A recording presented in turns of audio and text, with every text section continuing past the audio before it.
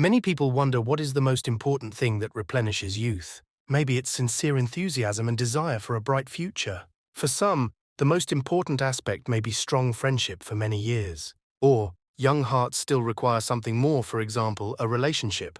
But for the main character, all these things are illusory, and all this is not enough. There are many incomprehensible situations between people. In other words, it is very difficult to find a person who can understand you. But the young man thinks that if the desire to understand each other is ignored, then calling love that way loses its meaning. Busy with these thoughts, Chris Brown finds on his desk an invitation from one of his students to the tennis court.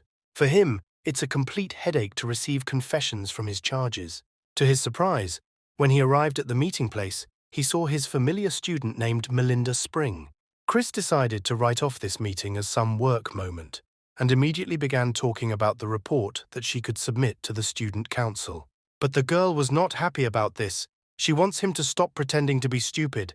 Melinda will kill him if he does not listen to her. Chris decides to ignore everything and has already turned around to walk away. The heroine ran out of patience. She grabbed the young man by the collar and pulled him towards her. Finding himself in a difficult situation, Chris looks at Melinda, flushed with embarrassment. She, having gathered her courage, confesses her love to him. The student wants to know whether he will accept her feelings and whether he will become her boyfriend. Chris feels trapped for the first time. This is a real recognition that he cannot avoid, but he does not want to fall in love yet, and it will be difficult to refuse. She is the champion of the archery club. Melinda continues to shake him by the shoulders and ask the fatal question. Chris just wants to fall into the ground and disappear, but he realizes that he is a strong man who has had to go through many battles. He is the best when it comes to escaping. Chris decides to play the role and turns around and looks Melinda straight in the eyes, saying that unfortunately he already has a loved one, but to his surprise he said this not alone.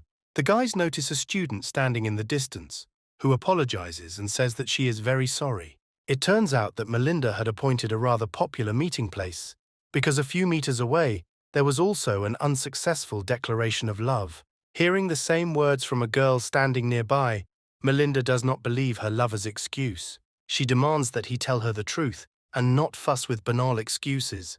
Chris inhales. He apologizes to Melinda and admits that he actually has feelings for one person.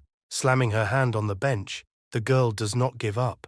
She wants to know who this man is, and if Chris does not tell her, Melinda will confess to him every day and will do this wherever possible. Seeing the serious mood, the hero does not understand where to retreat and decides that there is only one way out.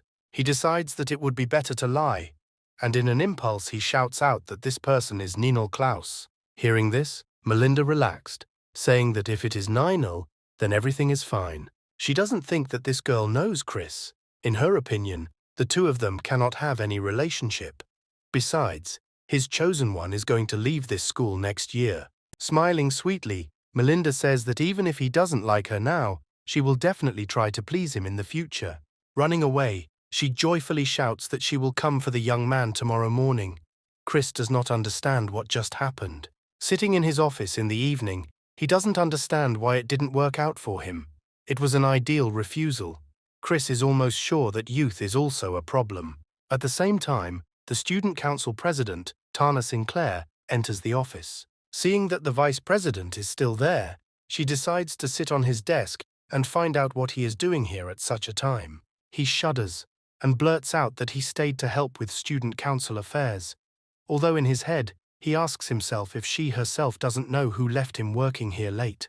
Tana decides to tell him what a good person he is and hands him a cup of coffee as a reward for working overtime. The hero shrugs it off. He doesn't need it. His mother said that drinking coffee at night is harmful. Putting on an innocent face, she can't believe she was so kind, and apparently no one appreciates it. These words are like an arrow piercing the vice president's head. He understands that this is a sly fox. Taking a mug of coffee and bowing his head, he promises that he will definitely remember the president's kindness. Tana is happy to hear the vice president say something about kindness. She is sure that he will reciprocate her feelings. During her speeches, Chris again saw another love letter on the table. Noticing the young man's curious gaze, Tana wants to know what her colleague thinks about love letters. These words take Chris by surprise. How can the president know that Melinda wrote him a love letter? Or maybe the love letter was written by Tana, and she has now decided to come and remind him. The girl sees that the vice president is not answering her question for a long time and decides to ask it again. Such protrusions are too unfair to the young teenager. But at that moment, their intimate atmosphere is interrupted by a knock on the door and the question of whether the president is here. But she's not at all interested in that right now, and without hearing an answer, the girl decides that Chris wants her to hug him even tighter. Twirling the button on Chris's blouse, she talks about how petty the vice president is. She squeezes him even tighter in her arms. Chris says that he can no longer breathe. The employee nevertheless decides to open the door and finds the guys doing a very interesting activity. Out of awkwardness, he slams the door and runs away, while Chris tries to shout after him that he got it all wrong. Pulling away from the vice president, Tana breaks into a satisfied smile, saying that the problem is solved. She decides to explain herself. Who, if not the vice president who receives many love letters, will be able to understand her? This information, of course, clarifies a lot for Chris, but she clearly did not think about his personal safety. Sipping her already cooled coffee, she wants to offer the young man her scent in return. Chris is already ready to defend himself from this fox. He wants to know what she is going to do. Tana grabs his hands and wants to know why he is looking at her like that. Is she really a sinner in his eyes? The girl takes her palms and brings them to his face, so that they cover his eyes, and asks him not to peek. And he says that if he dares to peek, it could cause a real bloody storm. Frightened, the main character even decides to turn away, while behind him, the girl pulled her hair into a ponytail and began to take off her shirt. Next, Tana unzips her skirt and Chris hears something light fall to the floor. He doesn't understand what the president was up to there, what that strange noise he heard was. The last step was to change his shoes. Tana playfully asks if he knows what that noise was. The vice president is already beginning to lose his temper, and at this moment a woman's hand is once again dragging him by the collar of his shirt. She turned him around on the chair and said that now he can open his eyes. Tana shows off in front of Chris and wants to know what he thinks, whether the dress suits her. Seeing this whole spectacle, the young man replies that she looks beautiful, but he wonders why she is changing clothes in the office again, because someone might see her. The president walks away and starts laughing. She apologizes and explains that she's in a hurry. She's having a dinner party at home today, so she doesn't know what to do. But to note, she did not change clothes in the office. This dress can be folded so that it fits into a school uniform. So she just takes off her uniform, and as she does so, she starts demonstrating how she did it, and Chris starts waving his hands and asking her to stop and not continue explaining. In order not to seem rude, the young man says that she mentioned a dinner party and for some reason is in no hurry to attend.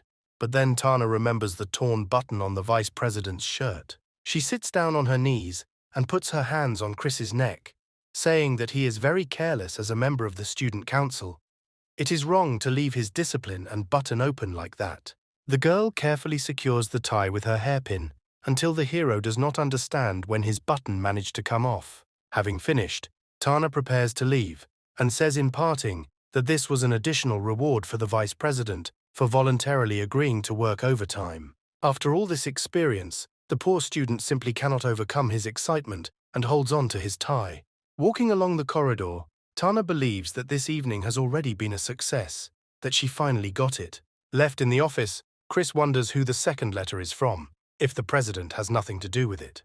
In this letter, the girl invited him after school to a nearby cafe and even left a signature, Ninel K. Seeing this, the young man wondered if the queen of their school had really written to him. If you believe today's horoscope, then maybe another recognition awaits him.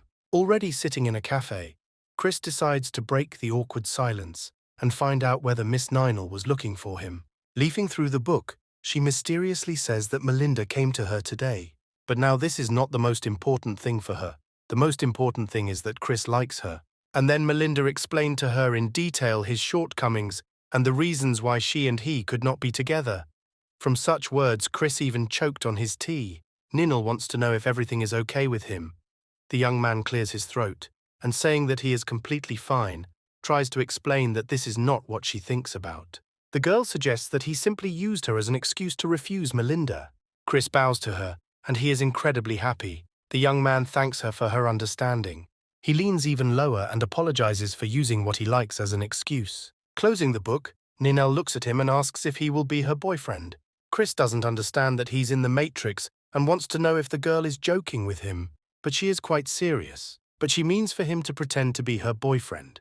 This will be beneficial for both of them, since Melinda, even after hearing his refusal, did not give up. If they pretend, then this is a way to make other people give up. But Chris is afraid that this may drive other people. But Ninel, sighing, says that her situation is much more complicated than his. She is about to leave and says goodbye, that this is just a proposal, and asks not to worry about it so much.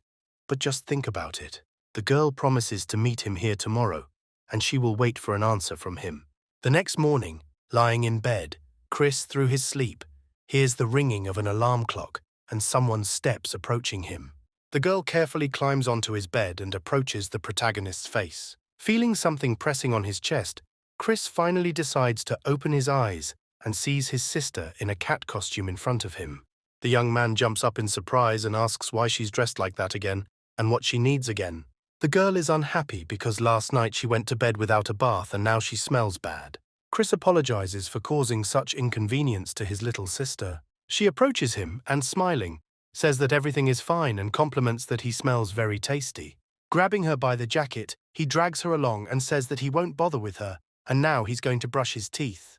While the brother is brushing his teeth, the sister is hanging on him, and the hero wonders how long she is going to hang like that. She starts whining about how her brother doesn't even want to give her time to warm up. Her brother starts screaming that she shouldn't say such misleading words. Their screams could be heard even on the street. But instead of the morning squabbles, the little sister decides to thank her brother and prepares him breakfast with love.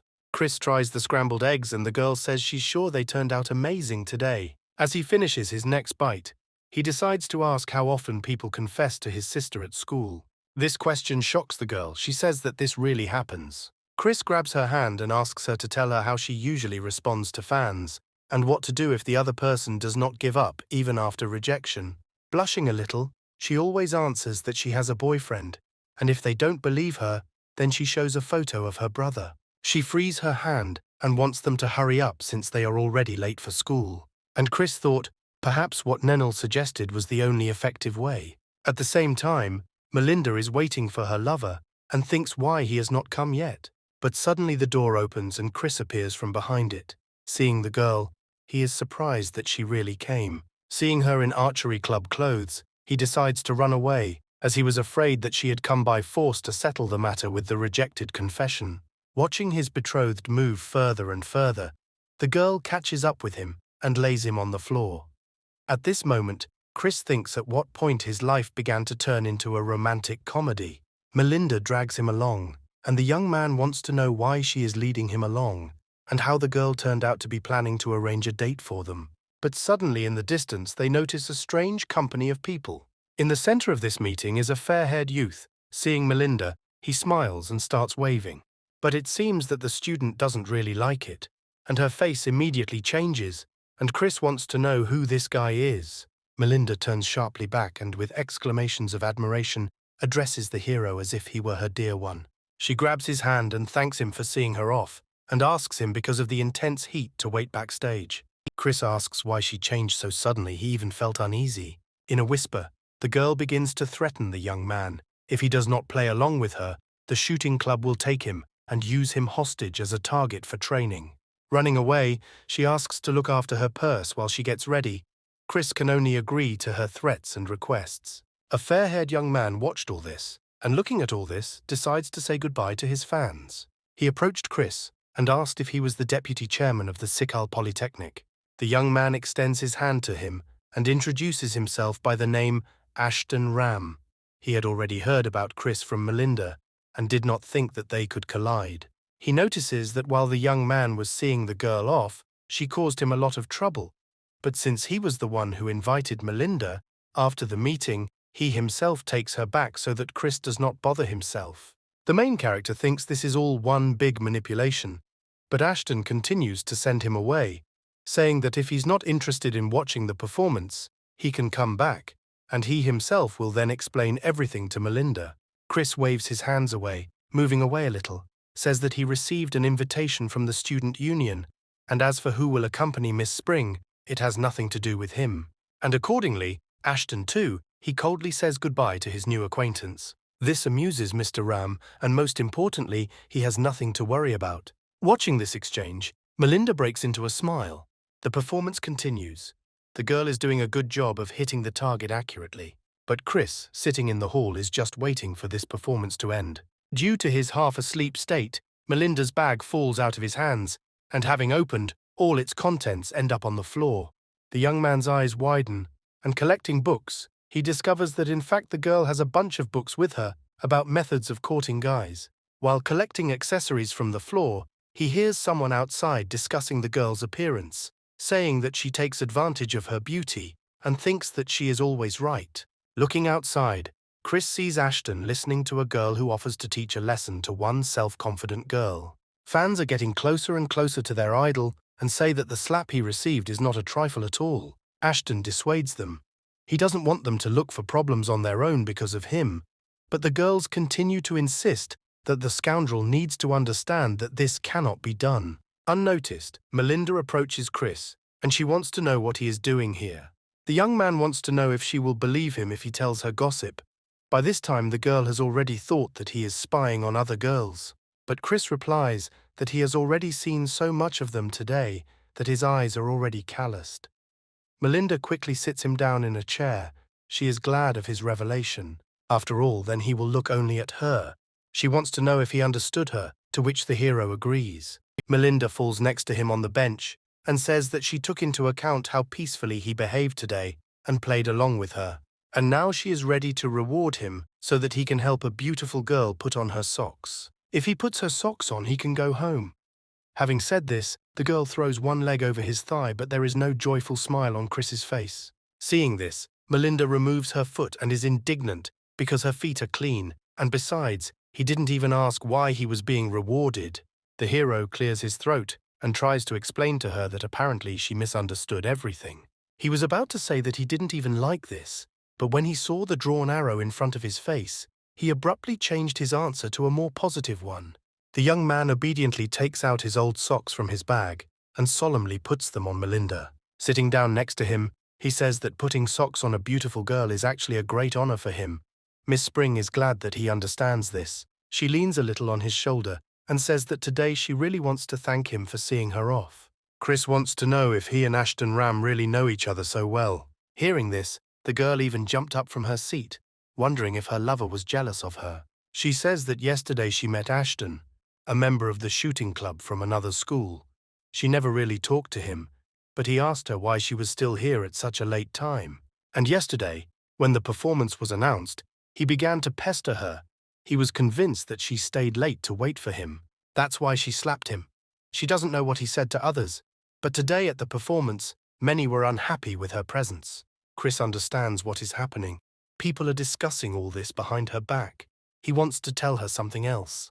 But to his surprise, he notices that the girl has fallen asleep peacefully on his shoulder. He takes her face in his hands and, bringing her closer to him, tries to understand whether she is pretending to be asleep or not. Thinking that she really fell asleep, he lowers her head onto the briefcase and is about to leave. But when he hears a familiar female voice behind him shouting his name, he stops and Melinda rushes towards him. The girl is angry. In her opinion, Chris understands absolutely nothing about girls' hearts. If he noticed that the girl was sleeping soundly, shouldn't she be picked up and carried home? The young man smiles awkwardly and wants to know what this story is from some women's magazine. Melinda freezes in silent shock. Is it really her chosen one who has those magazines? After calling Chris a fool, she turns around and says that she will go home to change clothes. And she tells him to return to school alone. But for the hero, this is not a problem at all. Walking on the way back, the young man thinks, despite the fact that Ashton deceived those girls, he becomes ashamed of him. For some reason, he himself must at all costs prevent the plans of those three against Melinda. But for some reason, he was haunted by the feeling that something was wrong. When they met, he behaved in such a way that Chris would leave as soon as possible, most likely to give free rein to his fans. Meanwhile, the girls had already met, and the leader asked Melinda if she knew what was happening. The girl didn't even have time to really say anything when a slap landed in her face. The opponent says that this blow was for the head of Ashton. Rubbing her red cheek, The girl replies that trash usually likes to gather in a pile. The rival grabs her by the shirt and starts shaking her, asking who else is trash here. Melinda says that of course she means them, and this Ashton, they are all a bunch of dirt. The girl again swings at the impudent woman and shouts for her to shut her mouth. But the blow did not happen, because out of nowhere Chris appeared behind her and grabbed her hand. He looks at the girls and wants to know if they really like being controlled.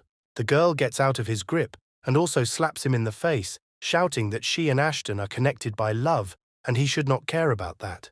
Chris looks at her with contempt and coldness, while Melinda at this time wants to know if he is okay. She runs and takes his hand, saying that he is not to blame for anything, but he should leave. After listening to Melinda, he picks her up in his arms and invites them to leave here together. The student presses herself to his chest and, shedding tears, quietly agrees with him. The rival stands in bewilderment and shouts that they cannot leave so easily. But what about retribution? Chris sighs and aloud asks Ashton to come out already. Everything is bad enough, but if he finds him himself, it will be even worse. The enemy comes out and says that he did not expect this from the vice president and immediately tries to shield himself.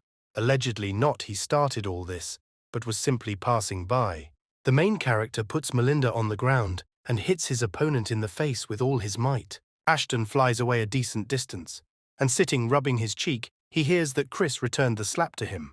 And he also wants the young man to think before he does something, and warns that he has a recording from the cameras of the sports complex, where he can be seen pestering Melinda. Ashton bows down before them like a puppy. He promises that there won't be a next time, while his fans are perplexed. Amid cries about what a loser he is and undeserving of their love, Melinda and Chris leave. The guys decided to take a break, and Miss Spring brings her savior an ice-cold cola to apply to the site of the blow. She also wants to know how he found out what the girls and Ashton were planning. Chris claims that he initially turned them against her by making them look pitiful. And then he wanted to pretend to be a hero who saved the beauty. This is a typical story from a manhwa. Melinda notes that her hero is smart enough to choose a different scenario. The girl announces that now if he is her hero, he must be responsible for her, and he is the one she will follow. Already at home while washing the dishes, he receives an angry message from Miss Spring, asking why he ran away after dinner. Chris is uncomfortable with this situation, but if he had not escaped, he would have died there on the spot. His little sister quietly approaches him and asks why her brother is chatting with a bad girl. The young man immediately begins to deny it and says that it was a message with an advertisement from the store, but her sister doubts her tone, and she really wants to see for herself whether he's telling her the truth, so she's trying to take his phone away. In the end, she was still able to pin him to the ground and ordered him to remain silent while she checked. The sister tries to unlock the phone and discovers that the password is not her birthday. Her brother is actually a fool and needs to be taught a lesson. She gets up from Chris and, spinning around, says that she believes and this is really an advertisement from the store. But for now, she wants to keep his phone and deliberately tries to put it in her chest so that her brother definitely does not dare to take it away. And apparently she slightly overestimated the size of her charms, because the phone simply fell back to the floor. Seeing how upset his little sister is because of this embarrassment, he invites her to do something else that she wants. The girl turns around in surprise and decides to ask him again, to which she again receives approval to do whatever she wants. Only when he was already lying on her lap did he understand what kind of incomprehensible anxiety was in his heart. Chris decides to clarify whether they are definitely brother and sister. Otherwise, how can she explain her rather strange hobby? Laying his head on the side, she reminds him that he himself gave her permission to do what she wanted. After all, when she helps clean others' ears, she experiences a lot of emotions. How could such a relaxing hobby be strange the way he talks about it? Although Chris thinks it's strange, he also gets some pleasure from the dripping in his ears. He even closes his eyes. But when he opens them, he sees how the towel the sister was wearing almost no longer covers her body. He jumps up sharply. The food girl manages to pull the stick out of his ear. The little sister is clearly not happy with his attack. Chris explains that he just wanted to turn his back because he was going to send a message to one bad girl, and if his sister saw this, she would be very angry. But she doesn't seem to care, and she just pulls him by the cheek and says that he can be on the phone. But why is he laughing at her? He receives messages from girls, but he is already tired of them, and asks his sister Molly for permission not to go to school tomorrow. but she just leans towards his ear and asks in a whisper if he forgot that tomorrow is Saturday. And her tone suddenly changes to stern, because it turns out that he forgot that tomorrow he must go watch her performance. Chris immediately begins to make excuses that he remembers about the city dance competitions, and he will definitely come to them. Although he forgot that tomorrow is Saturday, he felt that tomorrow there would be something important, so he was looking for an excuse not to go to campus. Molly looks at him with an all-consuming gaze and wants to know whether his brother really promises to come, and the young man solemnly swears to her. She gets up and goes to bed, saying that they will see each other tomorrow evening at the theatre. At the same time, the chairman writes to him, and she intends to meet with the vice president tomorrow morning, which Chris is not happy about. If Molly sees that the chairman will come to him in the morning, then he will not live. Already in the morning, his sister writes to him that she is already at the theatre and is going to the dress rehearsal. This is not without reason. Chris sent Molly to the theatre in advance and also hurried to the library to avoid danger and saved himself from his sister's terrible wrath. Behind him, he hears the voice of the chairman. She hands him a mug and offers him coffee, which the young man is incredibly happy about. But suddenly he stops and realizes that there is some familiar sensation on his shoulder. The chairman's breasts have managed to rest on him, and she smiles and says good morning to Chris as he tries to come to his senses again. While eating still hot buns, the hero wants to know how Tana found out that he was hiding in the library. She also takes a bite of bread and asks if he knows why the hare falls into a trap so easily. The young man tries to hide from her malicious gaze and wants to know the answer to the question that she asked. Tana puts her hand on his arm and laughingly explains that the reason is that he is a coward. As soon as the hunter makes the slightest sound, the hare will immediately run in fear in the other direction. And at the same time, a smart hunter only needs to know the habits of a hare in order to set a trap. And then the hare falls into her of his own free will. Tana runs her finger over his lips and asks if her judgment is correct, and at the same time calls him a bunny. Now Chris fully understands where she is going with this allegory about hares, and he decides to ask why she, with such intelligence, has not yet found herself a boyfriend. Tana smiles playfully and says that if she really falls in love, then no one can escape her. Chris doesn't understand where this fox learned such things, why she smiles when she tells him all this. But the question still remains open. The young man wants to know why she was looking for him. The answer turns out to be much simpler than he thought. She wanted to see him and possibly go on a blind date with him. Chris understands that he urgently needs to get out of here, and getting up, says that he is not feeling well today, so now they will have to say goodbye.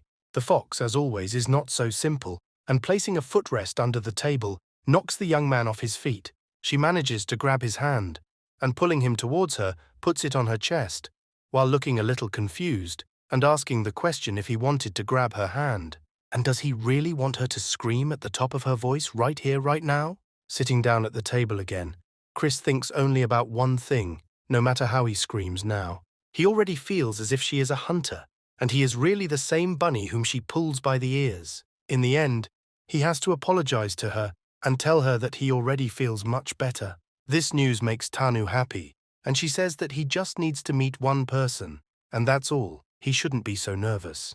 Chris decides to tell her that she has no idea how many guys at school wanted to skin him when she used him as an excuse, and he is not going to go to certain death.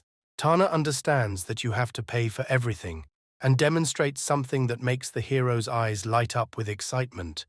The one who goes to meet her today will receive this thing. Chris can't control himself because the reward is the game Signal Fire 4 re-release. The game isn't officially due out for another 3 months, and he wants to know where she got it from. The chairman breaks into a wicked smile again, because she knew that Chris loved this game. The young man bows to her and says that he will definitely go with her. These words cannot but please the girl. Walking down the street, Chris wants her to tell him about this terrible man, because the main character needs to know what to prepare for.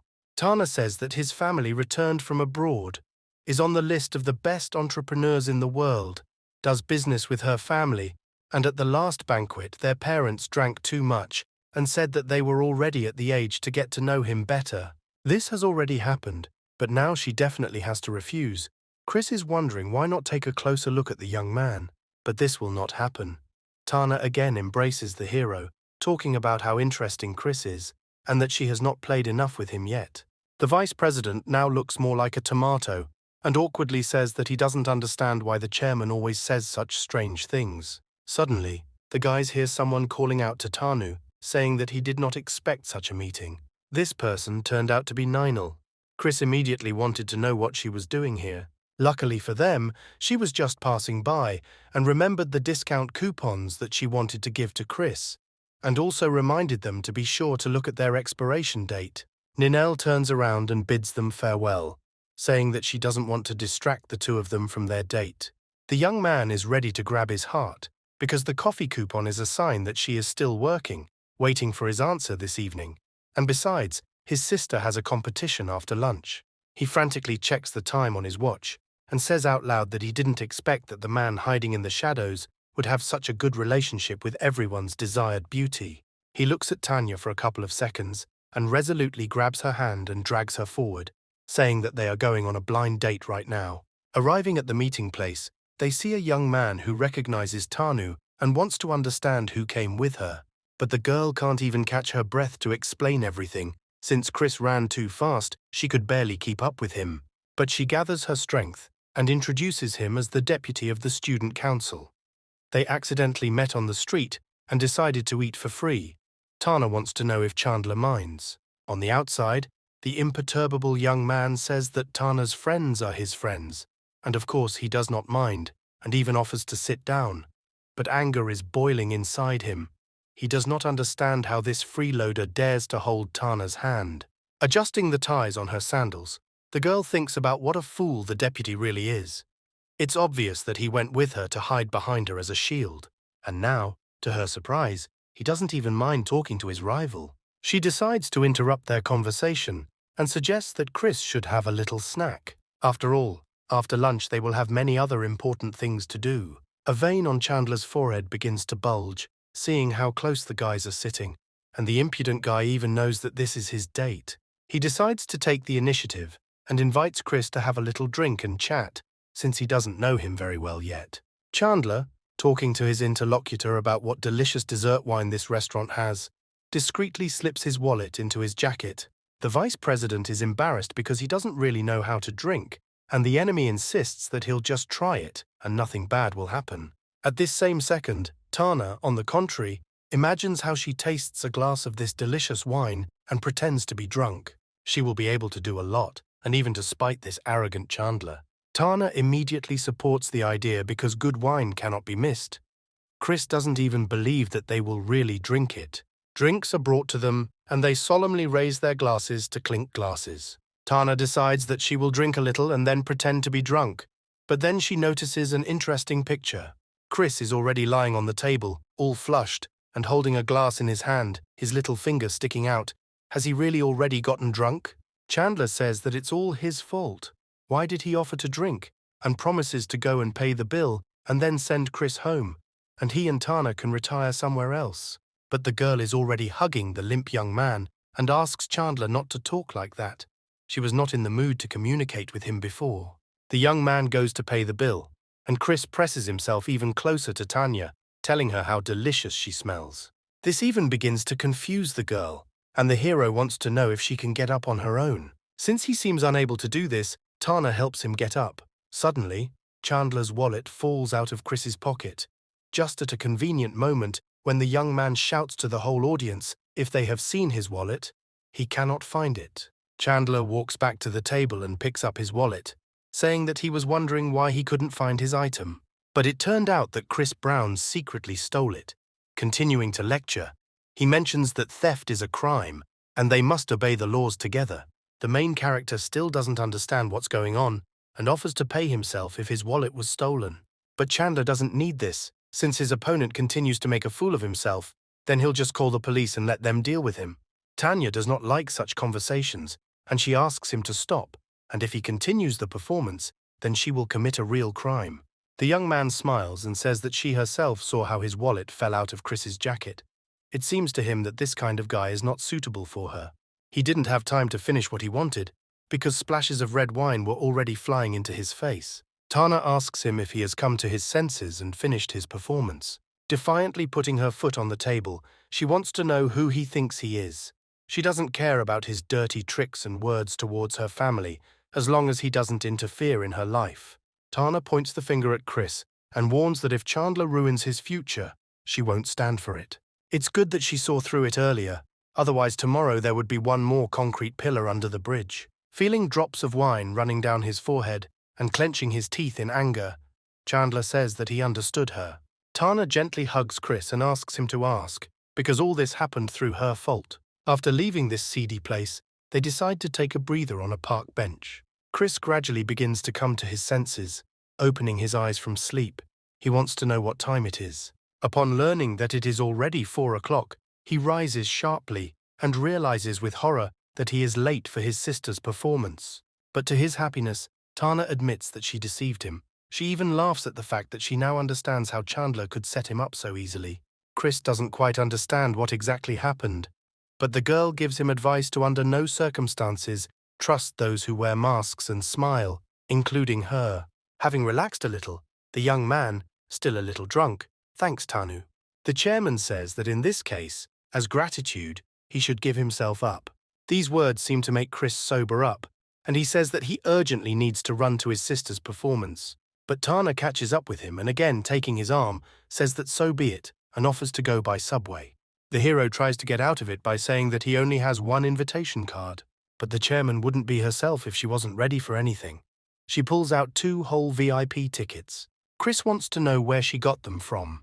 As it turns out, she needs the tickets for their next common goal, and her father gave them to her. She once again wants to make sure that they will definitely go together, and since she left no room for retreat, Chris agrees with her. Walking along the alley, the young man wants to know whether it is necessary to hold him by the waist, to which the fox reminds him that he is still drunk. After some time on their way, Tana asks him to stop as her feet are tired from the heels. Without hesitation, she directly takes off her sandals and, finding herself barefoot, says that it will be much easier for her this way. Noticing Chris's surprised look, she decides to playfully ask where he is looking and whether her deputy has secret hobbies. Sitting in the theatre hall, Tana sadly realizes that she wanted to find out about the vice president's secret hobbies, but did not expect that he would be so worried about her bare feet that he would give her his shoes. She notices that the young man is sitting darker than a cloud, and his whole body is compressed due to tension. The girl pokes him on the cheek and advises him not to be nervous, because it's his sister on stage, not him. But he suddenly gets up and points to the stage, shouting his sister's name. My brother noticed how during the dance, the lacing on her dress began to come apart and was already exposing part of her body. Molly is immediately lost and simply stops dancing out of shame. No one understands how this could happen. Sitting in the dressing room, Molly hears another dance team being announced as the winner.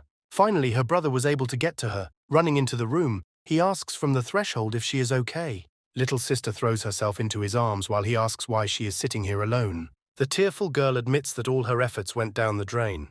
Tana also makes her way into the dressing room and begins to pat Molly on the head, saying that she was on top, and all the questions are only about the costume. She also decided to mention that the deputy is now very worried. The little sister quickly steps aside with her brother, asking what this cunning fox forgot here. A verbal skirmish ensues between the girls. Molly immediately begins to be jealous. Chris, watching this, regrets that he could not immediately foresee their meeting. The sister grabs his hand and, pulling him along, says that it is time for them to return home. After all, next to them there is one bad and cunning lady, ready to eat him without a trace. But Tana does not intend to give up so easily. She asks her little sister to cool down. Since she treats Chris very well, the deputy finds himself between 2 fires. She wants him to confirm that he treats her well and begins to press his hand more tightly to her chest. Already pouring out a cold sweat, the young man says that the chairman is really kind to him, and in general, why don't they just live in peace and not quarrel? Molly ignores his words, as her gaze is riveted on how the sly fox is holding her brother by the hand. Unable to bear it, she stands between them and pushes them in different directions, shouting that they shouldn't be so close. Crossing her arms over her chest, Molly declares that only she can do this to her brother. At the same time, a joyful girl runs into the dressing room and, seeing Molly, shouts that she has finally found her. She picks up the artist in her arms and says how great it is that they took 4th place. But next year they will try harder. The girl does not understand what is happening and what is good in fourth place. Noticing that Molly is not alone, the girl greets everyone else.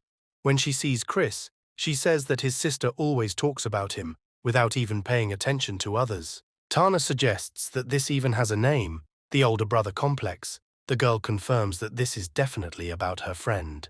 Molly yells at Terry to stop talking nonsense, and they leave as they need to change in the locker room.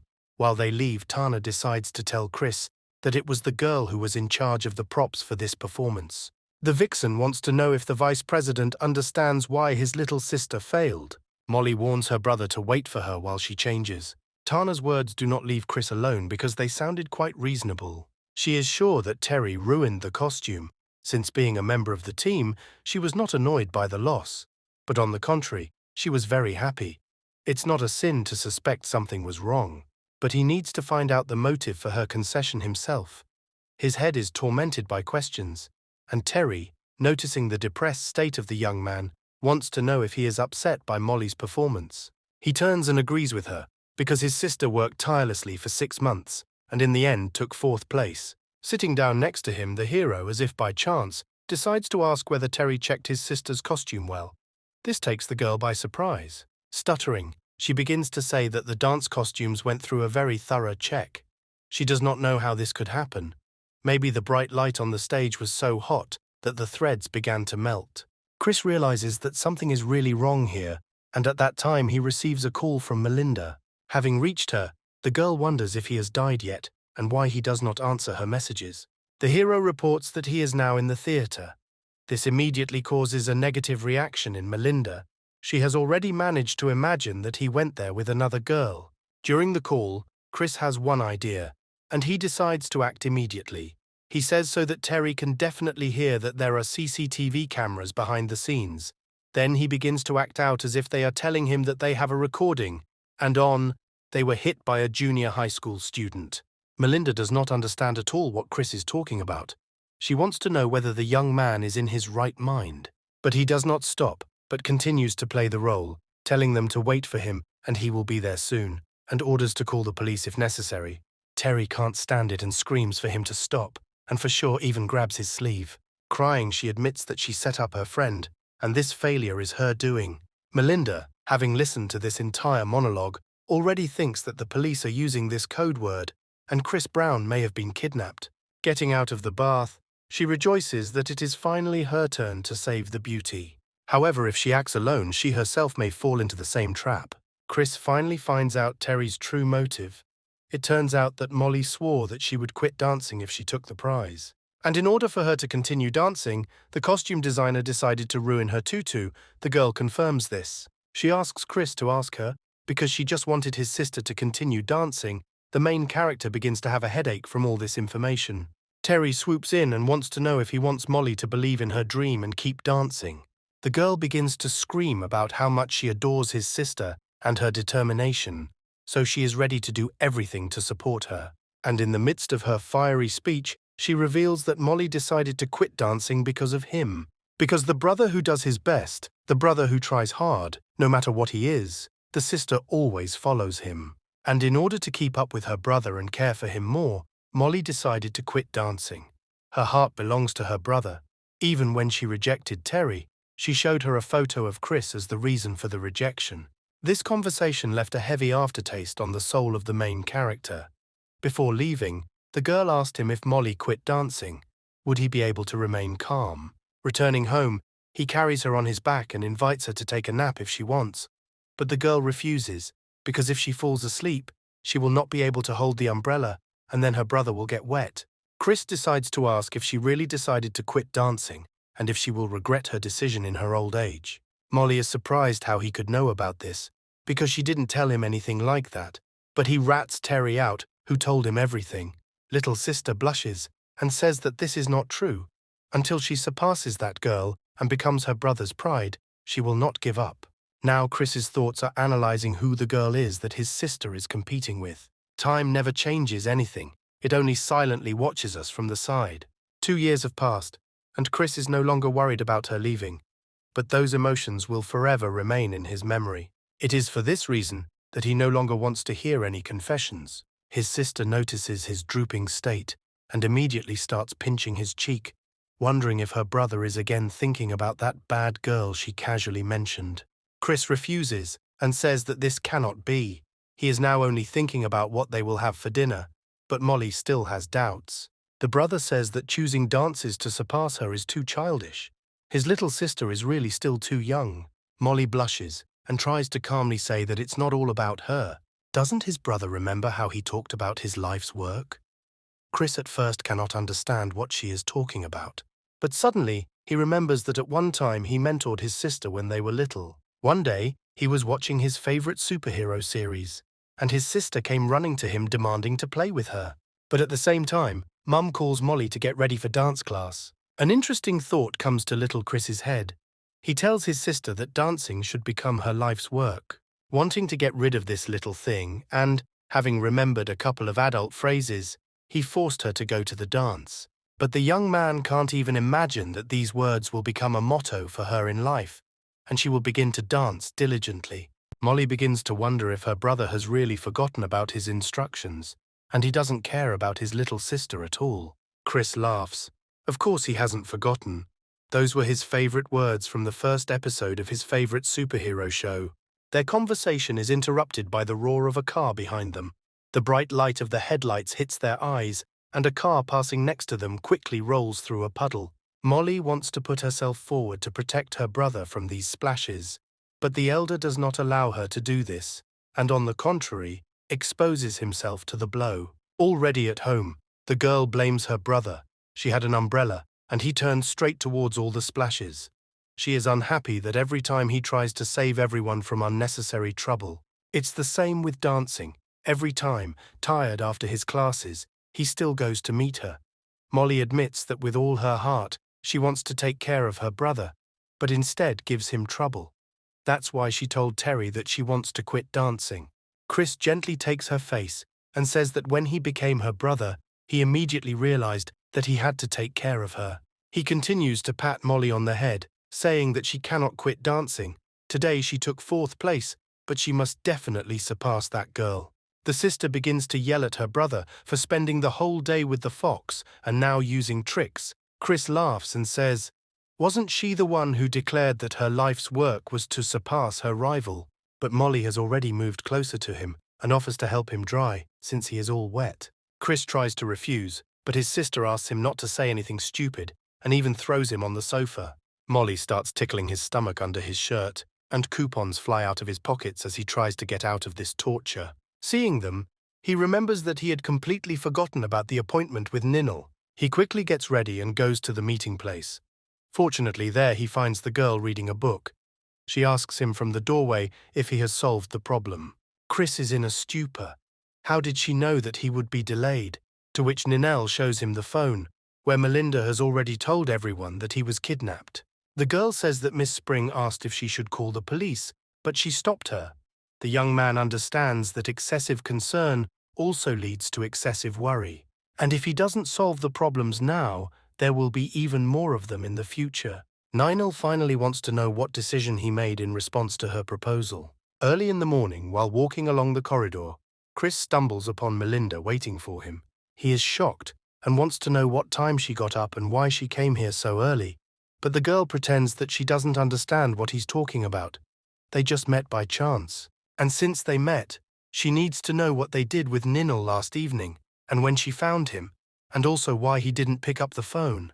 The hero would like to avoid this conversation, and therefore simply replied that they discussed some matters with her, and nothing more. The girl jumps back and starts rummaging through her bag, saying that yesterday she guessed everything herself, because Chris is so passive and this probably suits his hobbies. So she prepared this for him. Melinda takes out bondage and handcuffs from her bag. And then, he decisively invites the young man to try all this. The hero has no idea where she learned all these things. Melinda takes out an erotic manual and says that she learned most of it from here, but figured out everything else herself. Unable to listen to all this anymore, much less participate in it, Chris runs away from there. But Melinda doesn't even think about leaving him alone, and gives chase to him to see if he really doesn't want to try. Ninel notices them catching up from the window. Chris tries to tell her that he's on duty today and needs to go urgently. He manages to break away from his pursuer, and she begins to scour the bushes in search of her lover. The young man hid in one of the classrooms and watched from the window as his search progressed. At this time, he receives a call from the chairman. She wants to know how her dear deputy spent the weekend. Chris says he had a great weekend thanks to her, that's what he said out loud, but in his head he cursed her. Because of this fox, he'll be eating Molly's fried celery for a whole week. Tana is happy and asks her to solve one problem at the tennis club, since he is in such a good mood, and promises to treat him to coffee later. But there was no answer to her proposal. The only thing she heard was that his phone was dead and how Chris was imitating beeps. This arrangement does not suit the chairman, and she instructs the Mandarin to check Chris Brown in the class. A girl named Cleo Wei is the head of the student union's self-government department. With the nickname Mandarin, she happily agrees to fulfill the request. The young man no longer wants to interfere in someone's problems, and so on campus, dangers await him from all sides. And now someone came into the class and abruptly tried to take the sponge away from him. To his joy, it turned out to be Ninal. She came to find out if Melinda was running after him this morning. Since they started cooperating with him last night, why not use their fake relationship today to correct this misunderstanding? The young man agrees. Seeing that Chris was very embarrassed, she decides to come closer to him. At the same second, Tana comes in with a mountain of books and starts talking about how long she has been waiting for the deputy.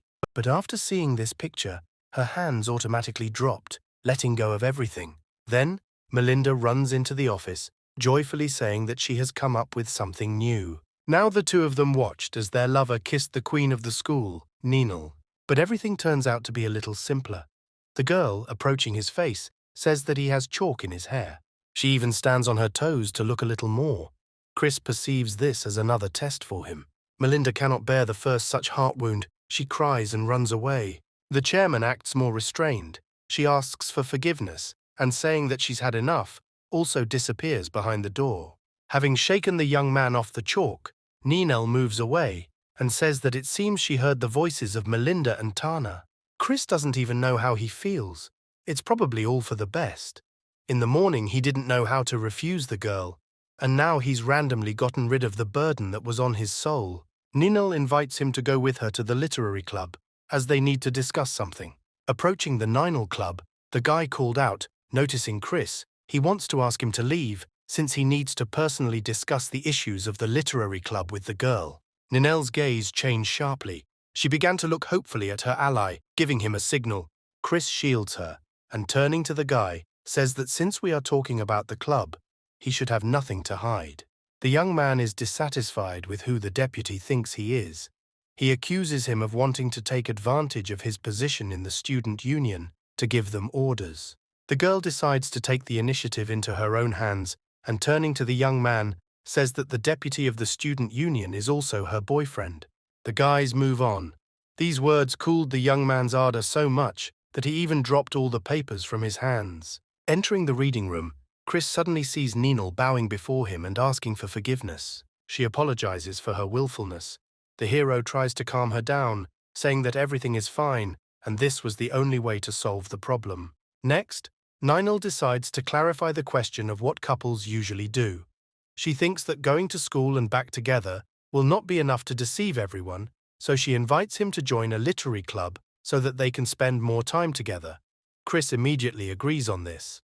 Besides, there is something else.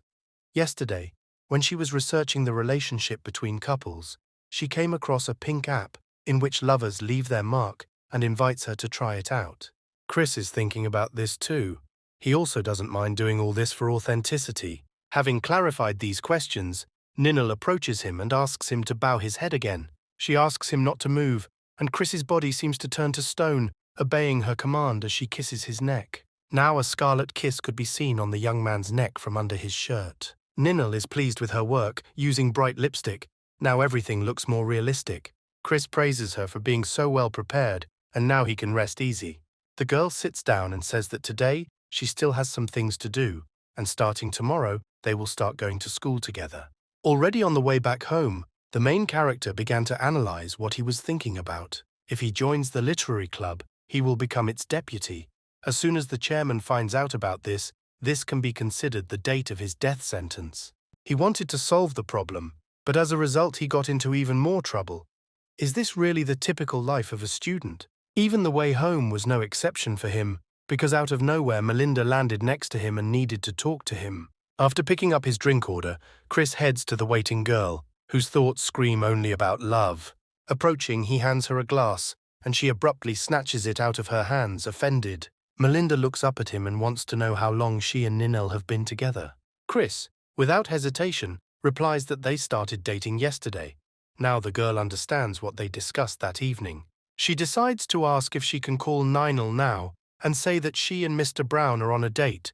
The young man simply replies that his girlfriend is a rather understanding person. Frowning, Melinda says that she likes him much more than his Ninel. Chris conveys that his girlfriend considers him a person who is worthy of her trust, and that is enough for him. Melinda admits that when they met a few years ago, she too immediately trusted him. Looking into the distance at the fading sunset, she says that in the future, Ninel will sit in her place and eat ice cream with him. Saying this, a lump comes to her throat, and tears begin to flow from her eyes. She promises that she will definitely follow her lover. The ribbon on her hair has come undone, and asks Chris to help her with this task, which is already familiar to him. As he ties a neat bow on her long pink hair, a thought occurs to him. Now he no longer has to do this. He clarifies whether he tied it well, and in response the girl quietly hums. Could this be the last time they interact like this? Melinda quickly grabs his hand and starts crying bitterly, saying that obviously this is not their last date. She doesn't want to part with him. She starts pounding on Chris's chest, screaming that he should die. If she knew, she wouldn't have fallen in love with him. This explosion of emotions actually calms the main character. In fact, it is in the order of things. When she held back and silently shed tears, it was unbearably painful for him. The outburst of emotions calmed him down slightly. It was all over. As long as their fake relationship continued, this problem would solve itself. Returning home, he refuses ice cream, citing stomach pain, and continues to think that his story with Melinda will end, and then everything will fall into place. Memory remains in the past, and life is expected in the future. For Miss Spring he will become just a speck of dust, and that's enough. His sister decides to distract him from his lyrical thoughts by quietly sneaking into his room and throwing the blanket over him. Getting out of bed, Chris wants to know what she's doing here. Molly reminds him that he talked about the pain in his stomach. She wanted to cover him with a blanket, and if he was upset about something, then she could stay with him. He looks at his sister, and his soul feels better from such a caring person next to him. Going out the next morning, he felt some kind of eerie atmosphere in the air, and his premonition clearly did not let him down. Two guys stop him halfway and want to know if he is pestering Ninel, since according to rumors, the pervert Chris Brown grabbed her and forced her to do whatever he wanted. But they didn't scare the main character. He gives them the highest marks for acting and a transferable gum tattoo on his arm. They have a discipline test this month. The guys simply accept their revelation and are sincerely interested in whether he is dating Ninel. But as always, the hero of the so-called celebration appears on time and apologizes to Chris for being late. The pursuers, seeing this, fall to the ground and believe that their relationship is real, true. Ninel looks at Chris and wants to know if these people are causing him trouble. The young man refuses, but thanks her for her help. The girl is happy, and as a thank you for waiting, hands him a gift. She brewed tea with lemon for him. They continue to play pranks on the couple, and Chris also decides to take action and offers to help her carry her bag, but Ninel does not want to bother him. The young man quietly whispers to her that this is what couples usually do, and the girl agrees to his proposal. He happily takes her bag, but does not expect such weight and falls sharply down. Several books fell out of the backpack, and the hero wonders why she needs so many of them. Reading the serious titles of works, Chris thinks that only with the help of such a book can he fall asleep for a whole semester. And the thought also occurs to him that the girls from the literary club wear such bags to keep themselves in shape. Noticing the expression on the young man's face, Ninel wants to know if he thinks literature is difficult to understand. Scratching his head, he's a little embarrassed to admit that for a techie like him, this really isn't easy. Touching his torso, she explains that literature has never looked down on life and has not been divorced from the masses. At any time, literature has reflected human life. People's experiences, feelings, and emotions are the source of both life itself and literature. In other words, She wants to say that literature is the science of man. Even artistic fiction is one of the possible manifestations of a person's life, and the expression of what is in his soul is his own literature. She understands that she has already bombarded the hero with abstruse words, and apologizing, begins to stroke his head, and paraphrase that from the point of view of materialism, an expression of what is in his head. Chris removes her hand and awkwardly admits that even so he didn't quite understand her. Deciding to make things easier for him, she asks, for example, if he thinks he likes Melinda Spring. He remembers that they have actually known her for a long time, and as a friend she is an interesting person and very cheerful. However, if we are talking about love, then this is the limit, so it is better for them to remain friends. Ninel invites him to express such feelings in a story that she will look forward to, but Chris doesn't even want to waste paper on such trifles. But their idyll is interrupted by the Mandarin, shouting the name of the deputy, saying that the student union is about to collapse, and you see, he is on a date. She starts rushing towards him, saying that she wants to know what color his blood is. The girl is simply angry. Chris immediately takes off. The Mandarin's hand was about to grab the fugitive, when suddenly she received a click from Ninel. At this time in the office, Tana is experiencing her not the best state, and looks at the same button from Chris's shirt. The young man nevertheless decided to follow the pursuer, and find out why she was talking about the collapse of the student union. The Mandarin turns to him and asks if he thinks that the chairman did not find out about him and Ninel. He tells her about the situation that happened yesterday in class with Ninel. He saw Tanu, but she immediately ran away. Cleo looks him straight in the eye and sarcastically declares that now he will go apologize to the chairman. Patting him on the head, she jokingly says that she will be his harakiri assistant, and then Tana may forgive him. Obeying and trailing behind the Mandarin, the young man does not understand why all this, and what awaits him next. Cleo goes and mutters under her breath that one is stupid, and the other is cowardly. The girl understands that she will not allow a bad outcome. She kicks down the door and literally pushes Chris forward. And then she sharply locks the door from the outside. The hero shouts for her to let him out. The Mandarin duck warns the boys that if they do not resolve anything between each other, she will not let them out, even if they die of hunger. Chris turns around and meets Tana's gaze. He hoped to avoid this meeting for as long as possible. The chairman is the first to decide to start a conversation, and she wants to find out if he decided to visit her himself, because this rarely happens. Seeing a pile of papers on the table, Chris wonders what the 38th parallel is, as the borders between South and North Korea are called. Tana tries to defend herself by saying that the filing cabinet was broken, so she had to put all the papers on the table. Taking the papers, the main character says that if she came up with the idea of lumping everything into one pile without checking the documents, then she must be just a professional in catching fish with her hands. The chairman decides to point out that he means that in his absence, she is slacking off. Chris wants her to confess if she is training him to be a wage slave in a company with a 12-hour work schedule. Tana calms him down and says that she wouldn't speak in such boring phrases. He wants to know why she is doing this to him. The girl points out that there is another reason for this. Turning it over on the table, she quietly says that she really likes him. These words take the young man by surprise. But he, with a straight face, says that he is forced to reject her proposal. While the hero is trying his best to restrain himself and remain calm, Tana says that she can't help herself. This is because the deputy really loves to eat fish, and if someone likes a person, then you like everything connected with him, so she constantly catches fish with her hands to please the deputy. Chris believes that this is not a reason for shirking work. These are all her typical fox tricks. The chairman says that looking at the deputy, she did not think that she would be right. The Mandarin duck turns to Tanya from behind the door, saying that it was precisely this behavior that led to today's situation. The chairman approaches the door, and the redhead, speaking, shouts that there is only one person left in the whole world who does not yet know. Tana blushes, and says that she doesn't know what to do if everything has already led to this result. The tangerine grabs her hand and explains that he doesn't know yet, but she's afraid to say it, and Cleo wants to volunteer to help now, because this needs to end. Miss Sinclair pushes her assistant outside to talk to her alone. Tangerine pats her on the head and wants to know how much longer she will play the old maid. The girl doesn't think that she wants this of her own free will.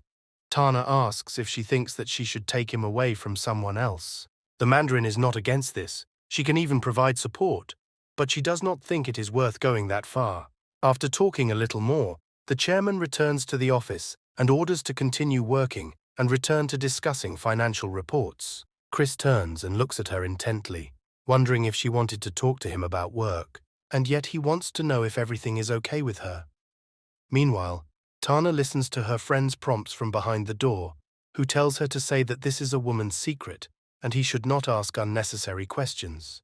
The tangerine unlocks the door and warns that she is going to go to the swimming club while they sort it out. Tana orders him to get down to business urgently and not waste time on idle chatter. After all, these association procurement applications expire in a week. If they are not approved today, then it is better to blow up the college before the leaders simply kill them.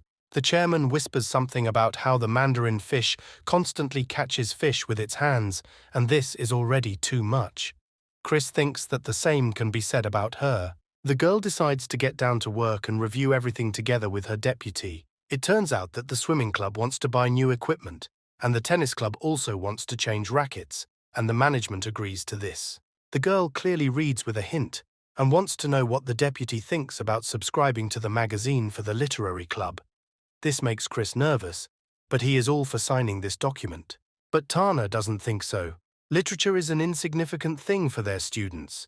They need to study more in their specialty, and she decides to disband this club. Hearing this, Chris tries to stop her hand from signing this order. He asks her to treat all clubs equally seriously, and taking the documents from her, says that now she will verify and he will approve. But Tana wants to entrust him with one task that requires the help of such a strict deputy. After all, only he can help them meet this Saturday. Chris understands that these are her fox tricks again. At the store, Molly tries to get her brother to try on pink swim trunks, but he refuses, since he already has swimming trunks, and he only wore them once. Does he need another one? His sister insists that they are needed since those other swimming trunks are missing. He himself said that he has swimming as a physical education this semester, so he definitely needs them. Chris wants to know where they might have gone. He already put them in his bag last week. Rummaging through his bag, he stumbles upon the thermos that Ninel gave him and realizes that if Molly sees this, she will kill him on the spot. The young man hides the bag behind his back and admits that it is better to buy new swimming trunks since the old ones are lost. But his sister already suspected something. She wants to look at the bag and make sure that he is definitely not hiding anything from her. The brother tries to get out and says that in his bags there is actually a super scary bug that looks like an octopus, and it seems to be predatory too, and if she sees him at night, she definitely won't sleep. My sister says out loud that she believes him, but inside she understands that this is complete nonsense, and she still strives to see what her brother is hiding from her. But then, to her shame, Chris asks how she can know about the missing swimming trunks and if his little sister did something bad behind his back. Her expression turns mischievous, and the demon in her awakens. She decides that if he really wants to know, then she will speak very loudly. The brother understands that this is all not good, and seeing the emotions on her face, he asks her to tell only without strange things. She admits that his swim trunks went missing last week, and she gets a little quiet and starts to blush. Molly continues the story. She put on a skirt but could not find her shorts, and his swimming trunks conveniently fell into her hand. So she put them on without much hesitation. They were a little tight. Chris says that's enough and he'll buy new swim trunks, and since they're here, would she like to buy herself a swimsuit? This becomes a revelation for Molly. Does her brother really want to watch her change clothes? Chris tries to make a joke of it all, saying that she thinks about things that children shouldn't think about, and he doesn't have such strange predilections. But she wants him to admit whether he has never thought about this. After all, it seems that her brother is just thinking about what he shouldn't think about. In his head, Chris has already called her a little imp. The girl carefully compares swimsuits and looks at the prices. The hero is afraid that the price tag will confuse her. But, however, he remembers that Molly has been saving money for quite a long time, and she must have quite a large stash. He would even call her a little rich woman. He wants to find out from his sister how much she has already saved, but the answer doesn't suit him much. Molly mentions that it's still not enough. It's barely enough for the things she wants. She wonders if her brother wants to know why she is saving such a large sum, although she's not yet ready to talk about it. But her brother cuts her off, saying that he doesn't want to know, although in his thoughts he would really like to know, but no matter how close they are, They must have their own secrets. Moreover, it may be the biggest secret associated with teenage romance, or with legends about demons, as well as a secret power that can save the world. In any case, his sister cannot be ordinary. Molly looks at him with eyes full of love and thanks him for respecting her. Chris realizes that one thing he is sure of is that his sister is cute as hell. He invites her to pay for her new swimsuit with her own money, since she is saving hers. He takes one swimsuit from her hands, but immediately realizes that this swimsuit is too revealing. And even if he sits well on Molly, there will definitely be a person with bad intentions, and this cannot be allowed. He hands her another cheaper swimsuit, for which the girl calls him greedy, and retires to the fitting room. While waiting for Molly, someone's handbag suddenly lands in Chris's hands. The owner of the bag comes up to him and says that Melinda has not gone to school for 2 days, and today she has already gone to school for the 3rd day. They have already interviewed everyone in the college, and he just seems to know where she lives. Besides, the student union is obliged to serve the students, so he has to hand over all these notes to Melinda. This task was entrusted to him by someone from above, and refusals are not accepted. Chris only thinks about how tall his interlocutor is. The girl says goodbye to him, and adds that he must deliver it by dinner, and he must not be late. Molly comes out of the fitting room and wants her brother to evaluate her outfit, but notices a black handbag in his hands. She immediately wants to know where it came from, whether a bad girl gave it to him, and if he doesn't give her a reasonable explanation, then let him not blame her for cruelty. Chris, running out of the store, manages to shout that he has urgent business, and he will explain everything to her. Standing in front of the mansion, he realizes that compared to his sister's pursuit and the cruel punishment that awaits him at home, handing over these notes to Melinda is the most troublesome task. Still, she did not go to school, probably because he broke off relations with her.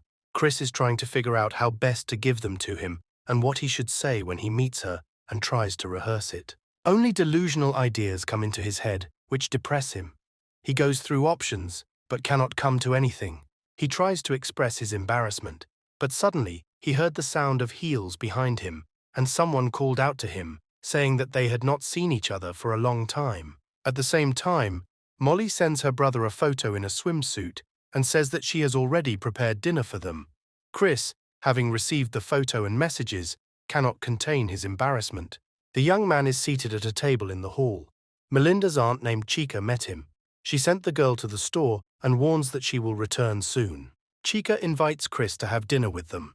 He thanks her for the invitation, but says that he has things to do at home. The woman loudly places her mug on the table and declares that she needs to find out something from him. She heard that a few days ago, someone dared to reject her daughter, and now she wants to find out what happened. Chris's hands begin to shake, and he tries to pretend that he doesn't understand what she's talking about.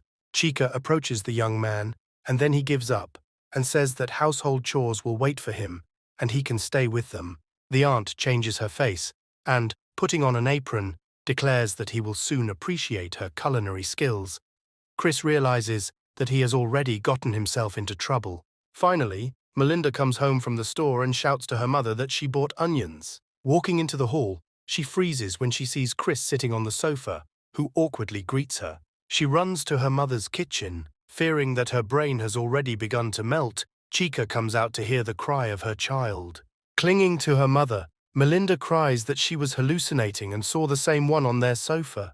The mother decides to play along and confirm that her daughter is really out of her mind. She invents that the doctor gave her a certificate with a diagnosis and told her to report when her emotional state stabilizes. Melinda was scared and wants to know what to do now. Chica turns her and tells her to wait until the illness passes. But for now, go have fun with your hallucination in the room until she calls you for dinner. The girl and Chris walk into the room and sit down on the floor.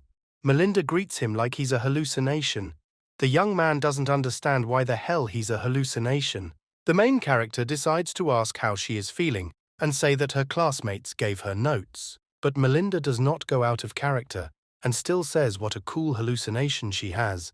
The young man begins to get scared that she really may be out of her mind due to her illness. He tries to hand her the notes, but she refuses, because if the girl touches him, the illusion will disappear. Therefore, until he disappears, she will not touch him. She loves Chris with all her heart. and she will not allow the wonderful illusion to disappear. Melinda gets out of bed and steps on the mysterious toy. And unnoticed by her, he tries to go further, but slips on her and flies back. She lands headfirst right on Chris's dignity, causing him hellish pain. Melinda suddenly turns over on her stomach and begins to beg Chris not to disappear. And only after a couple of seconds, it dawns on her that this is not a hallucination, but a real original. She flies out of the room screaming, afraid that he saw her without makeup and in such clothes. The girl already thinks that she will never get married. Chica, coming out of the kitchen, says that since Chris left this mess, let him clean it up himself. The young man had already thought that his aunt could be a relative of Tana. She was as formidable as the white-haired fox. The main character understands that his problem has returned to its original state. Point. How can he get along with Melinda? Chris reaches the door to her room, knocks and asks if she is there. He caught an unfortunate moment when the girl decided to change clothes, and confused, she even shouted out that he was mistaken. The young man was about to go into the living room when he suddenly noticed a crimson stain, similar to blood beginning to flow from under the door of the room. The most terrible thoughts creep into his head. He knocks down the door to the room and shouts that Melinda should not do this. But to his surprise, the girl sits peacefully on the bed, having managed to put on her pajamas at the last moment. Seeing Chris, she tries to hide and say that there is no Melinda here. She begins to talk about herself in the third person, mentioning that she has a normal temperature, and the doctor said that tomorrow she will be able to go to school. The young man also managed to find out what kind of red liquid was flowing out from under the door. It turned out to be just juice. He decides to point out this little misunderstanding to Melinda. The girl suddenly jumps out of bed and runs, flashing her piggy panties. Picking up the box from the floor, she opens it and breathes a sigh of relief. The cupcakes turned out to be in perfect order, not wrinkled and still fresh. The girl runs back to the bed. She places the box in front of Chris and invites him to try one of these delicious cupcakes. The hero takes a bite and says that it is very tasty, and he has never tried anything like this. Melinda proudly states that she is the one who baked these cupcakes, and in truth, she is a member of the student bakery club. Chris notes that she said that she is not Melinda, so is there really another honorary member in the club? The girl turns away embarrassedly and quietly says that it was Melinda who asked him to tell him this, because she is not here. Chris tells her that she needs to end this, because they are already college students, and maybe they won't play these childish games. Miss Spring reads lines from the song, which says that someone falls in love and someone goes to the sea at night. She says that Melinda also wanted to convey this. He listens as the girl continues to read the lyrics to him, and gathering his strength, asks her for forgiveness. Melinda says that he shouldn't apologize because these are just lines from a song. Now she is more interested in finding out how things are going with Ninal. Chris calmly says that everything is fine with her, but Melinda objects and says that this is not possible. After all, if he were her boyfriend, she would never have let him fall in love with another girl, especially when this girl confessed her feelings to him. Chris embarrassedly says that he was asked, so he came here. Melinda is happy that he finally changed the subject, and besides, she understands that she urgently needs to change her clothes. The young man wanted to start talking again, but turning around, he thought that Melinda was upset again, and turning away was sitting and crying. What bothers him is that he hasn't even said anything yet, and she's already started crying harder. He puts his hand on her head and offers to talk to her face to face. He removes her pig cape and realizes that the girl was just changing under her. Melinda screams and orders him to close his eyes. In the end, the embarrassment between him and Miss Spring seemed to disappear thanks to the notes. Besides, Aunt Chica invited him to work in their store for the weekend, and he was forced to agree. This was of course a sign of another hassle, but he did not refuse them.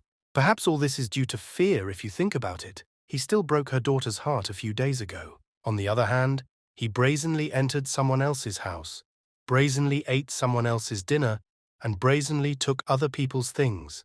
So it was difficult to refuse. Thinking about all this, he suddenly stumbles upon Ninal on the street. She stroked a cute red cat, who liked her caress so much that he decided to crawl under her sweater. Chris wants to know why she's in no hurry to get home. She replies that while there was a break in the library, she wanted to finish the book and return. But the cat, who saw Chris, decided to interfere with her monologue, and trying to jump out of the jacket, he involuntarily pulled Ninel towards the young man. The cat clearly enjoys the warmth between the two people, and she begins to purr loudly with pleasure. Chris helps pull the Fluffy out from under his jacket and says that he doesn't have to play pranks, and Ninel suggests that he might be hungry. The Tangerine is watching the couple from around the corner, hearing their conversation and trying to immediately report everything to Tanya. The observer noticed that they were now behaving rather strangely, with restraint for a couple in love, although everything was conducive to this. She approaches the cat and thanks him for his good service today. This lump turns out to be a freelance student union member named Cookie. Chris finally made it home and just wants to lie quietly in his room. His sister reports that she is very late. Today she and her classmates are going on a picnic, so she will stay at Terry's for the night. Molly declares that in her absence, he cannot dine on instant noodles and bring girls home. Hearing the front door slam shut, Chris even becomes sad. She left, and he was left all alone. But his sadness did not last long. He arranged a holiday of loneliness for himself, and to this is also added a holiday of video games. As he opens a can of chips and drinks a Coke, he hears the doorbell ring and thinks it must be Molly who forgot something. But the chairman appears behind the threshold, who greets him and hands him some kind of bag of food. Chris is not happy about uninvited guests and tries to close the door quickly. Tana starts bombarding him with questions about whether he's finished rechecking and asks if he forgot that someone has something important to do today. Chris is just ready to howl with despair and says that something has blinded his eyes, and now he can't see anything. Tana asks him not to be a fool, but to let her in. The young man is against it because his sister forbade him to let girls in. The neighbor notices this strange struggle, and after greeting Chris, she makes the guys very embarrassed. The young man greets his aunt, and she notes how beautiful his girlfriend is. Chris laughs and tries to explain to her that she misunderstood, and this is not his girlfriend. These words clearly hurt Tanu, and at this time the aunt still does not believe the young man's words. Mr. Brown is already horrified that this fox is playing her act again. The neighbor promises him that she will not tell his parents about her. He pushes Tana into the apartment, shouting to the neighbor that they were just fooling around and won't bother her anymore. Slamming the door, he tries to catch his breath and recover from this stress, which the fox once again caused him. Tana, smiling, notices that she didn't say too much, but Chris shouts that with one scene, she took her aunt under her control. Sitting down in a chair, she reports that she woke up early today to tell him about business and buy cookies, and still was condemned by him. As she puts the cookie in her mouth, she invites Chris to try it too. But the young man is ready. Maybe this is her trick to take a couple of ugly photos with him again. If she wanted to mock him, she was already an eternity too late. Tana moves closer and says that he should definitely try these very expensive cookies. The young man gives up, and having already gathered his courage, reaches out to bite off a piece of this delicacy.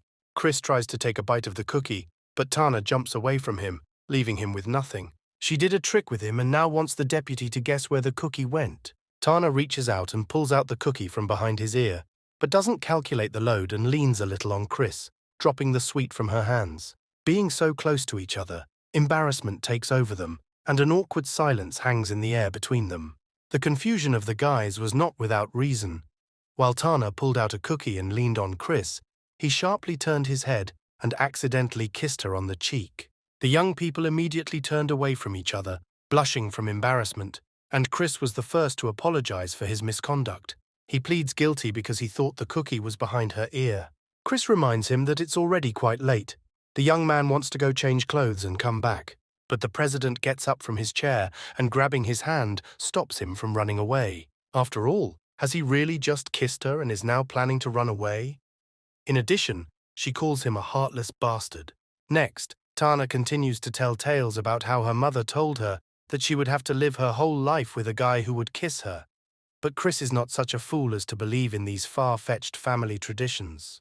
The guys decide to go shopping, but the main character is interested in the question of why Tana doesn't just order a wardrobe on the internet.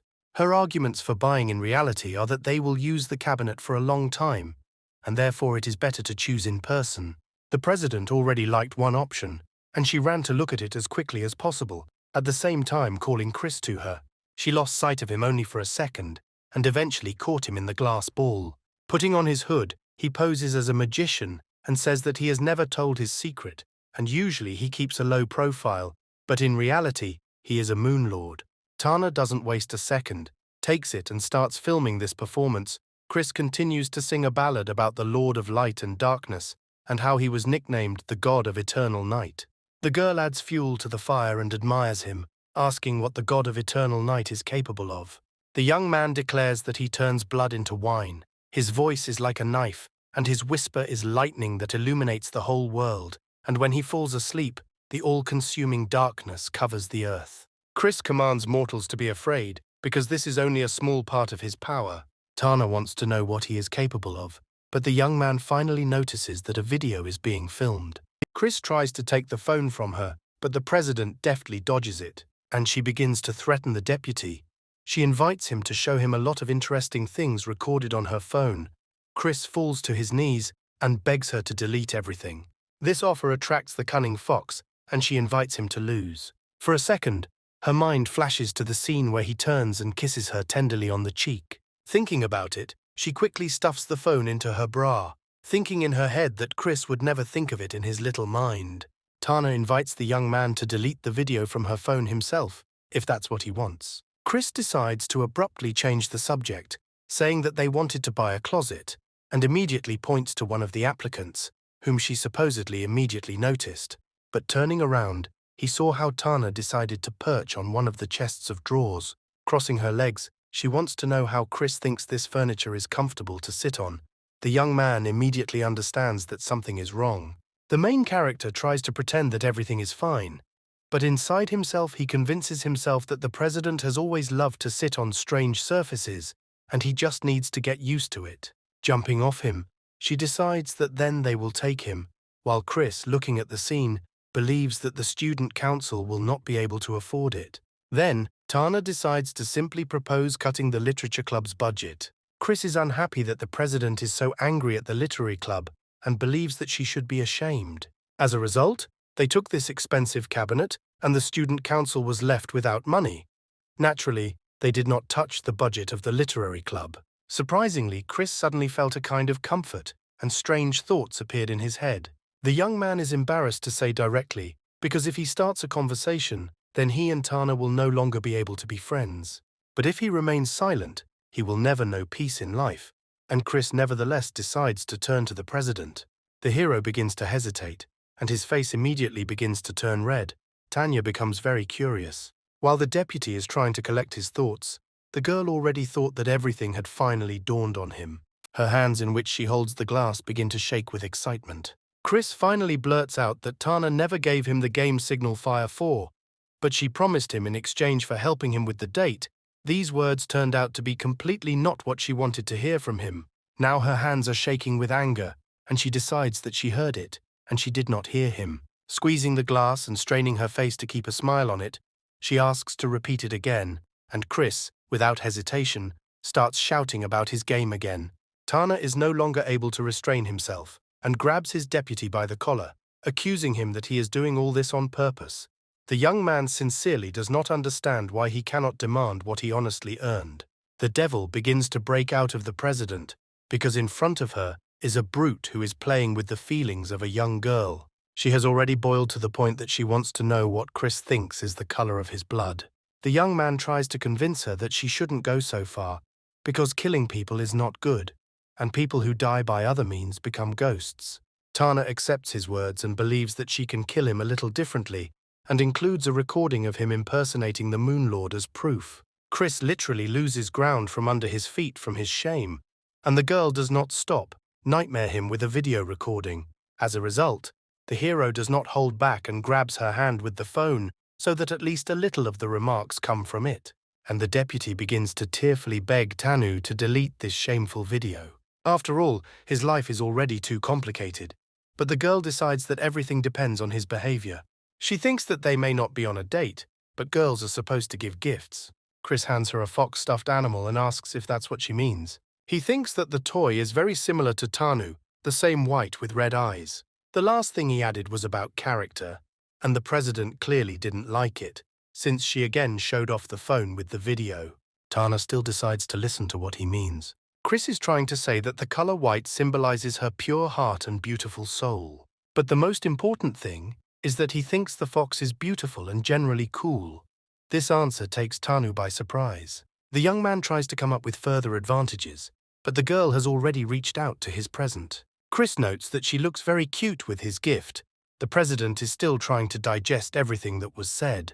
Hugging a soft toy, she says that she, of course, really liked this video, but since he asks so, she will choose a fox. If you believe the Mandarin, then the president likes the same things that he likes, which is why she is now running around so cutely and talking to the fox. This is already a big victory for him.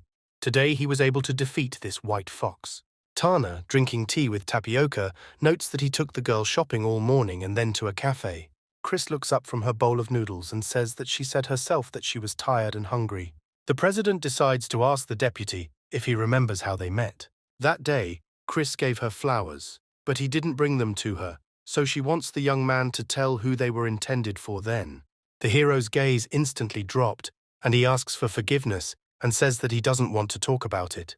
Tana apologizes to Chris, but he also has a question he would like to ask her. The girl doesn't mind and would like to know about the consultation fee. The young man does not understand what kind of consultation we are talking about. She did not pay him anything. Then the fox offers the following scheme. If she can answer the question, she will buy him a drink, and if not, then drinks from her. Taking his leg hostage, she believes that the choice is his, while in his mind he has already called her a sly fox. Chris begins his story with the fact that when they first met, it was raining, and then he noticed a girl standing alone in the rain at a bus stop. Then he wondered what was wrong with her, since she didn't even have an umbrella. He was tormented by the thought of why she was standing there. Coming closer to her, he handed her a bouquet of daisies. He raises an umbrella over her head. He wants to know where he lives and offers to accompany her. His story is interrupted by Tana, who decided that this was too personal a question and she wanted lemonade. All Chris can do is listen to her. He understands that she came up with such rules because she knew that he would ask about it. Putting 2 bottles of soft soda on the table, he says that these are the fruits of her unsurpassed cunning. Examining the bottle, Tana declares that if her mother found out about what Chris was treating her to, she would break his knees. These threats greatly frighten the young man. The fox decides that so be it. She will give him a chance to win back. But the young man does not like this, since he already understands that she has some kind of insidious plan. This doesn't stop Tanya from pointing at him, she asks. He answers. The hero continues to remain silent, and the president wonders if defeat is what sets him up, or if he just fell in love. Tana continues to harass the young man, but he refuses everything and asks her to leave. The girl is pressing Chris more and more, because last week he did not answer the girl's declaration of love. He immediately remembers Melinda. This plunges him into shock, but he is kept calm by the thought that Tana did not ask him about who exactly confessed to him. She wondered if this was the case in principle. He could just nod or shake his head, but Chris decides to stick to his line, saying that nothing happened. In the end, he coped with this difficult task, and Tana was the loser. After taking a sip of cola, she says that she is very sorry and invites him to try the soft drink too. Chris doesn't like that she's already taken a sip, and meanwhile Tana is reaching into her purse. Having taken out her stuffed fox, she believes that they have dealt with the matter, and since it is already quite late, it is time for her to go home. In parting, she advises him to drink cola at home, since it was awkward for her to drink here. Seeing her moving away, he also decides to quickly get away from this place. The next morning, waking up early in the morning, one thought comes to him. It seems that the demon living in him is thirsting for blood again. He really wants soup. Having risen, he understands that he needs to get up and look for food. Only now he understands how difficult it is without Molly. Hearing the doorbell, he immediately rushed towards her, thinking that his little sister had finally returned to save her brother. But it was not Molly who was waiting for him outside the door, but Melinda, fully armed with sweets from their store.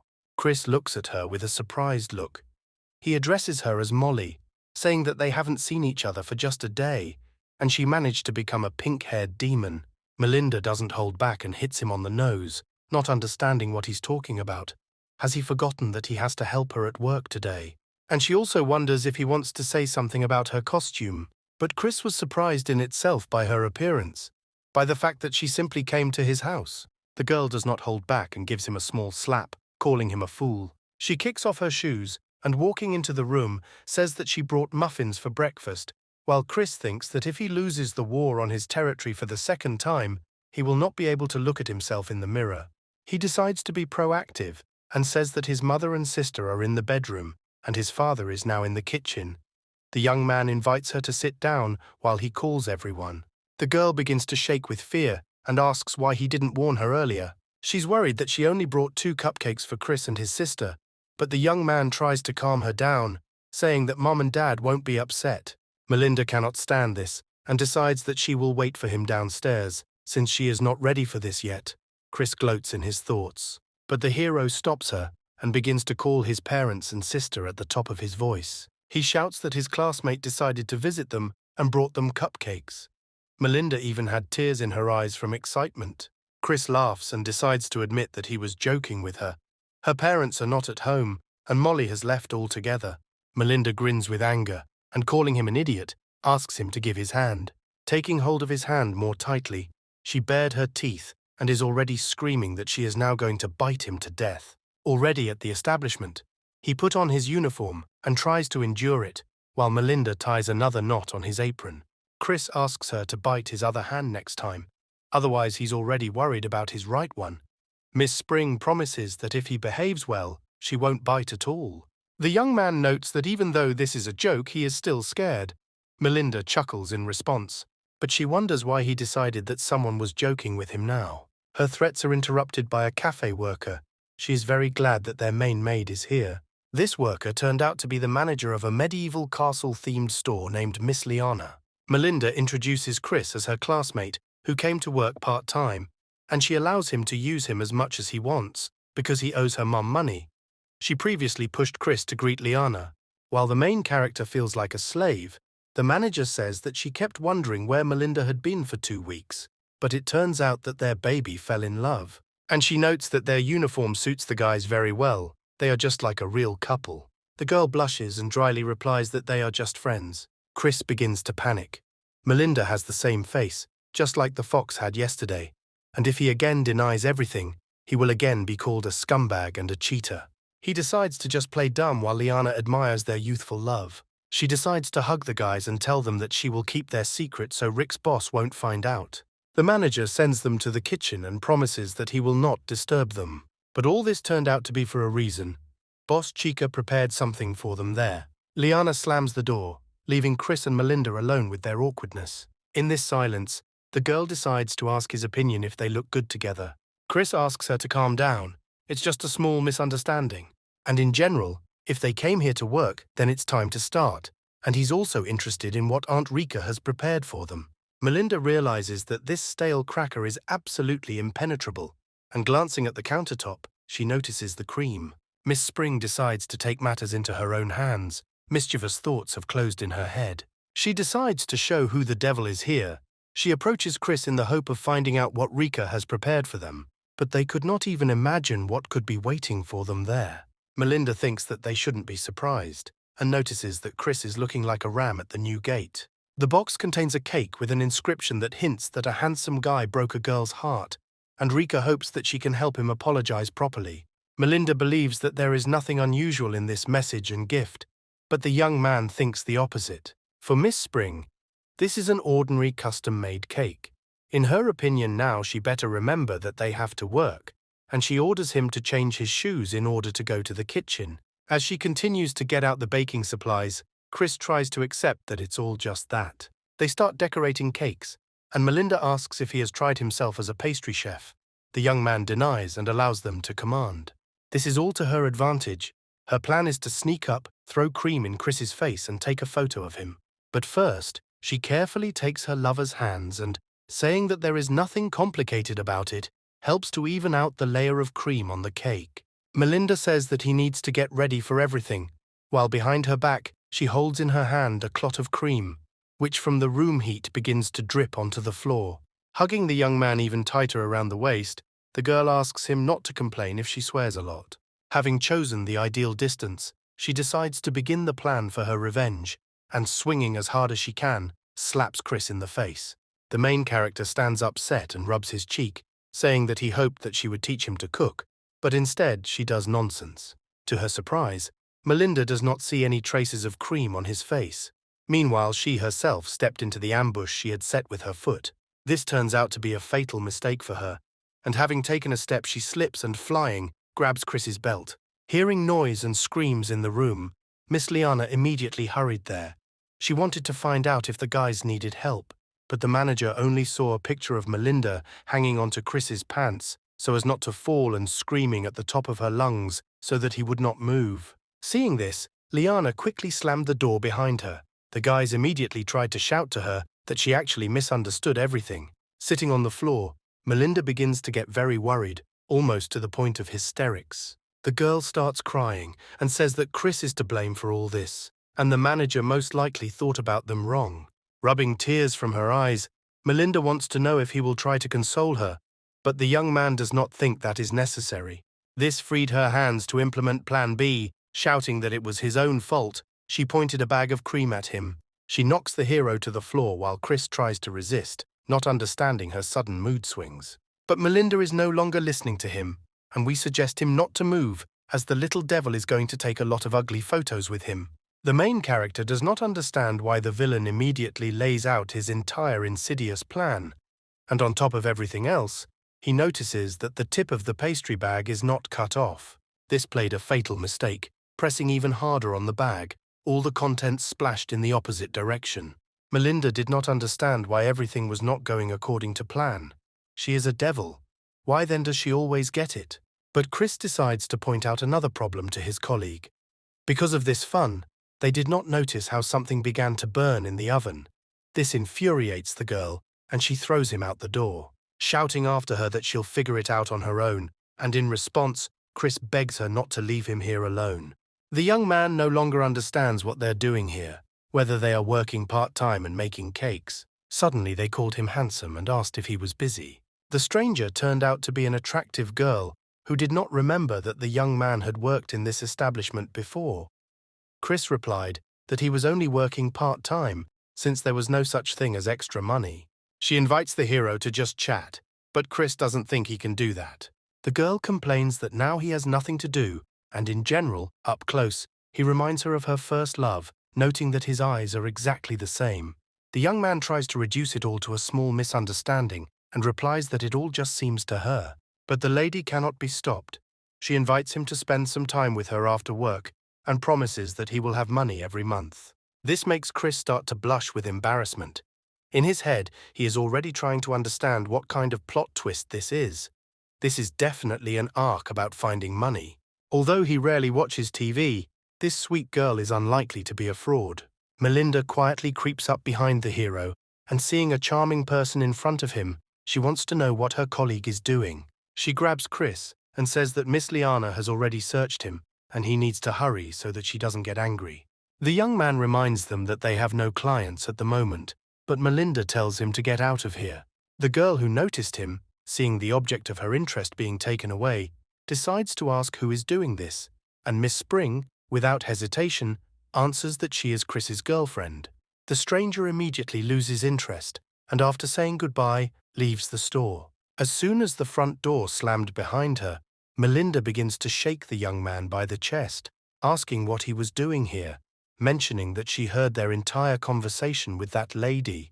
Chris doesn't understand what she actually wants from him, and the girl, meanwhile, decides to remind him that if she hadn't intervened, he would have ruined his whole life. Lowering her tone a little, she begins to pat the hero on the head and declares that if he needs money, he can just ask, and she just wants to spend time together. The young man decides to explain that he actually has no financial problems. Melinda just wants him to know that she will always be happy to help him if there is any problem. Just then, Chica Auntie comes into the room and hears their conversation. Chris tries to get the little devil off of her, saying that if she has so much extra money, she can give it away to those in need.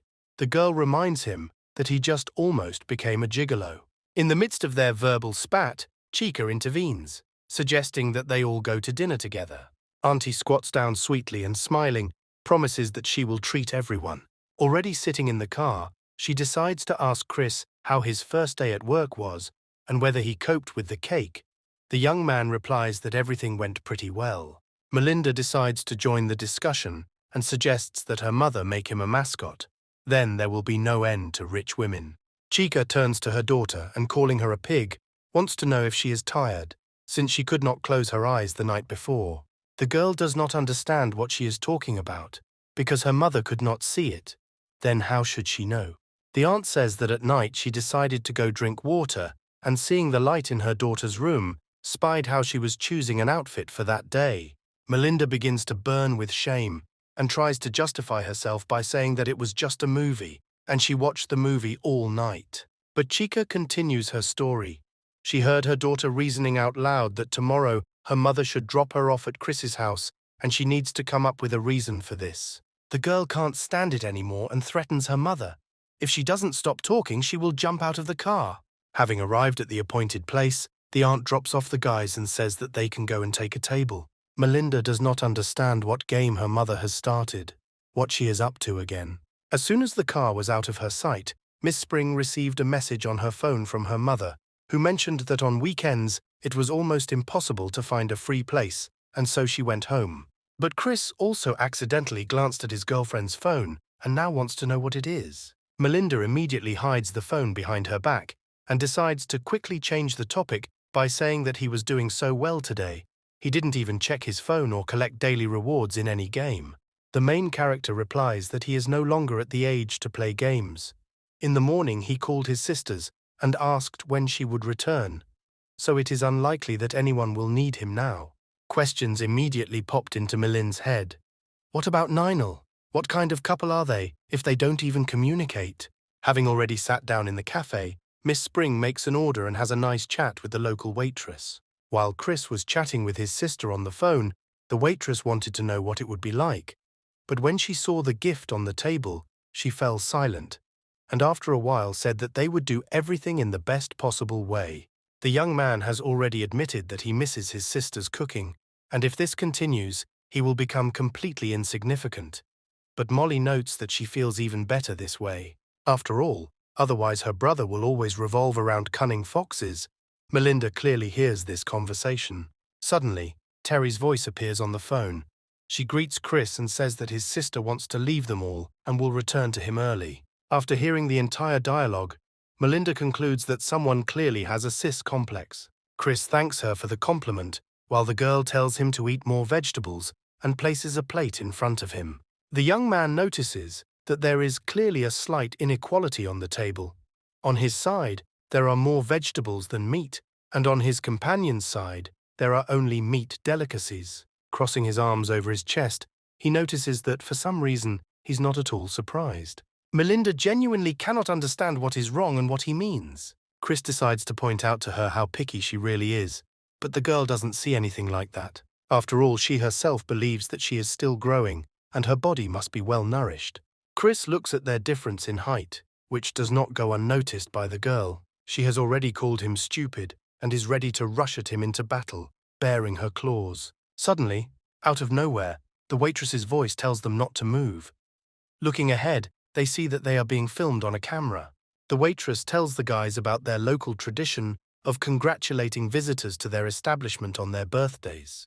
Chris wants to say that today is not his birthday, but when he notices a box with a bow on the table, he understands what the matter is. He tries to explain that they actually made a mistake, but Melinda interrupts him by stepping on his foot and says that she likes it.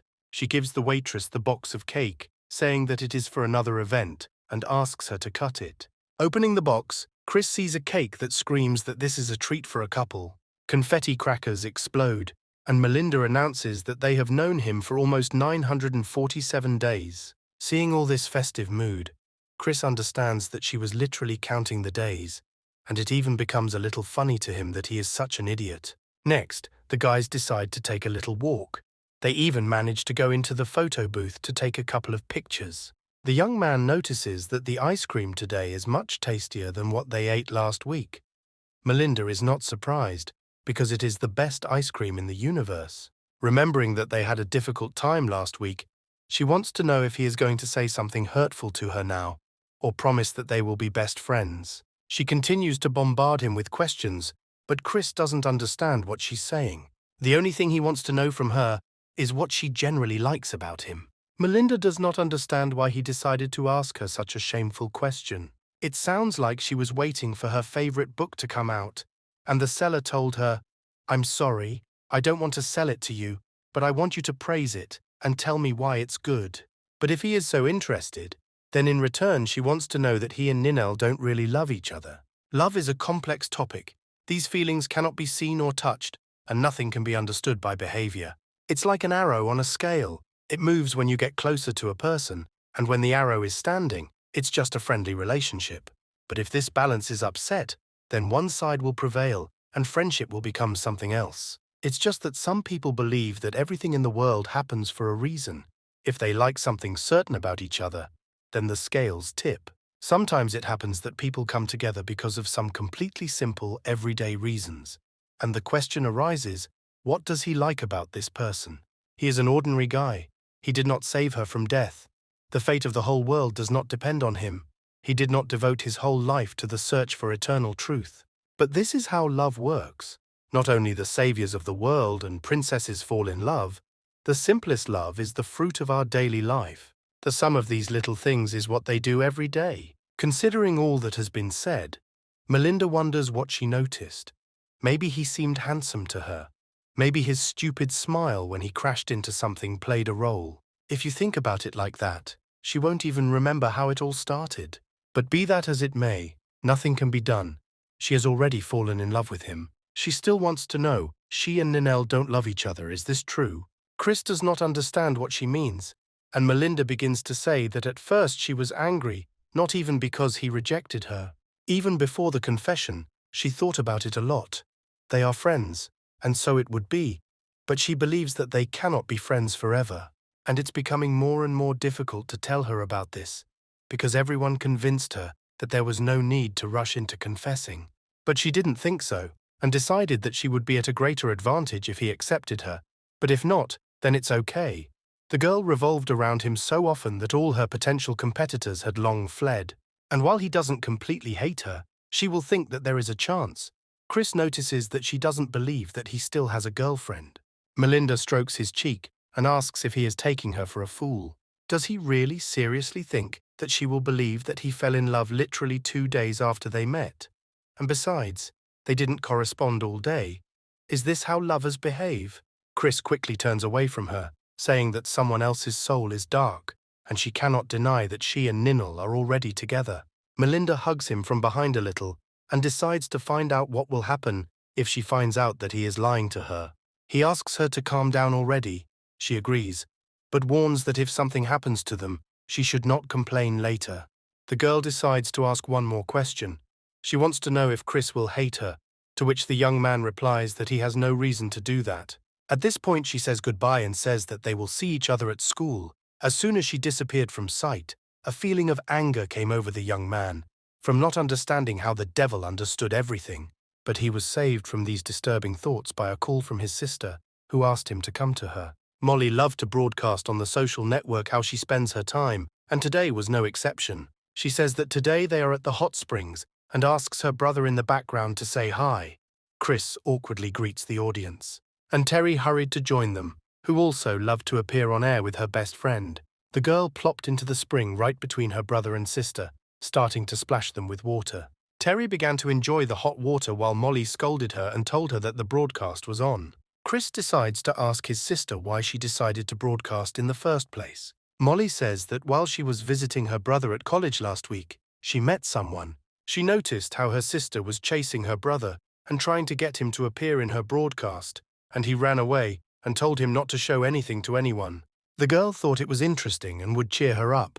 Chris realizes that he has already heard this somewhere. The brother asks if something has happened to her that requires lifting her spirits, and Molly says that they recently confessed to her again. Chris immediately turns his furious gaze to Terry, knowing that she could, in theory, confess to her. The girl immediately notices this look and immediately begins to deny that it was not she who did it. The main character decides to find out just in case whether she refused, and having received an affirmative answer, praises his sister. After interrupting the broadcast, Molly gathers her strength and decides to ask Chris if he likes anyone.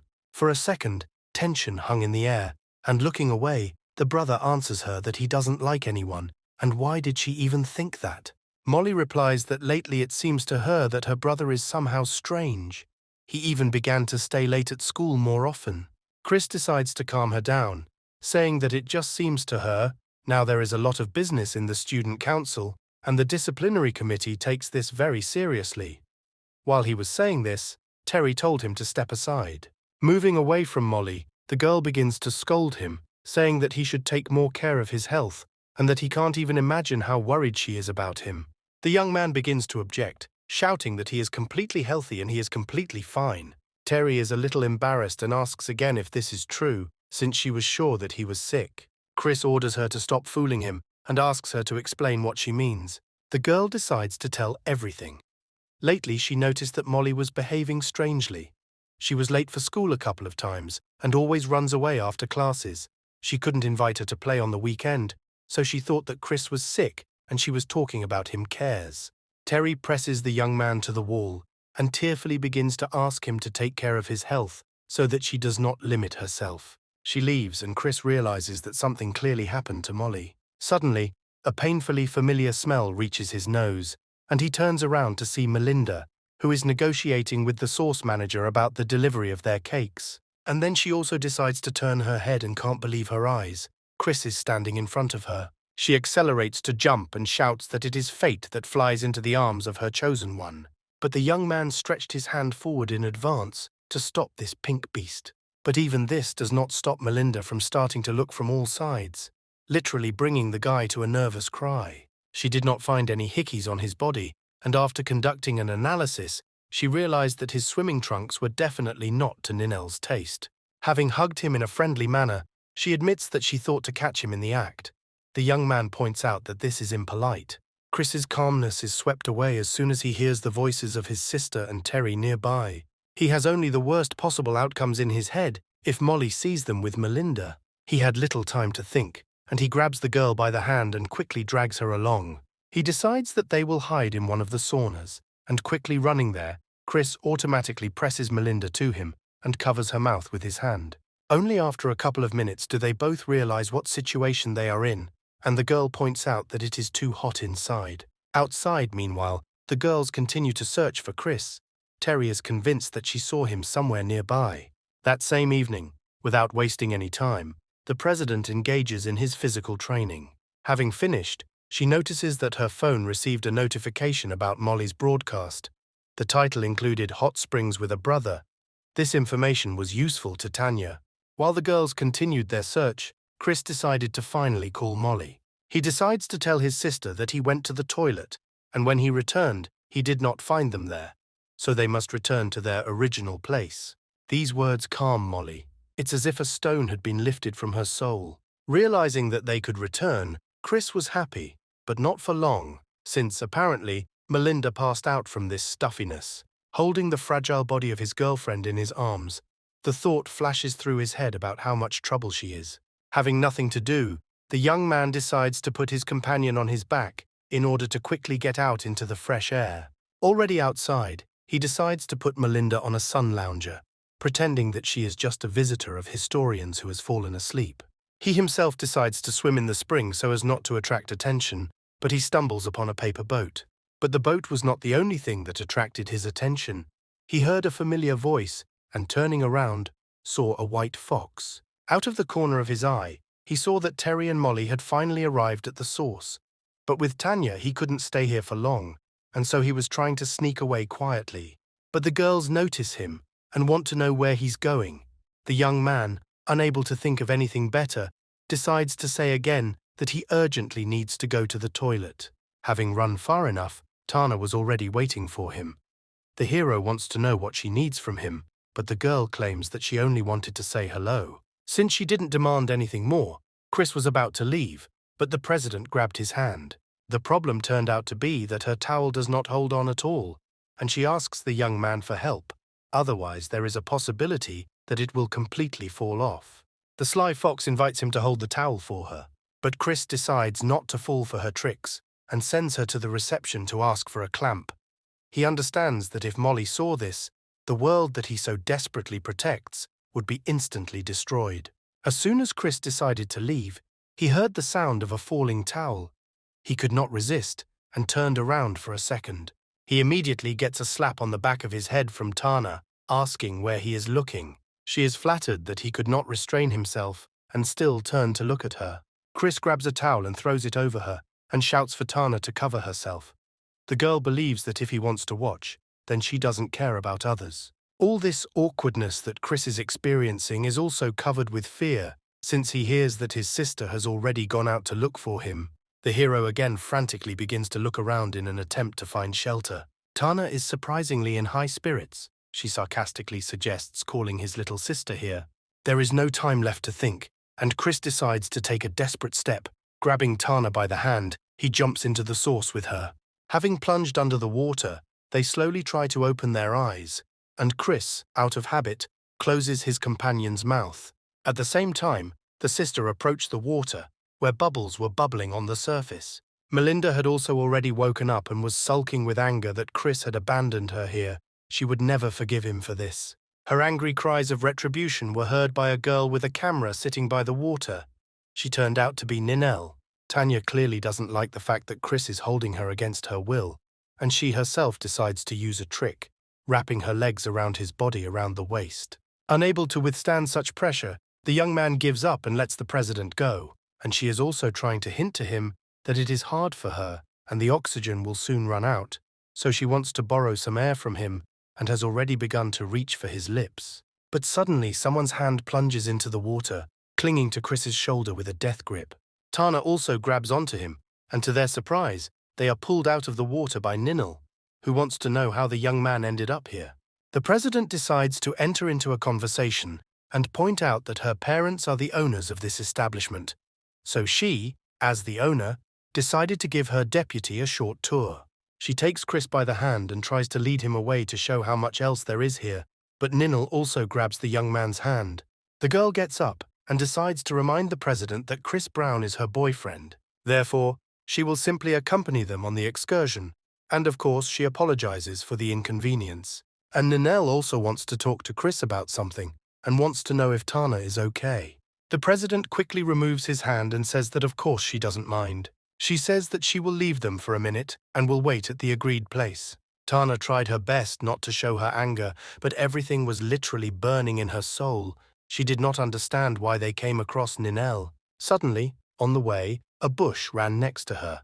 The girl was surprised at this sight. It turned out to be Melinda, who used the art of camouflage in order to follow Chris. Having realized what her rival was up to, Tanya surprisingly thought it was a cool idea. Having settled down on the sun loungers, Chris wants to know if Ninel saw his sister, but the only thing the girl saw was how the two dived under the water, and then she realized that most likely the young man needed help. Ninel also decides to ask the guy if he knows where he can laminate paper. The deputy suggests visiting stores on campus that offer a similar service. Chris stops listening to his companion, as he increasingly notices how a bush of plants is approaching them. The girl continues to talk about the problems of the literary club and lamination, while the hero decides to find out what Melinda is doing here. The answer turned out to be extremely simple. Miss Spring indicated with a sign that she was watching him. Ninel shouts at him. He pulls back and invites her to go to those stores they were talking about, and also remembers that he needs to find his sister. They are already getting up to leave, but the gorilla in the bushes has other plans, and Melinda grabs Chris by the leg. At this not entirely appropriate time, Tana decides to approach the guys, pointing out that they have been chatting for quite a long time, and she wanted to offer them a drink. But from what she saw, her tray with a glass flies down as she sees that Melinda grabbed Chris by the leg and he is in flight, threatening Ninel's balance. The young man's thoughts at that moment were only about where they all came from here, and that his nightmare had returned again. Literally in the last seconds from a collision with Ninel's chest, Tana and Melinda saved him, using all their strength to keep the young man away from the charms of his rival. The girls start pulling Chris in different directions, yelling at him not to look at others. This whole, at first glance, funny picture instantly turns into a horror movie, as soon as Molly, watching what is happening in her quiet voice, calls for her brother. All four freeze with fear, and the Holy Spirit literally comes out of Chris and the young man is ready to faint. The guys decide to save at least a couple more minutes for their lives and jump into the source to hide from the wrath of their angry sister. Already sitting at home, Chris realizes that something is clearly wrong here. He remembered that on the day when his sister found him surrounded by girls, when Chris surfaced, she simply extended her hand to him with a smile. She didn't even bare her teeth at her rivals, but simply silently smiled and carried her brother away from them. And from that very day, his sister became surprisingly very sweet and gentle. One morning, Chris decides to ask her a question. He wants to know if she herself thinks that she's behaving somehow strangely. She understands that he is talking about that incident last time. Weak. And she says that she already thinks her brother is pathetic, and now she's even glad that he has friends. The brother wants to know if she's really not angry with him. The little sister pretends that she doesn't even understand what he's talking about. She says that time is running out and quickly sends Chris out the door, reminding him that he has time to go to school.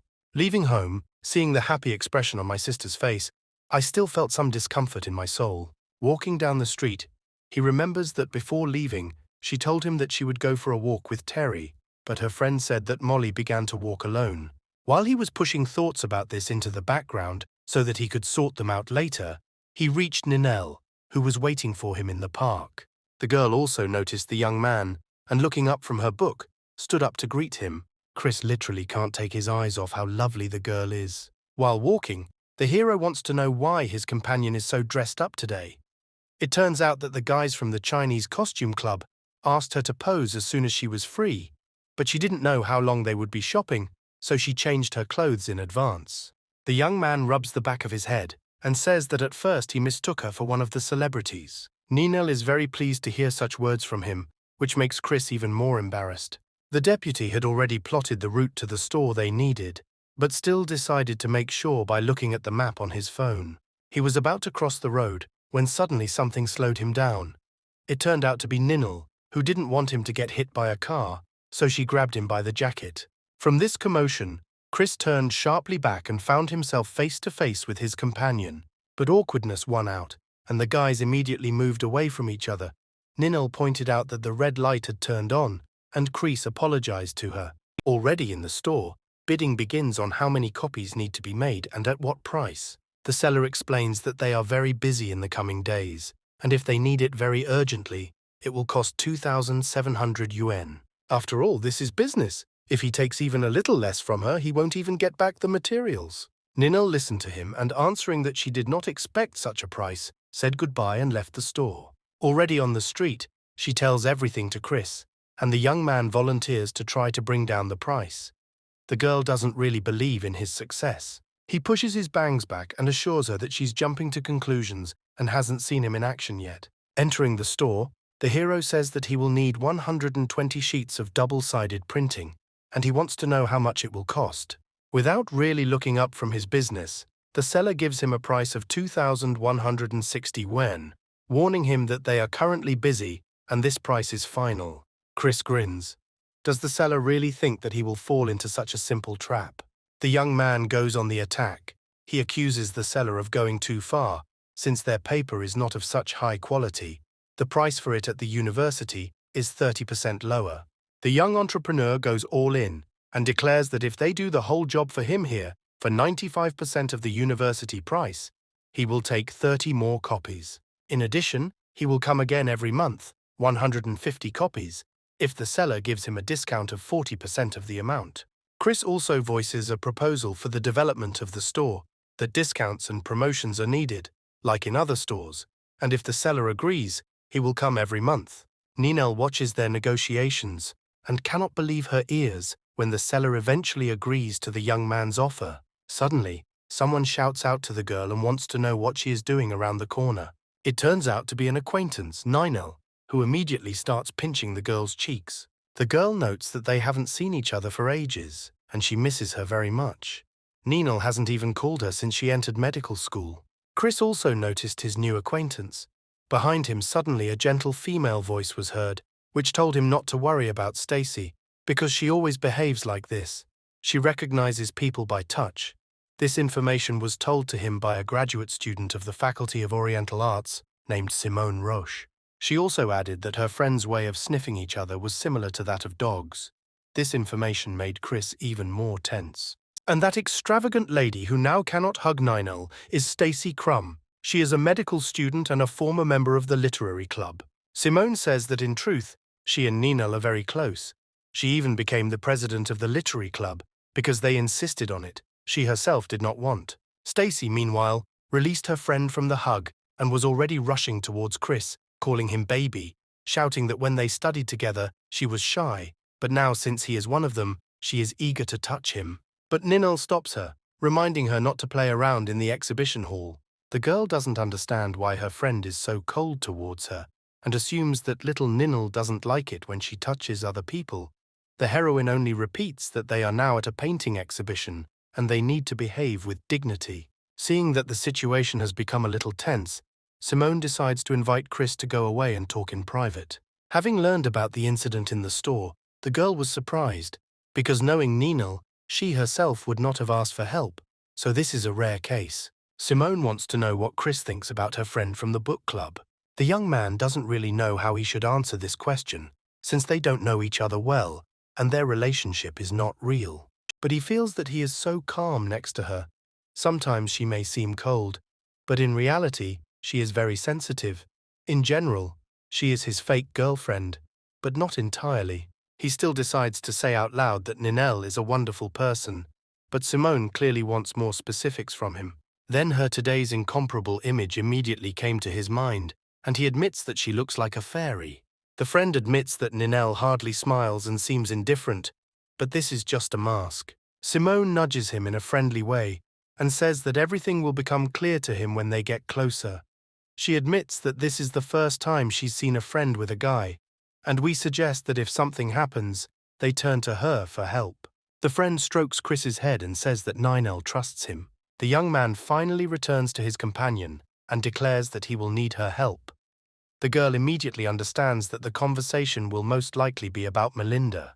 He hadn't even had time to thank her for her help that time at the hot springs. And then, unexpectedly for everyone, Ninel decides to ask him to tell him what it is like to love, and she wonders what feelings are all about.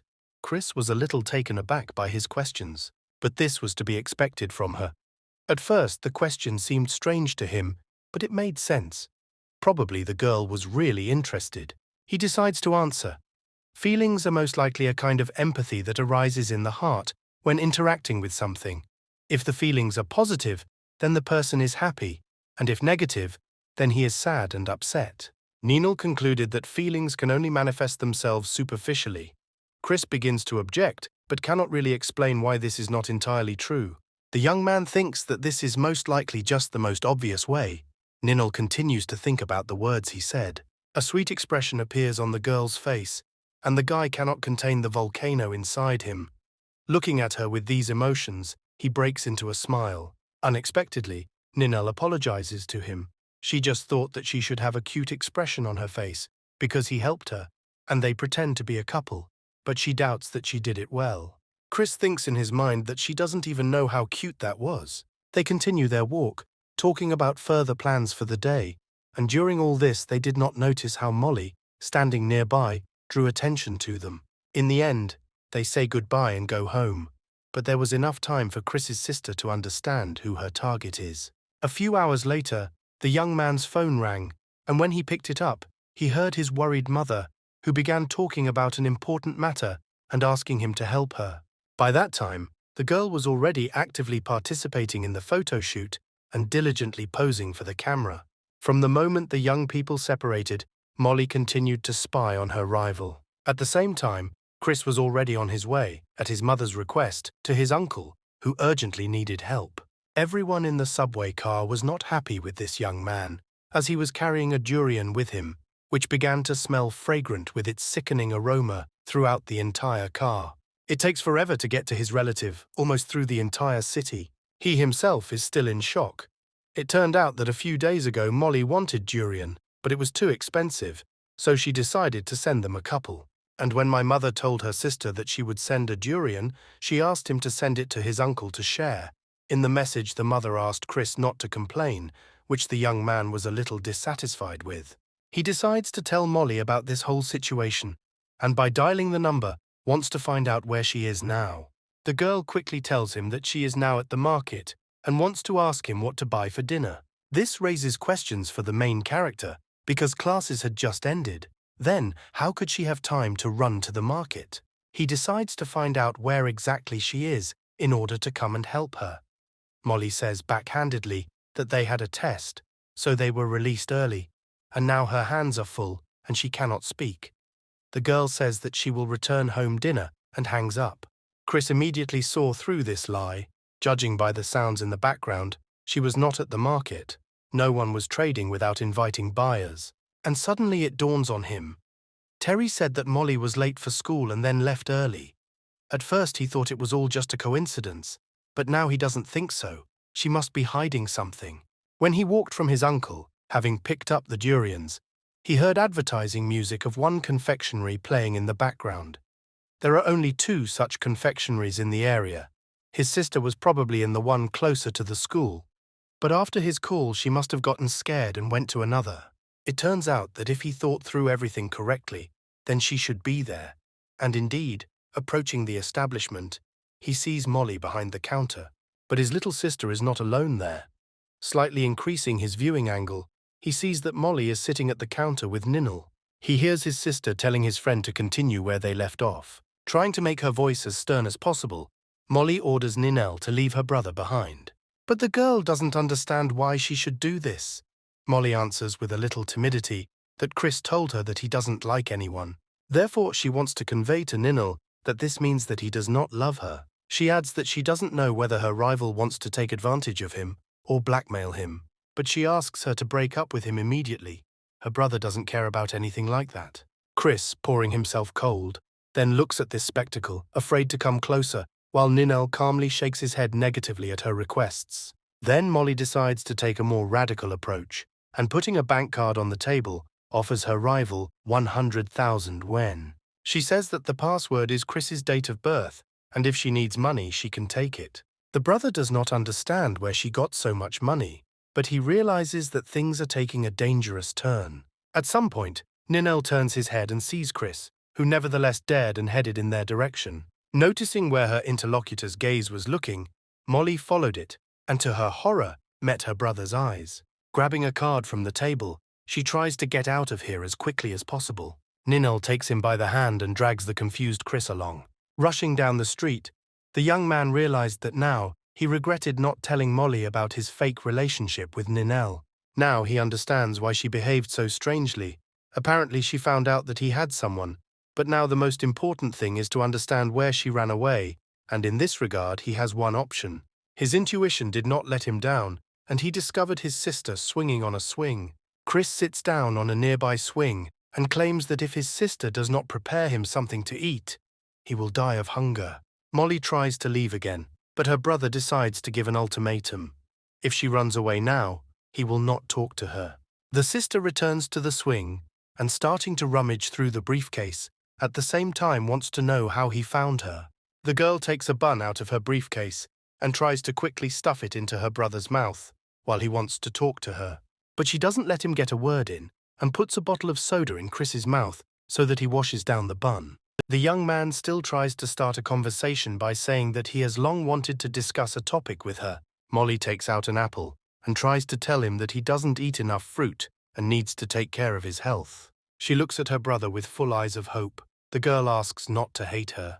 Chris exhales deeply and says that he is her big brother and will never forgive her for this. Out of fear, Molly's apple falls from her hands. She begins to sob and wants to justify herself to Chris. She didn't expect anything like this to happen. Since that day, she watched him every morning. Molly even dug into his college database to find the girl he was going out with. She wanted to pay her to dump Chris. She's crying now because she knew it would end like this, but the girl couldn't help herself. Approaching his sister, Chris declares that he will never forgive her for wanting to eat durians without his permission. After all, watermelons are cheaper, and there are a lot of them in summer. Then why eat other fruits if you have watermelons, and durians are too expensive? The sister can't believe her ears, but the brother just wanted to talk about something else. But her brother interrupts her and, stroking her head, says that even though she is good at school, her brother understands much more in life. He sits down and finally tells Molly that he and Ninel are actually just friends. He went on to tell the sisters in full about their secret agreement with his fake girlfriend. Molly asked why he would spend time with Ninel if they could limit themselves to simple photos. Chris also had to talk about Melinda, who confessed her love to him. And in the end, Molly finally asked what worried her most. The question was how much longer they would pretend with that girl. Her brother cannot promise anything to this, because he has no idea about this. Melinda will not just give up, so he cannot break up with Ninel. The little sister admits that her brother turns out to be quite popular, and now she has to think about what to do about it. Chris understands that Molly will soon enter high school, but for now she is acting like a spoiled child. But he understands that for him, she will always be his beloved little sister. This is how one of his problems was solved. Of course, he would like to continue to live in peace, but there is always some but. Suddenly he was woken up in class by two of his friends who shouted that something terrible had happened. They begin to blame the young man. Because of him, supposedly, the student council suddenly attacked them and the tangerine cut their hair.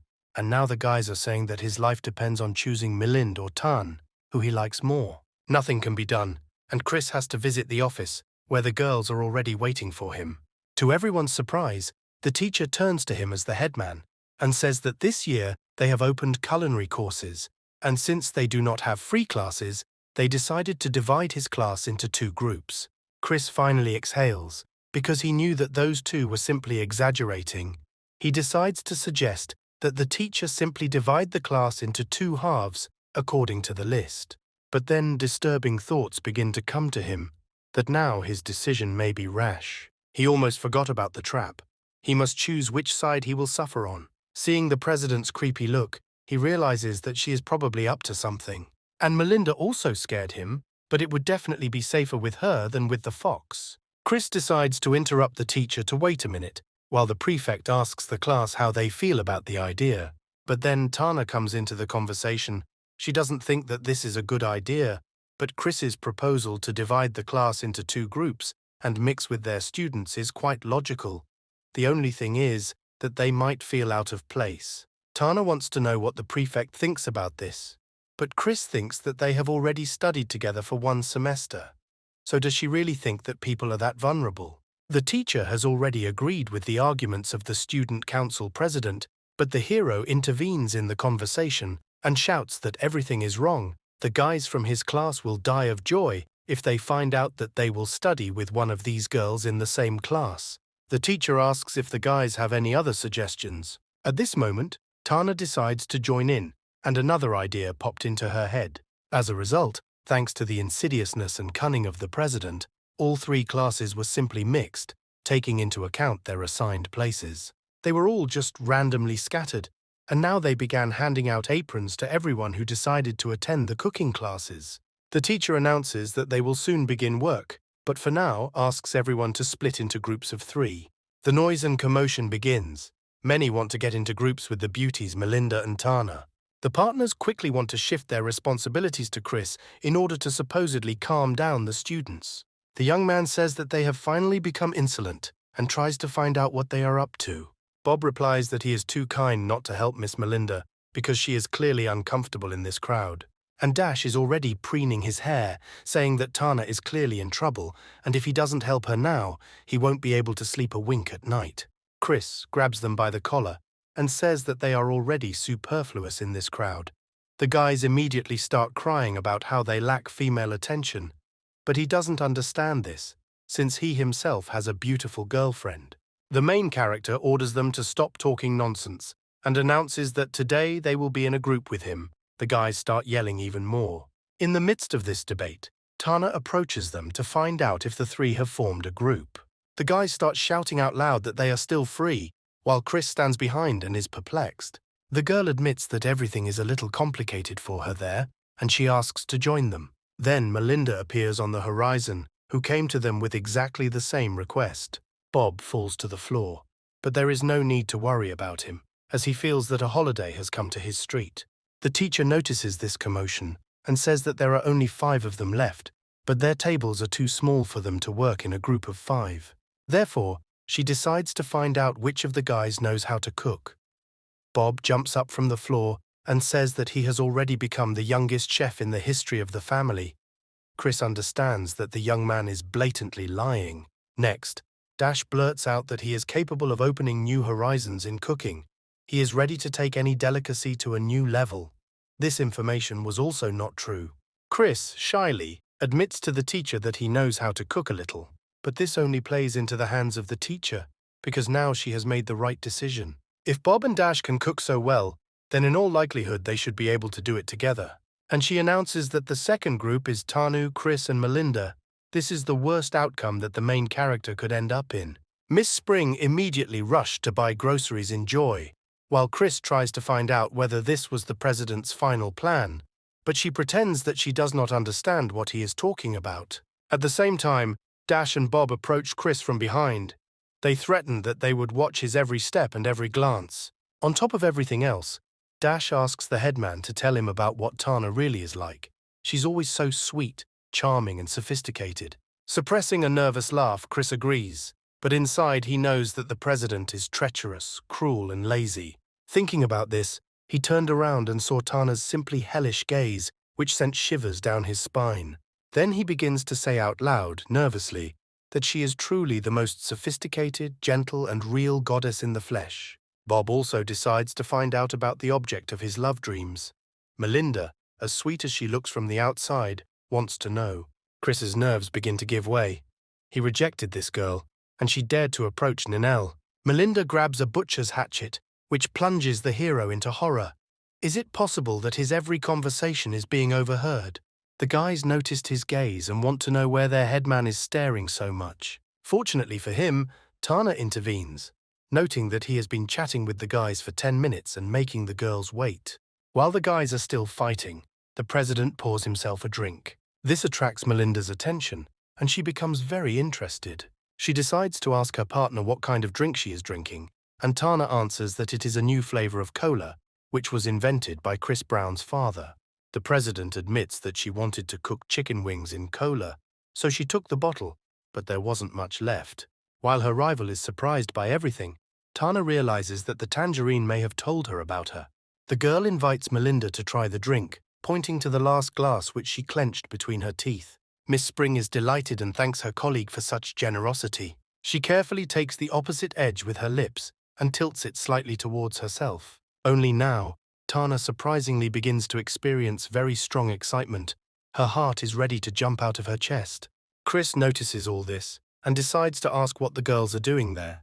The ladies immediately take a step away from each other.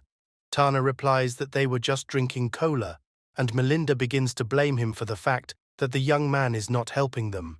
While cutting onions, Miss Spring wants to ask the guys, if they are on the student council together, how often they cook for each other. The president wants to know why she is so interested in this. Chris in the background is just starting to melt the tension from this. Melinda decided to ask this just like that, because they don't communicate often. The vixen decides to have fun, so she approaches Chris and tries to feel his butt. The deputy becomes blacker than a cloud. He wonders why they are discussing him. It would be better if they were talking about games, or at least about life. Chris decides to stop all this gossip and talk by saying that he is finally starting to cook. Melinda decides to say that even though he is lazy a lot, the young man helps the student council a lot. She doesn't know what they would do without him. Chris doesn't like that he was called lazy.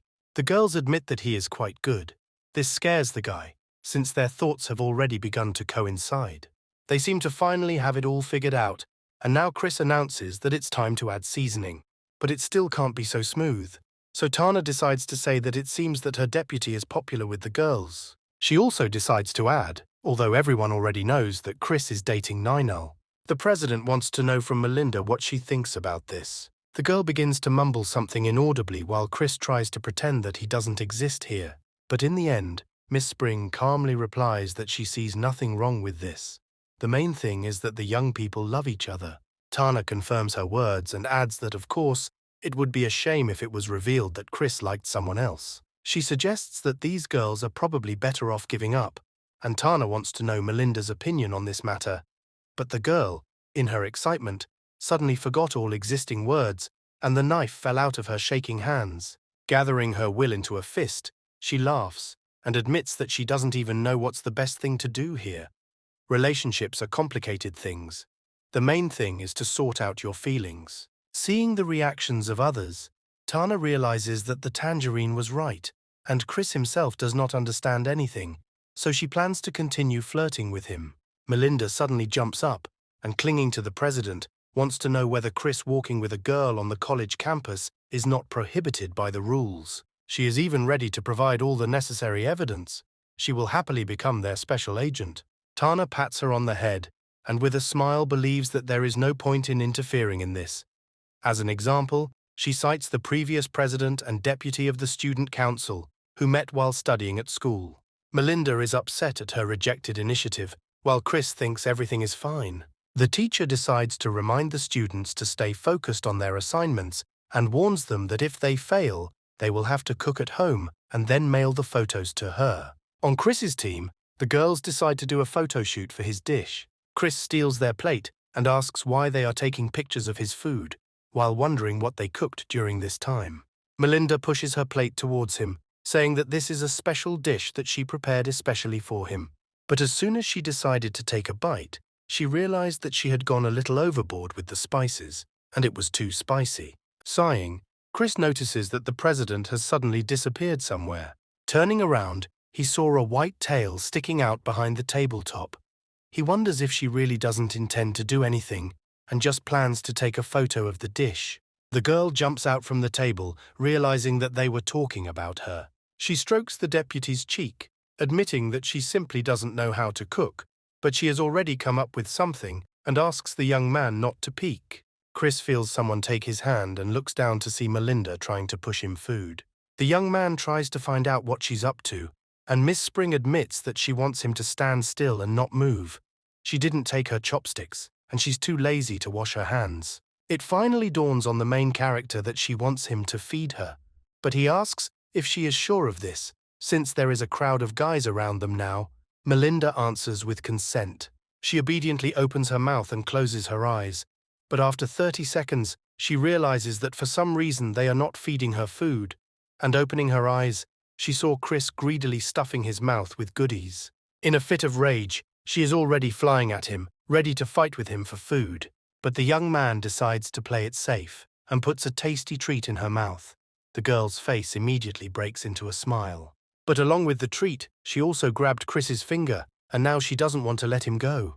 The young man's finger was saved as someone's hands grabbed Melinda's cheeks, and a voice familiar to her said that she now understood why she refused to be with them in the group. This acquaintance turns out to be Melinda's bad friend named Stephen. He claims that she exchanged their group for her boyfriend. The girl decides to send her friend far away so as not to cause Chris even more embarrassment. Meanwhile, there is a deafening roar in the kitchen. Tana is clearly trying to cook something. In the end, she even succeeded, and she presented Chris with her culinary creation, called a dragon egg. She claims that this is molecular cuisine. The president invites the deputy to try her dish. Tana reminds them that the last time they played with food didn't end well, and after saying that, she puts half an egg in her mouth. The next step is to push Chris against the countertop and assume that if she feeds him mouth to mouth, he won't resist. But the young man begins to resist and beg her not to do this to him. A couple of minutes later, she finally retreated and began to gobble up what the deputy had prepared. The president notes that Chris is a pretty good cook, and she didn't even know about it. Tana offers him the position of a personal chef and sign a contract for 70-80 years, and they will discuss the salary later. Chris begins to swear at her for seeming to choose her own slave. At that time, Ninel walked past along the corridor and heard this familiar voice. Looking through the window in the door, she saw that silence and calm reigned inside the classroom.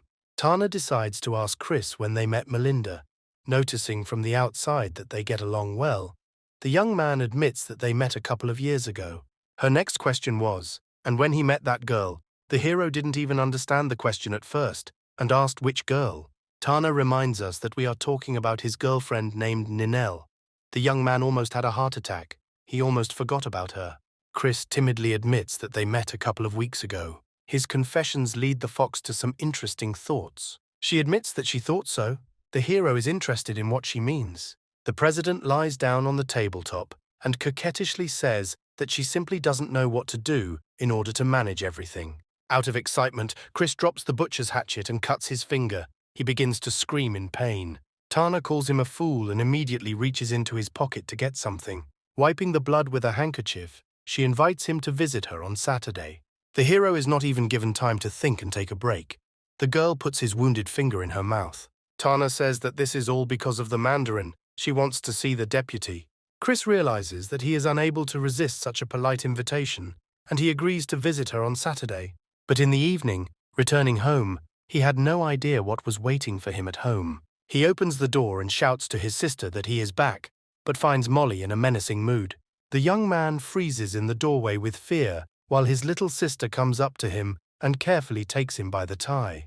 But with a sharp jerk, she wraps it around your hand and looks intently at Chris. Having tripped him, the young man instantly finds himself on the floor. He tries to find out from her what she is doing and why she is so angry. Molly looks at him with a cold gaze and points to his finger, which turns out to be wrapped in a pink handkerchief. She threatens him with a rolled-up newspaper and wants to know if they did it. Chris immediately says that there was nothing between them. They are not a real couple and are just pretending. The sister starts screaming that she already understood everything in the morning when he ran off to get groceries. So she believed that he was not in a relationship. It turns out that he cooked for her, but they agreed that her brother would cook only for her. Chris gently begins to stroke her, calmly explaining that he had a home economics class in college and he got cooking. Molly calms down a little and once again wants to know if he definitely didn't cook for another woman. Chris answers in the affirmative, and as a conciliatory gesture, he volunteers to cook dinner for them himself. Standing at the stove, the young man thinks about the fact that Molly is still such a child. It's not at all easy with her. But his sister was not inferior to him in genius. Since she was too lazy to cook, she decided to make a scene and eventually achieved her goal. While carrying food to Molly, Chris notices that he received a message from Ninel on his phone. The girl apologizes for disturbing him so late. She wants him to tell her when Tana will have free time during the week, since she wants to talk to her. The next day, Chris rushed to class headlong to quickly see Ninel. He is interested in finding out why she wants to meet with the president, but the girl first invites him to sit down. Ninel asks if he remembers when she invited him to the literary club. The deputy wanted to answer her question, but sitting down next to him, the watch on his hand went off, and Molly's voice came from it, saying that she was measuring the distance and ordering her brother to immediately move 20 centimeters away from the fake girl. She continues to shout that any physical contact is prohibited, but Chris covers the speaker with his hand and, apologizing to Ninel, says that Molly is still a little child. The girl admits that she thought that Chris would not be able to join the literary club, assuming that the student council would not let him go, so if he does not mind, then on Friday she plans to talk to Tana. The young man understands that he himself would never be able to approach Tanya and say that he is leaving for another club, and she would most likely think that he was just joking, so it would be better if Ninel did this. Apparently yesterday she didn't dare tell him her plan because the decision seemed too hasty to her. Considering what Simone had said about her then, he wondered what the other side of Ninel was. Having met in the hall, the girl says that sometimes it seems to her that her friend is glowing in real life. Of course, Chris didn't notice the glow behind her, but he saw that she was an observant and good person. Simone is ready to argue with him that at first he considered Ninel cold and insensitive, but now that he probably thinks differently, Chris admits that he's actually interested. Unfortunately, Simone found herself in the hall with her tactile friend Stacy, who had already grabbed the hero's cheeks. She admits that she is very glad to see him. The girl is now absolutely free, as she is studying in graduate school. Simone comes up behind her and slaps her on the ass, so that she finally sits properly on the exercise machine and lets go of Chris. She invites her friend to play volleyball, which seems like a pretty fun idea. They move into the hall. Stacy is already standing ready with all weapons, as she loves volleyball. Chris is surprised at this change of location. They seem to want to talk about Ninel, and what does volleyball have to do with it? Simone will ask him if he knows where Ninel's parents work. The young man heard that her father is a diplomat, and her mother is either a famous writer or the president of a writers' association. He suggests that because of this, it will be difficult to win her attention, because she must be used to being alone. When he passes, Simone replies that this is not really the case. Her parents gave her a happy childhood so that she could choose who she wanted to be. But because of their work, Ninel moved often, so she often changed schools. She didn't have time to make friends with anyone and didn't really communicate with people, so she's not so much cold as she doesn't know how to communicate. He wants to know the answers to other questions, but Simone says that the next submission is his. Stacy was already looming over him, ready to hit him into the floor of the gym with this ball. Instead of serving, Chris covers his face with his hands and the ball ends up flying right at him. Simone notes that due to his inability to play, he subconsciously tries to dodge the sword. These words unexpectedly prompted him to have unusual thoughts about Ninil. Since childhood, she had little contact with people, and she often had to change schools, so she did not have time to communicate with people. Therefore, I subconsciously decided not to communicate with any other people anymore. And so, faced with emotional problems, she tried to come up with a solution to hide behind a fake relationship. Her self-defense, which others perceive as aloofness, has made her a quiet girl who loves to read books. Even he thought so at first. Simone admits that this is why they dragged her into the literary club. Even after they left, they forced her to become president so that she could communicate with people. And lately, she herself has been trying very hard to become closer to some people. Simone is interested to know what Chris thinks about their friend now. Stacy runs up to the hero and decides to find out if they can entrust him with the heart of little Ninil. As a result, on this day, the hero spent wonderful hours with his fake girlfriend's friends, learning a lot of new things about her. After their conversation, he finally began to understand Ninel, that she is not the Snow Queen.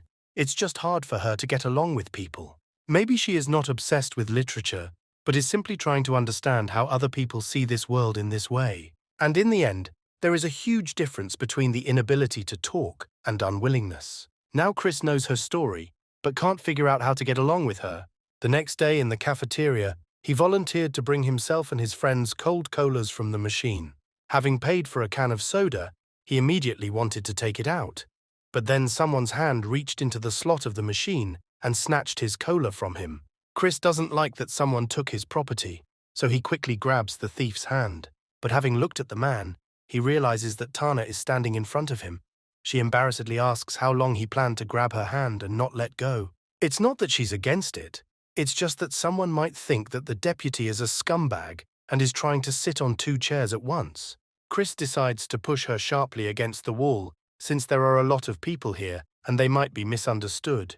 Out of surprise, Tana lets go of the can of cola. It hits the floor and begins to gush out sweet liquid in all directions. All the president's clothes and feet are drenched in sweet syrup. Her eyes, full of hatred, fix their gaze on the deputy, asking if he was thirsty for blood. Chris feels like a little rabbit in front of a fierce fox. The young man wants to say a few words to her, but she orders him to shut up, since she is not talking to him. Chris decides to tell her that they are attracting too much unnecessary attention, but the president decides that it is his fault. He suggests they just take the food with them and go somewhere far away since there's barely any room. But Tana tells him not to worry. The Mandarin duck solved this problem before they met, and quite by chance they sit next to each other. Melinda also decided to come for lunch, and seeing Chris at the table, hurried to sit down with him. Everyone sitting at the table immediately paid special attention to her. The girl calmly sat down next to him. Chris is happy that he can finally eat while other people are around. Melinda will behave normally. He was able to dodge the bullet. Tana warns that they are having a spontaneous student council meeting. Melinda grabs Chris's leg and calls him stupid. She said to wait for her at lunch, but he forgot again. In the midst of their argument, some kind of threat seemed to hang over their table. Ninil, approaching their table, mentions that all the seats are already taken, and if they have already finished eating, she asks permission to sit down. A tense silence hangs at the table. Bob and Dash decide to quickly get away from the typhoon approaching them. As a result, Chris finds himself surrounded by women who are ready to rip each other's throats out at any moment. Tana decides to break the silence and asks the Mandarin if she has a sheet with the budget allocation for the clubs. The girl gives a positive answer because she finished it 2 days ago but wants to know why she needs it. The president explains that this year they don't have such a big budget and there are fewer sponsors, so she thought that she could save money somehow. While finishing her sandwich, this idea seems quite reasonable to the Mandarin, and she wants to know what the head of the student council came up with on this matter. Tana suggests cutting the budget of some clubs, and she also knows that members of some clubs use money for personal purposes, and this is a violation of the rules, and she has one in mind. Chris begins to get nervous, hoping that she is not planning to do anything bad with the book club. The president continues to say that if they dissolve such clubs, they will be able to save a lot of money. Mandarin woman supports her initiative. Not paying attention to these conversations, Ninil stands up on the bench and, inviting Chris to try her food, quickly stuffs a piece of meat into his mouth. The young man notes that this is a very tasty dish. Tana begins to lose her temper, noticing that her attack is not producing results. Ninal still decides to ask about the closure of which club we are talking about now. To everyone's surprise, the president started talking about closing the Love Exploration Club. It would be even better if they disbanded this pointless club. Chris is amazed that Tana really decided to lag behind the literary club. The Love Study Club, in his opinion, is nonsense. But there is nothing to punish them for. Suddenly, Melinda goes on the attack and also decided to treat the guy with her cooking. Today she has sweet and sour dumplings on her menu. She doesn't like that herself, so she decided to leave it for him. She doesn't see anything unusual in this. He's eaten something after her before. Seeing this picture, Ninal understands that even though Melinda is a clear threat, she is still his friend, and the girl will have to get along with her. Ninal decided that she could join the conversation, so she decided to demonstrate her observation and say that Melinda is also picky. Miss Spring perceives this as a provocation in her direction, but she is confident that she will never lose to her. She decides to accept her signature argument about the fact that she is still growing, but Ninel tells her that this is not very correct. Melinda is scared by the expression on her rival's face. Why is she receiving threats from her, even though she has not done anything? But after thinking a little, she comes to the conclusion that her rival specifically wants to make her worry. Melinda stands up and tells Chris to imagine an inflated balloon and think about what is in it. But she doesn't let him give an answer and simply whispers that there is only air in it, and hints that he still won't burst it. Having said all this, she decides to leave, but Ninal decides to find out from Chris what the girl wanted to say. He smiles at her and says that he has no idea what those words were about, but in general, he understood everything to himself. At first, she meant that she was angry, and then she hinted that his relationship was not real. Tana decides to defuse the situation and resolve another issue from the student council. The point is that now many students have relationships, even if this is not prohibited by the rules. But still she considers this not the best example, especially from members of the student council, and they will have to deal with it. Tana announces that she is thinking about amending the rules and prohibiting relationships between students. After all, it is for the sake of academic performance. She is sure that parents and students must agree. Chris immediately opposes this decision, and then Ninel enters the discussion. She wants to ask the president something. Ninel thought about how quickly Chris ate. Perhaps he was very hungry. As she continued to eat lunch, the thought came to her that it would be better to be on good terms with Tana. After all, if they ignore her, then she will find out that her relationship with Chris is fake. And then one interesting thought came into the girl's head. Ninel decides not to hesitate, and looking closely at Tanya, turned to her with the intention of asking something. Her rival was greatly strained by her gaze, and she managed to worry whether Ninel had noticed something. Meanwhile, the girl, completely unaware of Tana's treachery, decided to admit that she wanted to invite Chris to the literary club. Therefore, the girl wants to know if the student council president will allow this. Hearing this, Tana immediately turned away. She was amazed at the impudence of her rival. She not only decided to take Chris away, but also to tell her about it to her face. Does she really know something that only she and the Mandarin can know? Tana believes that we need to figure out what's wrong. Everyone considers Ninal to be the Snow Queen. Because of her tone and facial expression, there is such an impression. The president decides to contact his deputy and find out if he really wants to join the literary club. Chris immediately began to panic, and Tana noticed this. She thinks that he does not have the courage to do this. The Mandarin decides to join this conversation, saying that of course no one forbids the young man to join other clubs, but he also needs to think about the life of the school, so she advises him to remain on the student council. The main character didn't even have time to understand how this red-haired beast ended up nearby. Even under this pressure, he promises that he will deal with his responsibilities before he leaves. Ninal decides to make some kind of compromise, saying that Chris can attend the literary club in his free time, when he has it. Smiling sweetly, Tana notes that nevertheless, the young man is now the deputy president, and therefore she is afraid that another club will distract him from the affairs of the student council. The opponent does not back down and declares that she can handle the work in her club herself and will not burden Chris with this. The main character feels pressure from all sides, but seeing how serious Ninal is, he thinks that if this goes on, the president will have to surrender. To everyone's surprise, Tana asks for forgiveness and falls silent while everyone sits in silent shock. After a pause, She says that 2 days ago they received a request from the City Tourist Association, so now they are up to their necks in work. There is a whole bunch of different things to do, and they need people. Having said this, she began to sarcastically rub her little hands, realizing that they would have to reckon with this reason. While Chris is in a stupor because he knows nothing about such a request, Tana decides to continue the performance and began to lament that it seems to her that the deputy's thoughts are somewhere else. It seems to her that he no longer cares about the important issues of the student council. Ninil apologizes for the disturbance and, humbled, says that in this case they can ignore her request today, adding that she understands how valuable it is that the three of them care about the students.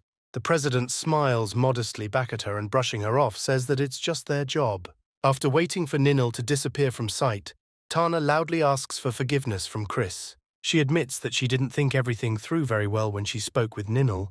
The girl thought only about the benefits of the student council, completely forgetting about the deputy. Tana, putting on an innocent face, decides that nevertheless, maybe it's all because of Chris, so in fact it's not her fault. Realizing that it is useless to argue with the presidents, the young man suggests getting closer to the point and telling him about the assignment from the Tourist Association. It turns out that this year the association wants to add a couple of articles about the city through the eyes of young people, and that is exactly what they should do.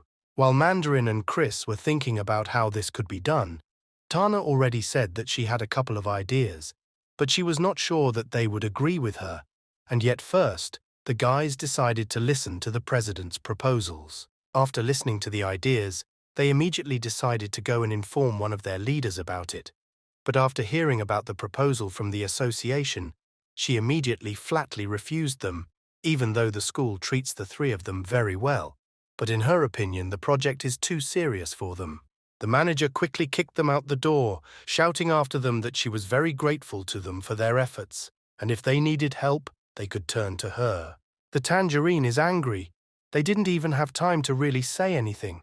Tana calmly commands everyone to follow her, because they still won't be able to persuade the leader.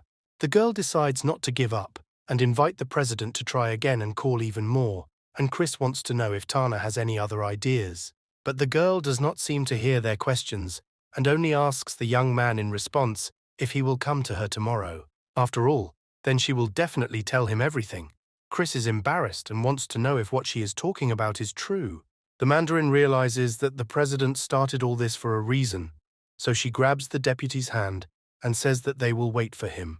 Left alone in the office with Chris, the girl decides to find out if he can prepare for tomorrow. The young man does not understand why he needs to prepare when going to the president.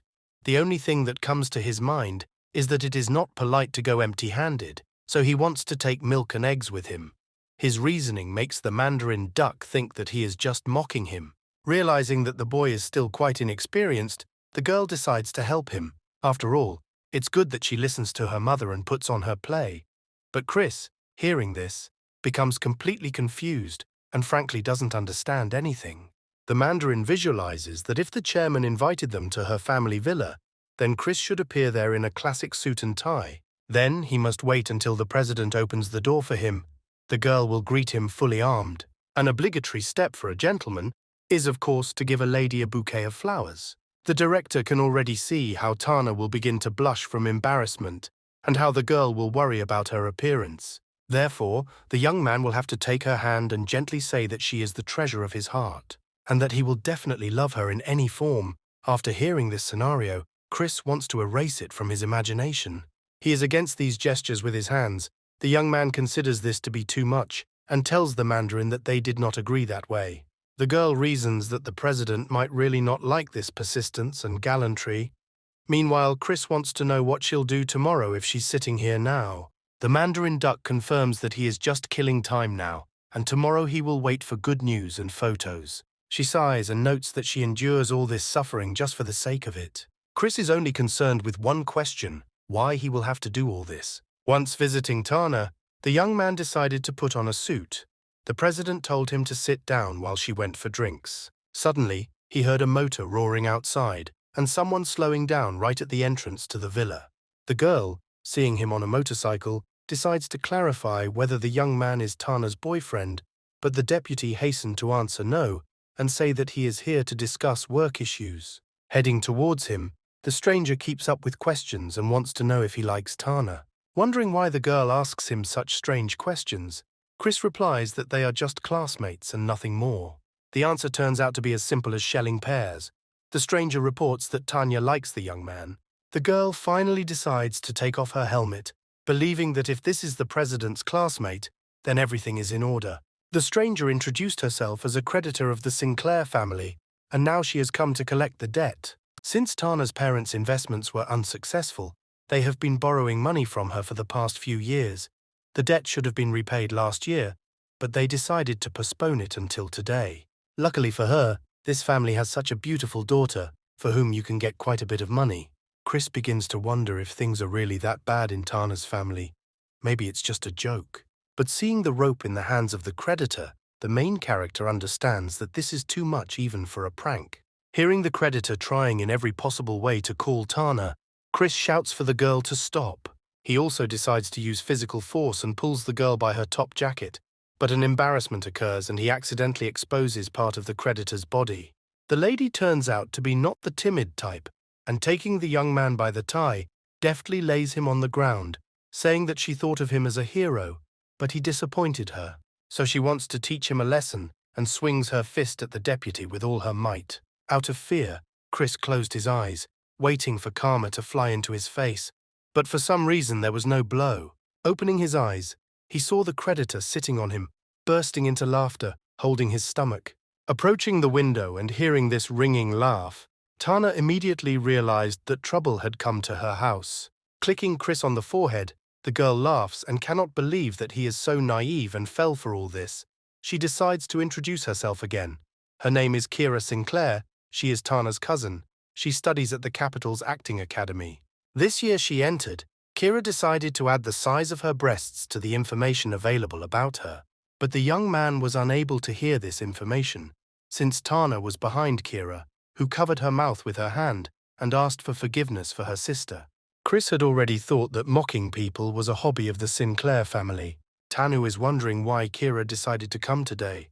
But it turns out that she found out that today they are having a family dinner, and her sister's classmate will come to it. Kira was amused by the fact that her Tana invited a guy to her house for dinner, and she thought that this was a reason to visit her. Seeing her sister's embarrassment, the girl realizes that she most likely understood everything correctly. Tana, meanwhile, feels angry and thinks that her little sister knows too much, and this could become a problem. Chris decides to dilute this sibling squabble and say that they will only discuss work here. He decides to tell them that their classmate was still supposed to join them, but she cannot attend today. For greater confidence, he decided to dial the Mandarin so that Kira could be convinced of the veracity of his words. The girl turns around and, heading to the mansion, says that this is all very boring. She wants to know what time dinner will be, to which Tana recommends taking her food from the bowl by the door. Going inside, Chris wants to close the door, and Tana turns around and sees that her sister is about to do something bad. The president runs up to the deputy and quickly covers his eyes, asking what Kira is up to. By this time, the girl had taken off her shirt and was left in only a bra and shorts. She forgot to say that because of today's heat, she wanted to go to the beach. Kira decides to turn the topic to the guys, asking if they are standing too close to each other. Maybe they are stuck. Tana decides to say that Chris is too young to see this, but in reality, of course, she doesn't want him to look at other girls. Kira decides to approach the guys and try to remove her sister's hands from the young man's eyes. The president decides to act decisively, and grabbing his sister, she drags her away. They both find themselves in the locker room, and Tana, leaning out from behind the door, asks Chris to close the curtains. The deputy obediently carries out the assignment and increasingly does not understand what is happening here, whether they will definitely discuss the article for the tourist bureau. Tana was finally able to exhale. This family scene was over. She decides to turn to her sister and turning, finds that Kira is already standing nearby. The sister begins to blush and embarrassedly say that they are blood relatives, but Kira thinks that this is even very good. After hearing these words from Tan, she does not understand what her sister means. The girl moves closer to her sister and invites her to change clothes together. Kira had already managed to pull her panty thread, but Tana pushed her sister away, saying that she was embarrassing and also asked her to leave. The sister wants to know this because Tana chose a strange swimsuit and now it's awkward to wear it for a guy. And seeing Tana's violent reaction, she decides to ask if she likes Chris. The president decides that it's time to end this performance. Kira will be right if he calls her a tsundere, and she accepts her silence as consent. She wonders how much longer she will treat her like a child. Kira decides that then she can go and ask Chris directly. Such a statement almost made her sister fall out of her chair. Tana sarcastically declares that she will not let her sister go, but this is not particularly important to Kira, since the girl herself is unlikely to be able to do this. After all, her amazingly elegant and beautiful cousin would definitely not allow something to appear on her. Tana realizes with horror that she is not wearing panties. She shouts at Kira to find out when she managed to pull this off. The girl remembers how deftly she untied the knots on her panties, but decided to answer out loud that she didn't know. Kira says goodbye to her cousin and says that she will come back when she gets tired of playing. She approached the young man already in a swimsuit, telling him that Tanya needed to settle some matters, and for now she would stay with him. She noticed that the room was too hot, and Chris embarrassedly agreed with her. Sitting on the water slide, she states that she always wanted to try this, and her cousin didn't even tell her that she had such a cool thing. She extends her hand to Chris and offers to go for a ride with her, but the young man refuses. But he is offered a lucrative deal. If Kira loses with him, she will show many childhood photographs of Tana. There is nothing to be done. He believes that he must get photographs, so he strives to quickly sit in a circle. Quickly sliding down the water slide, Kira had already thought that these two had a rather strange relationship. Meanwhile, Chris understands that he would never have thought that the image of Tana's sister would be so radically different from her behavior. Having successfully slipped into the pool, the main character received the promised reward in the form of a phone with a photo. Kira decides to ask if the young man likes it in her sister's house, to which Chris responds positively, while simultaneously looking at the photo. But there is one thing, but in these pictures, for some reason they are all just ordinary, eerily perfect. But to his surprise, he managed to stumble upon some strange photograph. Showing this picture to Kira, the girl laughed and offered to tell Chris a story. The young man was interested in this topic, and the girl added that this is a story about a girl who met a guy with whom she later fell in love. But then, at the top of the slide, Kira was called by her sister's familiar voice. Tana stood at the top and pointed out to her that her sister clearly intentionally wanted to splash in the water with the guy. But she was unable to finish her tirade. She slipped on the slide and quickly flew down into the pool. Apparently the girl was in such a hurry that she didn't bother to tie her swimsuit tightly, and as a result of such a rapid flight, it flew off her and ended up on Chris's head. The young man, only holding this piece of clothing in his hands, realized the desperation of the situation, and Tana remained standing in the water, covering her chest and burning with shame. The story of that same photo begins with the fact that when a girl first starts liking someone, she feels awkward. Until the heroine met him, she couldn't even think that she would like a guy from school, because every day the boys were fooling around, and she watched it. Kira was always attracted to older, more mature guys, and she was fully confident that she would meet her love only after graduating from school. But on our path in life, sometimes we meet strange people. As a child and at school, she liked strong and straightforward men, but she eventually became close to a guy from school and fell in love with him. His naivety and stupidity fascinated her.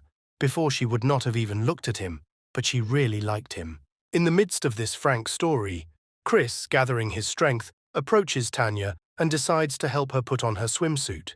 Kira may have been frightened by such sudden changes, but she could not help herself. The girl wanted so much to become closer to him, but could not say so easily. She could communicate as usual and use checking homework as an excuse or reprimand him in class for inattention. Kira adds that the committee clearly cannot cope with such a volume of work.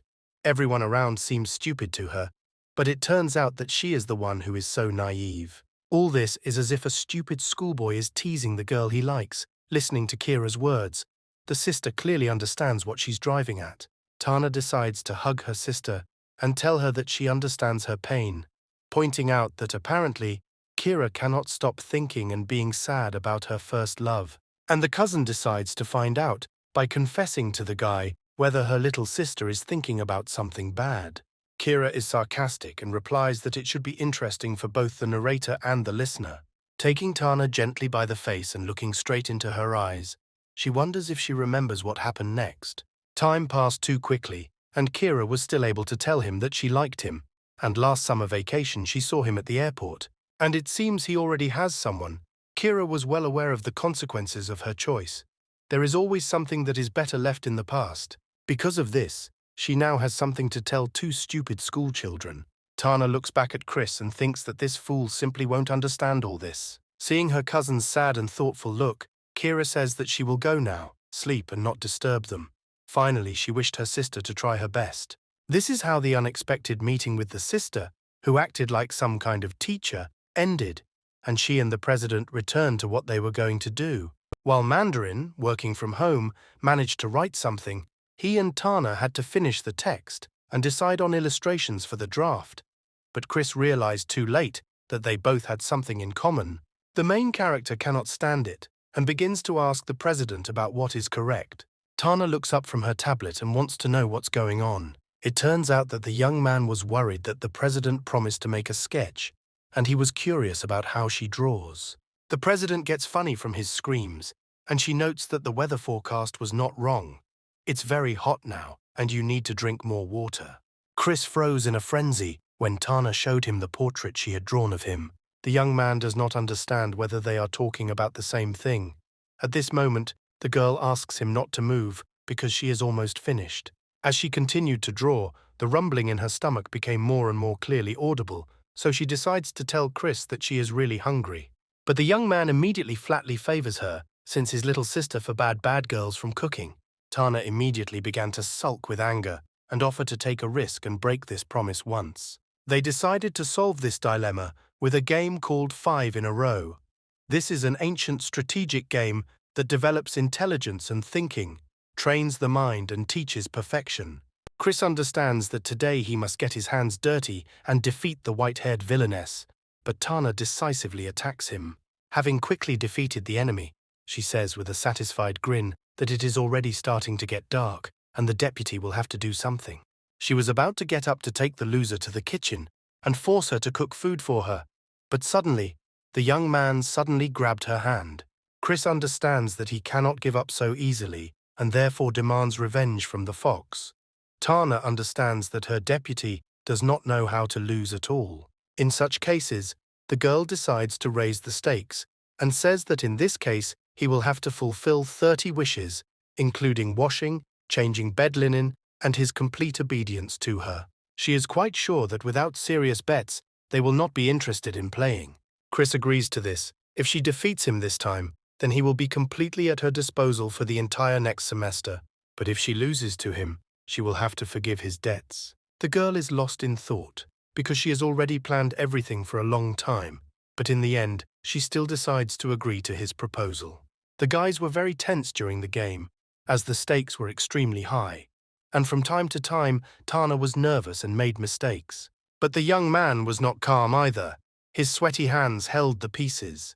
Fortunately, after several moves, he figured out her strategy. She deliberately left vulnerable spots, distracting him, in order to turn the course of the game in her direction. But even this did not give him an advantage. In the end, Tana won again. The girl could not even recover from joy. The thought that he had been at her disposal for a whole semester had already made her head spin, and now she was ready to go with the young man to the kitchen to prepare dinner. But Chris grabs her hand again and says once again that he has a proposal. He seriously declares that he will be at her beck and call until graduation, and even at university. This makes Tana think very hard again. She cannot agree to this, because if she loses, then everything that she already has will be crossed out. Seeing how doubtful she is, Chris grabs her and promises that he will obey her unquestioningly if she loses. A bunch of indecent thoughts immediately begin to creep into the president's head, and the young man adds fuel to the fire, shouting that he will completely obey her. Saying this, he does not even understand what is in Tana's head now. The girl herself did not notice how she announced their last decisive game. If she wins this time too, then she won't agree to such a rematch again. But she didn't even have time to really do anything, and Chris had already collected 5 in a row and won. His whole life almost went downhill. He promised himself to never gamble again. Meanwhile, Tana returned from her dream world and realized that she had now lost her life. Chris decides to clarify that in fact, it was he who almost lost his life a couple of minutes ago. The girl decides that she too can persuade her opponent to play one more time, and if he wins, then she will be his for the rest of her life. Even having said this, she thinks that in the end, everything will be as she wants. The young man predictably refuses her and declares that he has had enough of this gambling. But Tana does not calm down and decides that if the new conditions do not suit him, then they can leave the old ones. If he loses, he will cook. If he wins, he will get whatever he wants. Chris understands that this girl has already completely lost her mind. Seeing the lack of enthusiasm in the deputy's eyes, Tana calls him a brute with a downcast look. Because of his bets, she wants to play further. If this continues, he will definitely win, and all her efforts will be in vain. Tana is already starting to get hysterical and declares that she will be unhappy all her life because of him. Chris decides to also express his dissatisfaction to her because she was sad she interested him in such bets. And when the situation got completely out of control, the girl allowed him to fly into the abyss. And as a result, with these words, she managed to pacify the president. This is how the story of a guy who almost fell into the abyss of gambling ended. After leaving the Sinclair house, Chris decided for some reason to go to his school. And only on the way, one thought came to his mind. He was at the president's house so that they could work on the brochure. He doesn't understand at all what was happening today. On his way, he saw a store in which the lights were still on. He decided to go there in the hope of looking for inspiration and looking through old magazines. But when he looks inside, to his surprise, he finds Melinda lying on the floor reading a book. Hearing that someone had entered the store, the girl was distracted from reading, and seeing that the person who had entered was Chris, she immediately perked up noticeably. The young man decides to find out if Aunt Rika will scold her daughter for returning home late.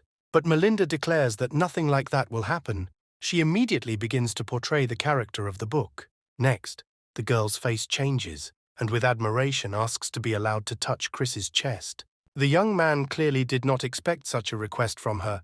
Melinda immediately noticed his shocked expression and noted that she had not actually said anything like that. The girl becomes more attached to the hero and explains that she simply read in a book that the stronger the heartbeat of a living creature, the shorter its life and vice versa. After listening, she realizes that Chris's heart is pounding. She throws him to the ground and anxiously asks if he will die so early. Feeling that her heart is starting to beat faster, she also begins to think that there is not much of it left. Chris gets up and doesn't understand what his friend is talking about. He even wanted to know if her brains had turned to mush, but Melinda objects because she read this in a biology book. Throwing the book aside, on the last page, the young man notices the handwritten name Yasmin Liwa. Noticing Chris's worried look, Melinda picks up the book and says that it seems that this inscription was left by a girl. She wonders if he knows her. Chris sighs and tells her to forget it and suggests changing the subject. He mentions that someone he knows dropped out of school for some reason, and this place just sells a lot of old books. Melinda imitates him and says that the young man is surrounded by so many girls that she can't even imagine how many beautiful sisters there are in the world. Chris laughs and reminds him that he only has one sister, so he doesn't understand how there can be many of them. Melinda turns away and says she's sorry because they didn't meet in high school. Now the phrase, "If only he and Melinda had known each other in junior high," kept repeating loudly in Chris's head. Indeed, if he had met Miss Spring before her, who would she have been to him? The next morning, Chris woke up to a call from the president, who, in a veiled manner, spoke about some problems that had arisen. Hearing about this, the young man decided to immediately rush to the student council room. Having flown into the office, he was already all on nerves, and Melinda and Tana were already waiting for him in the room. To Chris's surprise, Ninal also appeared in the corner of the office. She declares that since everyone is assembled, they can start. The main character has already managed to think if they called his sister. Suddenly, he heard a man's voice behind him, and turning around, he saw that Ashton from the Cunero school had entered the office and greeted everyone from the threshold. This raises even more questions for the main character as to why this guy is here. Chris finally decides to ask what is the matter, but Ninel replies that she has no idea. The teacher called her in the morning and said that the students need help and the rest are in the same situation. Sitting down at the table, Ashton declares that now he will explain everything. The guys did not make a sketch for the travel agency, and of course this has nothing to do with the relationship between the schools. But he, as the organizer, has a hard time, and he states that he wants the work to be done by his management. Chris begins to whisper with Tana, saying that they should have discussed questions on this topic next week. The girl displeasedly notes that if they cope with this task, they will receive points towards the final grades. Ninel joins the conversation and notes that as far as she knows, they are connected only by business cooperation. Ashton interrupts her monologue, taking the girl by the hand and turning to her, saying that he madly admires her literary talent, and he suggests discussing the following text together in your free time. Ninel doesn't answer him a word and just looks intently into his eyes. Ashton removes his hand. He becomes terrified by the expression on the girl's face. He is so scared that he asks her to have pity on him. Ninel is shocked by this, but doesn't show it. Tanya begins to get tired of Ashton. She wants him to disappear from here. She turns to him with an offer to talk to him this afternoon. She states that she would like to hear his suggestions for editing. Ashton, like a faithful dog, immediately agrees to the president's proposal. Chris understands that if Tana is furious, then she becomes a real devil. And besides, if the president decided to put someone in his place, this person will not find it enough. Ashton did not notice anything, and already imagined himself irresistible, since even the rich girl could not resist him. He believes that he needs to take advantage of this situation and take revenge. He sarcastically greets Melinda. The young man reports that the photographs in the magazine are not worthy of attention, and they are not as magnificent as her work. Chris sighs and thinks about stopping this circus as soon as possible. He wants to tell Ashton something. Tana notices this and begins to think that the deputy wants to stand up for Melinda. The president doesn't understand how they managed to get so close to Miss Spring. He used to avoid her. Chris sees Tana's stern look and thinks that she is so unhappy with Ashton, and he urgently needs to end this. And gathering his courage, he puts on a pretty face and decides to ask what they will have for lunch. Today is a day off, and he knows that the Western dining room is probably closed, and decides to find out where they will go to eat. These are not the words everyone present here wanted to hear. Ashton approaches Chris and shouts at him so that they don't dare ignore him, since he gives them work. The young man begins in response to simply name the words meeting, conference, leadership, championship. Main character wants to know personally what other words can describe Ashton's personality. He wants to know whether the young man is ready to take full responsibility for the work upon himself. If those present at the meeting do not have the right to choose, this makes no sense, since the final decision is made by one person, or whether Ashton only wants to amuse his selfish pride. The enemy enters the argument and asks if the deputy president has a solution, since he is talking to him like that. And if you believe his words, no one has the right to decide everything individually. Then he invites everyone to speak out. Chris decides to say that he and Melinda had been racking their brains about this topic all night. The moment the girls heard about the night, they visibly tensed up. The main character led Ashton to the exit, saying that the young man would probably be able to handle the work himself, and they would only wait for the results. The enemy agreed, and noted that dealing with the brochures would not be so difficult. Chris adds that it would be great if one person did everything. Let Ashton do his job. This will show his dedication to the team and the cause. Only at this moment does the student realize that everyone just wants to blame everything on him. Out of anger, he even grabbed Chris by the jacket, shouting that he would not allow this to be done to him. But the main character didn't even have the opportunity to answer, since the president's leg had already thrown Ashton's body away with force. Tana seems to have broken free. She starts screaming at him and says that he can do everything on his own, and if he continues to be foolish, she will bury him alive. As soon as Ashton was outside the door, Tana turned and with the same scream asked what happened last night. Chris begins to shrink with fear and excitement. Once again he wanted to do everything better, but all his efforts went to waste. Tana, realizing that she had clearly gone too far, turned around, cleared her throat, and tried to come to her senses. She transforms back into her pretty self and calmly asks what plan the guys came up with last night. Melinda begins to say that yesterday she met Chris at the bookstore. Chris was obviously worried about something yesterday, so she found a lot of old magazines. And then she realized something, that it's better to calmly figure something out than to lash out. Eventually, She and Chris decided that they needed to make a survey for the students, and Melinda decided to show off their work right away. Tana freezes with a tense expression on her face, and Miss Spring doesn't understand why she's looking at her like that.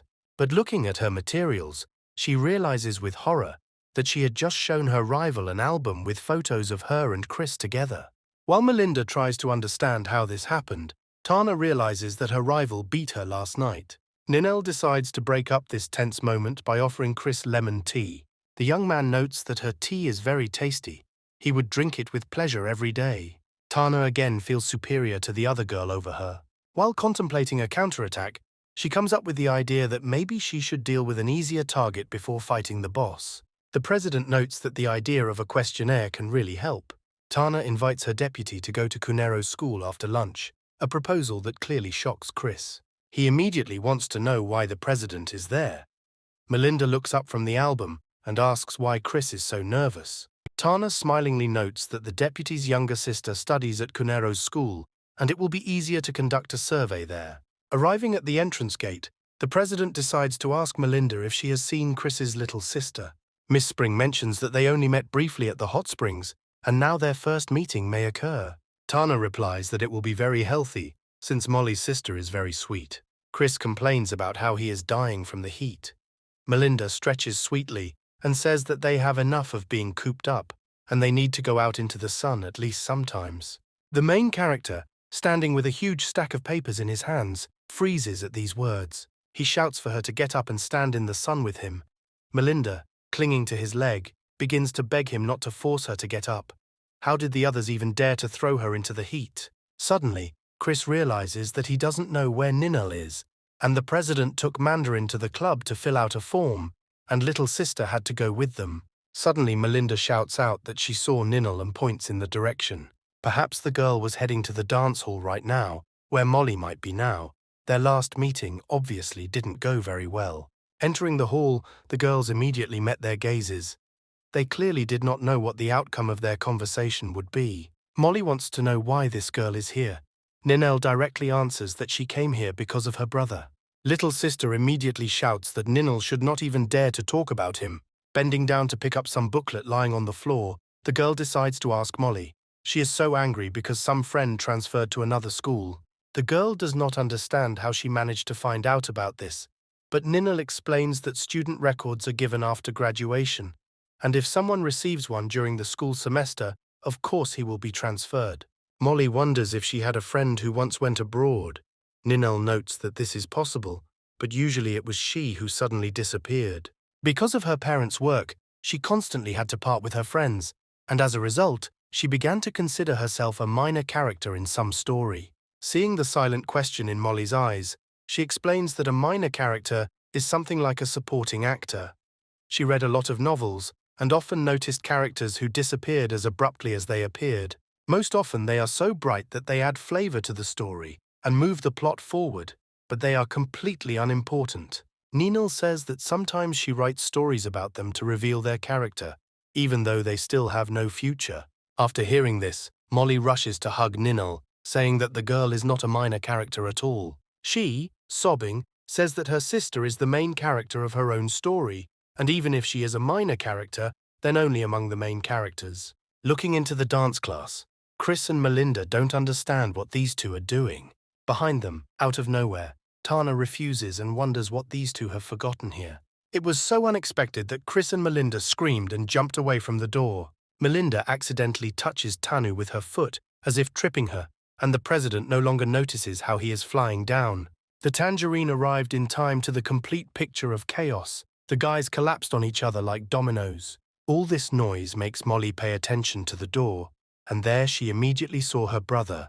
But when she saw all the other girls, and especially the fox with white hair, the smile disappeared from her face. The girl gets up and screams about how the fox dared to come here with her brother. Ninel stops her and asks if she remembers her agreement with Chris. Hearing that she remembers this, the girl pulls her little sister towards her and whispers something in her ear.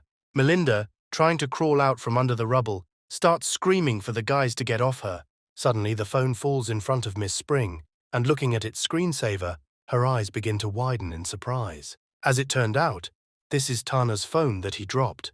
And on her screensaver, there is Chris, with an excerpt from the very video that she filmed in the store. Heading towards the exit, Ninel's words were spinning in Molly's head, that under the pressure of the girls, Chris might give up. Molly sits down next to Melinda. After asking her name, she wants to know what to do. The Mandarin, continuing to observe, was completely confused. She immediately understood Ninel's plan to cleverly destroy her rival with the wrong hands. The little sister puts on her most pretty face and declares that the cake that her brother brought was so delicious, and Melinda must have baked it. The girl clearly followed Ninel's plan. Molly is sad to hear from her brother that she has to take care of him at school, and she asks the girl to make cakes for her next time, to which Miss Spring immediately agrees. The tangerine is in a panic. The girl does not understand what is happening, why the president is not doing anything, because her treasure is about to go into the hands of the enemy. The assistant realizes that she can't let Molly ruin everything. The tangerine screams to the girls that everything is fine and the questionnaire is almost ready.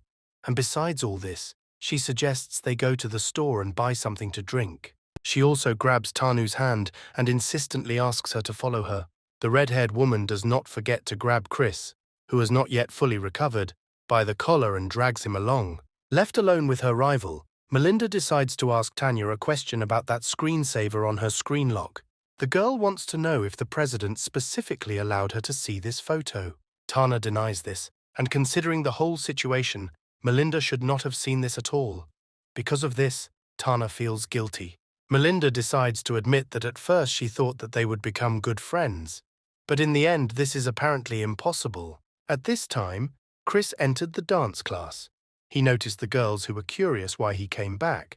The boy explains that Molly said that she would go home, so he came to get her bag. Melinda jumps off the ballet bar and announces that it is late, and she too will go home. As soon as the girl disappeared behind the door, Tana decides to find out if Chris heard their conversation, to which the hero answers in the negative. This gives the girl peace of mind, and she asks him not to think about it. Chris absolutely does not understand anything, and Tana, smiling, says that she would not be able to explain this to him anyway. The sound of an SMS came from the girl's phone. A family had come for the president, and so it was time for her to go too. Seeing the phone in Tana's hands, Chris decides to find out if there is really a screensaver with him on her phone.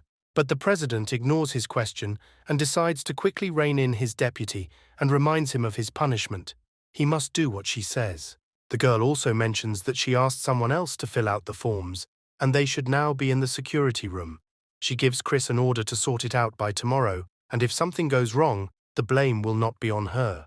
The young man notes that Tana is so fickle, but the president objects to him and says that in some situations she is unshakable, and to this she adds that they will see each other tomorrow.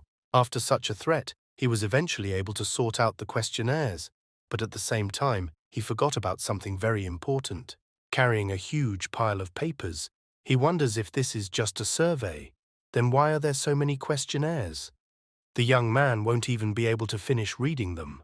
Walking along the corridor, he hears a strange noise from the office of the literary club. Apparently, Ninel has not yet gone home. The main character decides to look through the crack of the door and find out if anyone is there at such a late hour. And to his surprise, he found Ninel standing on all fours in the room. Tana, who was reaching for food in the refrigerator, heard a scream behind her and decides to quickly turn around. Chris immediately turns away and, covering his eyes with his hands, tries to reassure the girl that he didn't see anything. The young man feels something cold on his cheek and cannot understand how everything turned out this way. Having closed his eyes from the rhinestone, he hears Ninel's offer to try something. Opening his eyes with caution, he sees a girl standing with ice cream. Seeing the fruit ice in her hand, he exhaled with relief. He had already thought about something terrible. Ninel declares that this is a kind of tea party, iced black tea with lemon, but Chris refuses, since he still needs to sort out the questionnaires. He's even glad that the girl was still in the restroom, although the hero thought that she left right after lunch. And since Ninel is here, he decides to ask her for help with his work. But having said his request, he notices that the girl is too keen on the ice cream, which has begun to melt. Sweet liquid flows from her wrist, reaching her elbow, and Ninel already intends to lick it all off. But then she notices the closely embarrassed gaze of the deputy, who froze in a frenzy. This confuses her, and she quickly turns away from Chris, asking for forgiveness and trying to explain that almost no one goes to the literary club, so she is used to being here alone. Sitting down at the table, she notices that the young man returned quite early and wonders if he is going to finish working on the questionnaires. Chris replies that he has no choice. By tomorrow, everything must be transferred to the travel agency, so today he will have to work hard. After listening to him, Ninal offers him her help. The young man is very happy with her response, but in response, she casually decides to mention that maybe the hero would like to meet someone after school. She was unable to finish her thought as the lights in the room suddenly went out. While Chris does not understand who he will need to meet, the girl decides to move away from this topic and go look for candles. But after moving a couple of steps away, a light gust of wind covers her head with a curtain, from which she quickly disentangles herself. And out of fear, Ninal begins to scream and cling to the hand of Chris, who also turned out to be very frightened. But realizing that there is no such danger, the guys sharply move away from each other in embarrassment, and Ninel asks the young man for forgiveness for scaring him so much. Chris tries to control himself, but there is a clear trembling in his voice. He assures her that everything is fine, and it's just a creepy atmosphere pressing on him. But the young man assures Ninel that he is a man and must protect her, so she need not apologize to him. The girl is very flattered by these words, and she offers to have dinner together as a thank you, to which she receives instant consent. Cooking in the moonlight, Ninel explains that she came to pick up food from the refrigerator because the lights were going to be turned off due to renovations. Chris asks if she often cooks here, and this turns out to be true. The girl notes that this is not because there are few people here, but the reason is that her sisters often come to her here, and the food in the refrigerator is also from them. The main character also decides to remember her words that he should meet someone tomorrow. Chris assumes that this person ignored the girl's refusal, and now he will need to deal with it. And Ninel confirms this by quietly hooting. To her surprise, she wanders off topic and notices the young man pouring juice into his sauce. When asked what it is, Chris solemnly presents her with his secret recipe. The sauce tastes great, but if you use fruit juice, it will be even better. Ninel is interested in this unusual taste combination, and she decides to try this delicacy. Having bitten into a sausage with cheese in sauce, she begins to stretch the cheese as long as possible. And trying to put it into her mouth again, she loses her balance a little and falls on Chris's back. The girl is delighted, and saying that it is incredibly tasty, invites the young man to try this delicacy too, handing him a piece. Only one thought sounds in Chris's head. Ninel looks so cute now. After this dinner, they seem to have become closer. Today he realized how sweet she was, and also realized that there was something special about her, different from other girls. If he tries to describe its beauty in detail, then a phrase immediately comes to mind that he once heard somewhere, that on Mount Bichon it is rainy and sunny, and in the green forests it is windless and cool. Noticing how Ninel was snoring, he decided to cover her with his jacket so that she would not freeze. After that, Chris sat down to continue checking the profiles, and meanwhile the girl clung harder to the fabric of his jacket. The morning rays caressed the face of the young man, who had fallen asleep on his desk and was quietly snoring. But the sun was not the only irritating factor that woke him up.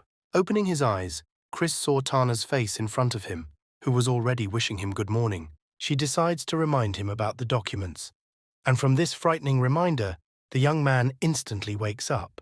He remembers that last night he dealt with the questionnaires together with Ninel, and then the power went out, and he didn't even have time to transfer everything to the computer. The young man rushes to double-check all the documents.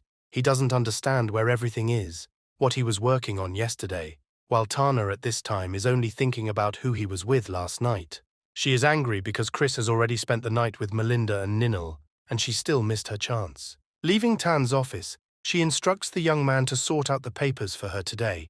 Since she needs to come to her senses, Chris is frightened by her request, and before she left, she decided to give him the ticket that the travel agency gave them for a river cruise. Tana mentions that Molly, Melinda and Ninel will also be on it. The young man was about to hint at why the president didn't just send Melinda to him to hand him over, but Tana was already on edge and screaming at him not to ask her any questions. Leaving the office, the president thinks that since Ninel is with them, they will see each other all the time, and perhaps with Melinda, After all, they have the same interests.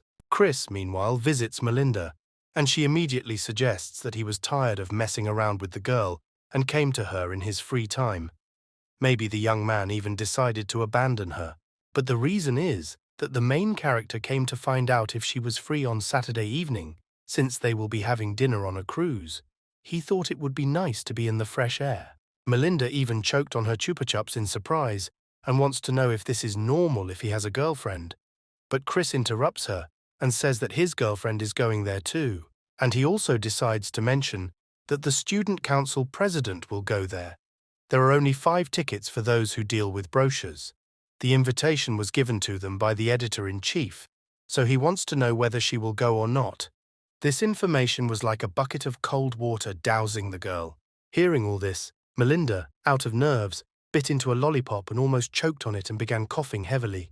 She stands up determinedly and walks across the tennis table while Chris tries to figure out what's going on. Deftly grabbing the racket and ball, she gave him an ultimatum. If the young man defeats her, then she will answer him. And swinging, she makes the first serve, relying on her masterful skills. But to her surprise, Chris deftly hits the ball, touching her half of the field. It bounces, so Melinda could not hit it. The girl did not even suspect that in front of her was Master Chris Brown from the school table tennis team, the receiver of the god of the rotating ball, the summoner of dark forces, hitting the target directly. Melinda does not despair and decides to resort to cunning, saying that Ninel is behind the young man. She falls. But even this deceptive maneuver of hers did not help. The young man hits the ball right on her forehead. Chris points out that such cheap tricks don't work on a master like him. Melinda is still not ready to give up, so she launches a new series of attacks. But all her persistence turns out to be in vain.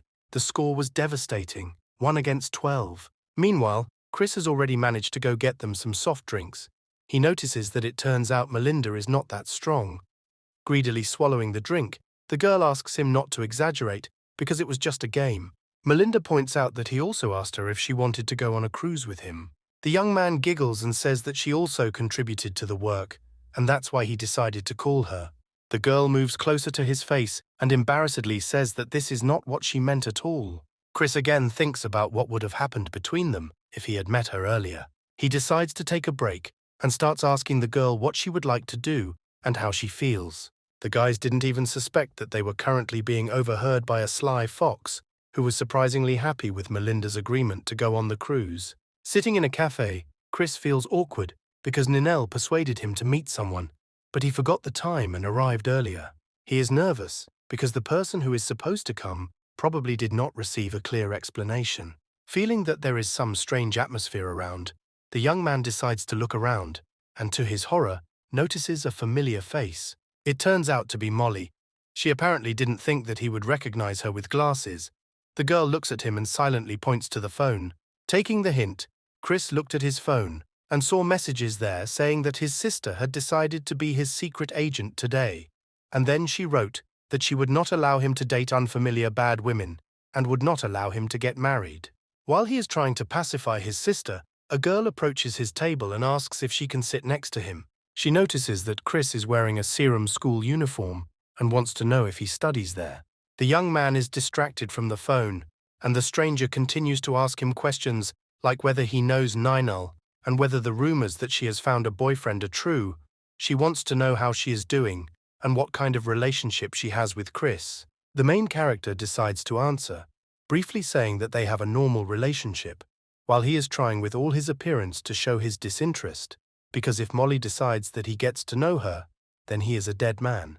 Now Chris is wondering how this girl can know Ninel. Making a note in her notebook that this guy is suspicious, the stranger declares that she has known Ninel since childhood. She also adds that this is her main rival. From such information, Chris choked on his tea. She decides to clarify whether Ninel has ever mentioned her, and she turned to Chris as a classmate of the girl, saying his first and last name. The young man wants to understand how she can know him, but then Ninel herself comes to them. Trying to catch her breath, she apologizes and answers Chris's question herself. It turns out that his photograph is now on the school's official website. The young man decides to find out if this is the girl she wanted to meet. Ninel apologizes for not warning him and introduces the guest as Sister Sierra Bravo from the capital's drama academy. Sierra says that love among young schoolchildren is beautiful. Noticing that a boy and a girl call each other classmate and sister, she recommends that they come up with other nicknames for each other. At the same moment, Chris hears the nickname Darling flash across the couple at the next table. Now he understands Tana and Melinda's displeasure when they hear such things. Ninal takes him by the hand and says that they don't need nicknames yet, and besides, this is the first relationship for him and Chris. Sierra, looking at them, decides to make sure of her guesses that this is all a pretense for the sake of a goal. The already difficult situation is strained by the presence of Chris's younger sister. The young man decides to say that he actually doesn't do that kind of thing, and that in general he is an open person. He adds that he and Ninel are going through all this for the first time. Realizing that serious measures need to be taken, Ninel approaches Chris and says that she agrees with him and they need to overcome this difficulty in the relationship. And she also thinks that it wouldn't hurt for them to practice some basic things for couples. Realizing that they would have to train in public, Chris broke out in a cold sweat from excitement. But the public is not so bad. He cannot demonstrate it here, since his sister is watching him. Molly, seeing all this, cannot restrain herself and leaves the table, looking straight at her target.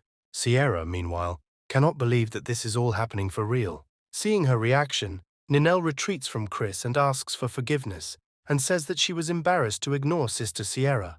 The girl, realizing that there is no point in staying here anymore, replies that everything is fine, because they are a couple, and she has things to do and doesn't want to linger any longer. Finally, she wants to know if Ninel told her brother Steve about the two of them.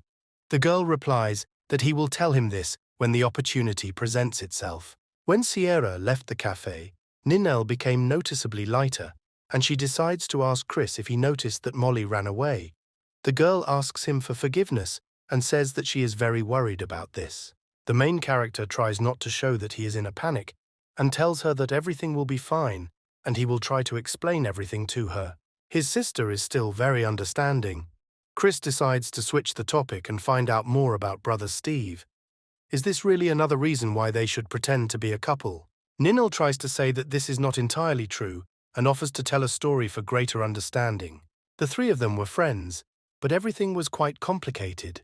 They met Steve as children, he was her mentor, they were very nice to Ninel, and they often played together.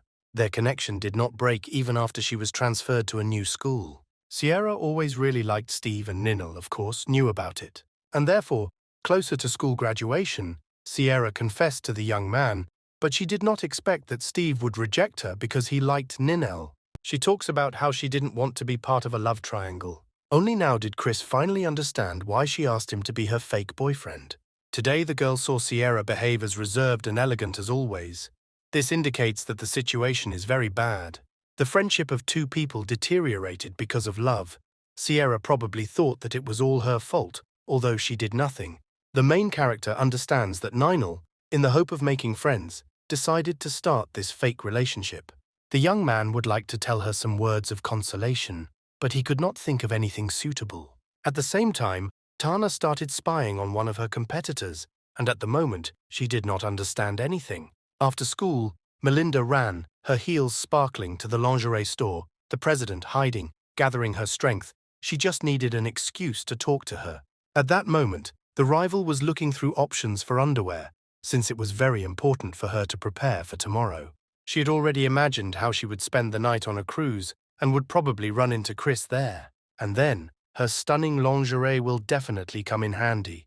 The student's mind did not stop visiting various fantasies. But now she is in despair, because the consultant advises her all sorts of bad taste. There is nothing suitable at all. But if she chooses a sexy style, it might be a little wrong. All this thinking made her head start to explode. Seeing that Melinda is in a desperate situation, Tana finally decides to approach her and offer her help. The president immediately begins to select suitable options and even offers to pay for them. Melinda seems to like this idea, but first she decides to make sure of Tana's tastes, lifting her skirt and looking at what panties she's wearing today. This action makes both girls blush from the shame that literally consumed them. Melinda tries to justify herself and say that she was too carried away and did it unwittingly. She tries to beg for forgiveness, and having said that she did not mean to do this, while saying this, she still held on to the skirt and ended up completely pulling it off the president. Standing in the fitting room, Tana explains that she actually came here because she heard that Melinda would be going on a trip together. The girl confirms this information and has not yet moved away from the whole situation, and says that if Tana is worried about this and does not want her to go, then Melinda can refuse. Turning towards the president, she almost saw the girl take off her bra. Melinda turns away and asks why Tana is taking off her clothes. The president considers this a strange reaction, because a couple of minutes ago they were picking out her underwear, and in general, why did they go to the locker room then? Tana approaches her and declares that even though their relationship is quite complicated, now their common enemy is Ninel. The girl agrees with this. The president continues to develop his plan and suggests that tomorrow evening they should unite and eliminate the biggest problem. Melinda understands that her comrade in arms means to go together against Ninel. Now came the moment that Chris feared most. This explanation in front of his sister. But this time it's difficult for him to get out, because yesterday he left the house and even kissed. Now she wants to establish very strict control over him. The young man has already tried to explain to her that it was not a kiss, and this time he will just be with friends, but his little sister refuses. As soon as she heard that he would stay with the bad girls for the whole night, her imagination immediately painted colorful and terrifying pictures for her, and she could not allow this. Chris asks her not to exaggerate. There will only be food and the night sky on the cruise. The brother has already realized that his sister's imagination makes her see the worst picture. But he had no idea that his little sister had an emergency plan. To do this, you just need to stick a tattoo on your brother's stomach. No matter how strong the temptation, he will not be able to take off his clothes. While Chris was trying to fight the little beast, their mother was in the kitchen preparing dinner and heard all this chaos. Ultimately, due to his sister's attack, he was late for the ship. But at the same time, ladies were already waiting for him on the pier. He was the first to notice Ninel in a traditional red outfit. The second thing that caught his eye was Melinda standing in a cute yellow dress and staring admiringly at the young man. And last but not least, he saw Tanu, who captivated him with her deep black dress like a starry sky. They stood in front of him, waiting for him to invite someone to come with him first, and this made Chris nervous. But Ninel saves him. She is the first to take his hand and invite him to go together. Tana and Melinda visibly tensed. Their rival managed to get ahead of them again, but the president decides to reassure his comrade-in-arms and say that she should take him away for now. The Mandarin had also already arrived at the pier and noticed that Tana and Melinda were communicating suspiciously closely. While sitting at dinner, Chris calls the waiter to say that there has been some mistake. He wants to know why they only served celery, but the worker tells him that it's on the menu, so it's okay. Tana apologizes to Ninel and says that today the dishes are too simple to take care of Chris. Seeing the question in the eyes of her rival, she explains that the young man loves celery very much. His sister always buys it at the market. Chris, meanwhile, found himself hostage with Melinda, and hearing this conversation between the girls, he does not understand when he liked celery. He tries to find out what's wrong, but Melinda orders him to lie still and not even try to squeak. Tana continues the performance and pretends that she is very embarrassed because she forgot that Ninel is actually Chris's girlfriend. And in general, she should probably already know all her boyfriend's food preferences. The main character already realized that this was a trap, and the two teamed up against Ninel. Things are bad. Now only he can save his fake girlfriend. Chris slowly reached forward and grabbed the sleeve of the unsuspecting Tangerine. He understands that if Ninel wants to prove the veracity of their relationship, and says that he knows about it, he will definitely fall into a trap. When it turns out that he actually hates celery, it will all be too suspicious. Ninel looks at the girls in surprise and says that Chris never told her about this. Hearing this answer, the rivals drooped. This was not the reaction they expected. The girl promises that when it gets cooler, she will bring lunch to school and will definitely cook him something with celery. Only when Ninel looks up does she finally notice that her boyfriend is now lying on Melinda's lap, barely showing signs of life. The Mandarin decides to join the conversation and ask if they are being too unfair to the deputy. He doesn't like celery, and she wants to know if it seems too cruel for them to feed him this. This information strikes Ninel like lightning. She looks at Tanu and notices that the president started this whole tirade about a vegetable. There was deathly silence at the table, as the president collected her thoughts. Melinda continues to act out this performance and tries to force this celery into the deputy's mouth. Tana decides to change the topic of conversation and laughingly says that it seems her mother asked to say hello to her uncle and aunt and ask how they are doing. Ninel doesn't understand what's going on, but she sends greetings from her family to her family. The girl already suspects that they want to break ties with them. Chris wonders if their families know each other, and as it turned out that this is true, Tana mentions that Ninel seems to have been raised in strictness. During this conversation, the president takes off his shoes from his feet and gives a signal to Melinda under the table. Tana continues to ask about Ninel's relatives. She wants to know if they are worried about her fate. Melinda finally decides to keep up and also asks the question if her family knows about her relationship with Chris. Tana supports her and adds that Ninel's family, unlike her family, knows better. She wonders what they would think about the rumors, about the relationship. The Mandarin sitting at this table increasingly did not understand what was happening to all of them, and looking under the table, everything became even more confusing for her. She wondered when Tana and Melinda managed to unite, and why the president was helping this pink-haired one. Ninel answers all these questions, explaining that her family is more traditional, and she has not yet told her parents about this relationship. The rivals begin to assent to each other and say that if they were her, they would immediately tell their parents about everything. But to everyone's surprise, Ninel takes Chris by the hand and declares that her parents still think that she should find a boyfriend, so she now intends to introduce them to the deputy. Main character immediately agrees to this proposal. Tana and Melinda begin to seethe with anger again. The young man is pleased that his fake girlfriend is protecting him, and Ninel herself at the moment feels superior to the situation. To add fuel to the fire, she invites everyone to go to bed, and her rivals immediately imagine how these lovebirds spend the night together. Melinda tries to stop the young man because they were going to have dinner, and why should they go to bed at all? Ninel helps him free Chris from her clutches and hurries to inform him that the ticket includes 1 triple room and 1 room for a couple. And since they are a couple, it will be more convenient for them to stay in a double room since they are in a relationship. Watching the young people leave, Tana decides to ask her rival whether she really wants to take him away. The tangerine unexpectedly flies up to the president and, shutting her mouth, replies that everything is fine. The president apparently wanted to say that it would be a shame if they went to bed so early, and if no one objects, they could still play games in the living room. Ninel stared intently at Tanya and began to slowly assess the situation. The tangerine begins to threaten the president, to reveal all her plans. In the end, the girl admits that she really could have rushed. Melinda sees what seems to be behind her. Her former ally begins to whisper. Turning around, the bosom friends walk away. The girl realizes that she has already said that they cannot be at the same time. Lying in the living room of the suite, Chris had no idea what was waiting for him. And out of nowhere, Melinda appeared on his bed, and from such a turn he even jumped up from the sofa. He immediately panics and tries to find out why the girl is here. But Melinda is now more interested in why he is lying here. Instead of talking with his girlfriend in bed, the young man replies that Ninel is now changing clothes and wants to read a book, so he is not going to disturb her. He wishes his classmate good night, but thoughts keep swarming in his head. Although he promised Ninel that they would sleep in the same room, this is a fake relationship, so he thought it was better for him to be in the living room. But now he has another problem to worry about. Melinda climbed under the blankets with him and says that her neighbor is also changing her clothes now. She has nowhere to go now, so she persuades him not to object and to move.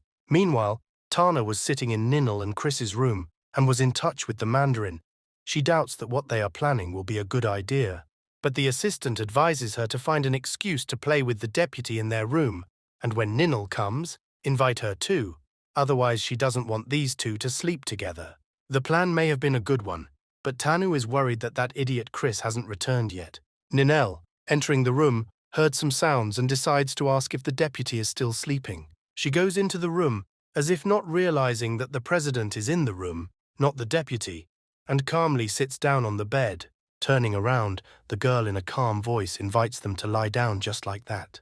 Tana realizes that everything is starting to go wrong, and she plans to pretend that she needs to go to the toilet and slowly get out of here. If Ninel finds out that it is she, then she will have problems, but it was already too late. She pulled the president by the hand onto the bed and said that she was not going to let him go anywhere. The girl smiles and declares that they can sleep together. Lying on the bed, Tana identifies two dangerous factors: the dim light of the lamp and Ninel's glasses, all of which can give her away.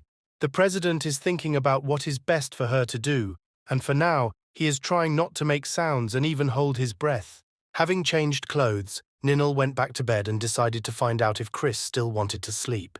The president covers himself tightly with the blanket, turns to his side and hooters in response. Trying to copy the deputy's voice, she says that she is already falling asleep. She just needs to wait until the girl falls asleep, and then she can escape from here. But Ninel doesn't let up, and now she wants to know if Chris noticed anything strange in Tanya. She continues and says that she feels like the president is hostile towards her. Tana, lying next to her, does not understand why she is talking about this. She suggests that perhaps the president was getting close to Melinda to get her out of the way, to which a whoop is also heard in response. Miss Sinclair understands that it seems that they were beginning to suspect her, and for all this she begins to blame Melinda, making her the cause of all the problems. Ninel realizes that she has had to defend herself lately, and Melinda suspects her. She understands that this needs to end as soon as possible. The girls already teamed up last time and caused problems, and therefore they definitely need to be defeated. Putting her hand on supposedly Chris, Ninel asks if he remembers what happened at the literary club. Tana begins to panic, as she does not understand what is being said. Now everything is serious. The threat hangs directly over the president and repeating what happened at the club. Only when Ninel sat on top did she realize that something was clearly wrong here. There was only one question in Tana's head at that moment. Did these two do something obscene in the club? She doesn't hold back, and by asking a question in her voice, she gives herself away. This terribly strange situation is disrupted by a scream outside the door, which made Tana and Ninel distracted. A few minutes ago, it was also not easy for Chris. Melinda wanted to break through his defenses in every possible way, but the girl did not know that he had absolute protection. Then the girl decides to hug the young man and say that he can then resist to the last. Chris is trying to shake off this insidious girl, and she starts talking about how she already sees that his girlfriend is coming here, and he is trying to explain all this to her. They both end up on the floor, and the deputy decides to find out what she's doing. Melinda notices that there is some mark on his stomach and wants to know what it means. She immediately assumes that this is a sign of some kind of cult. Chris didn't even think that everything would turn out this way. The door to the living room opens, and Ninel and Tana come inside. A strange scene opens before their eyes. Melinda sits on top of the half-naked Chris and, lifting his t-shirt, examines something. When everyone sat down at the table, the girl tries to justify herself and say that this is all just a misunderstanding. Tana laughs nervously and thinks that since this is a misunderstanding, she thinks they should go back to the room and rest. Ninel agrees, but in a sad voice says that it just seems to her that Chris doesn't want to sleep. The president invites Melinda to go to bed, but she says that she still needs to finish something, and Chris asks to go to bed first. Adjusting her glasses, Ninel suggests that she apparently is not destined to rest at night, and since no one wants to waste time sleeping, she offers to play some games for them. Tana decides to take the initiative and reveals that she found the cards in the deputy's room. Chris already understands that these are most likely not ordinary cards. Genuine interest can be read in the girl's eyes. Everyone is a little on edge, and Ninel simply invites everyone to finally play them. She reveals that Chris's friends are her friends too, and why don't they take advantage of the moment and get closer? Tanu is very worried about this. After all today's incidents, she clearly doubts her. Melinda supports the initiative and also agrees to join the game.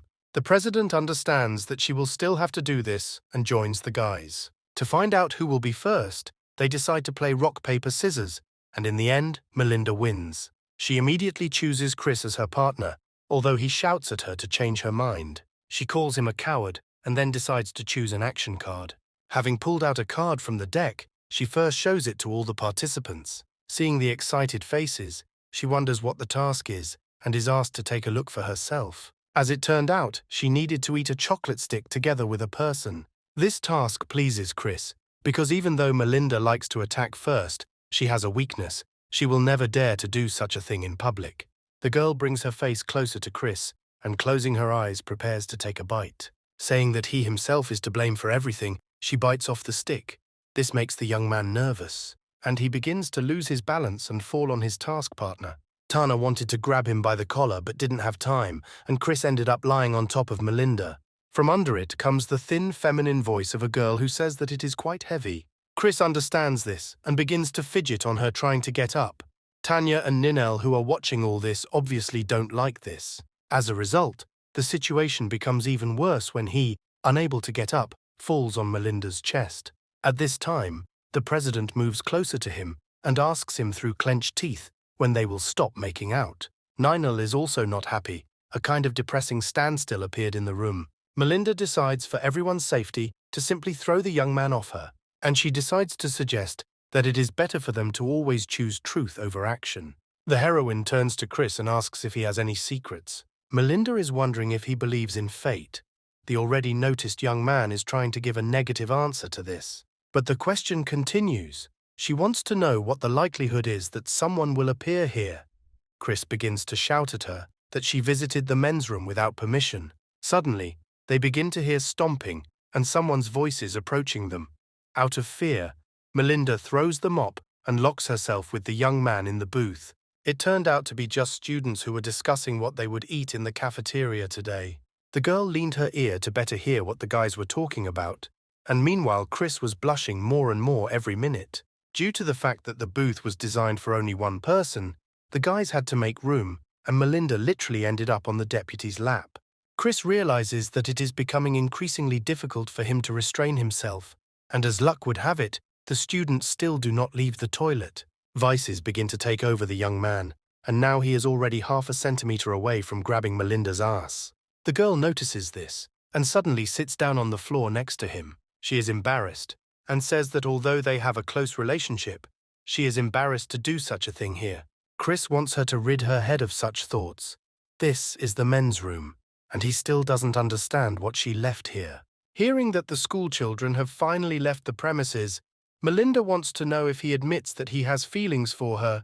The young man replies that he did not say so. For the girl, this is the same as a confession, so she takes him by the tie and orders him to say that he likes her, otherwise she will not get out of here. Chris asks to let him go, but Melinda is persistent and demands that he say so.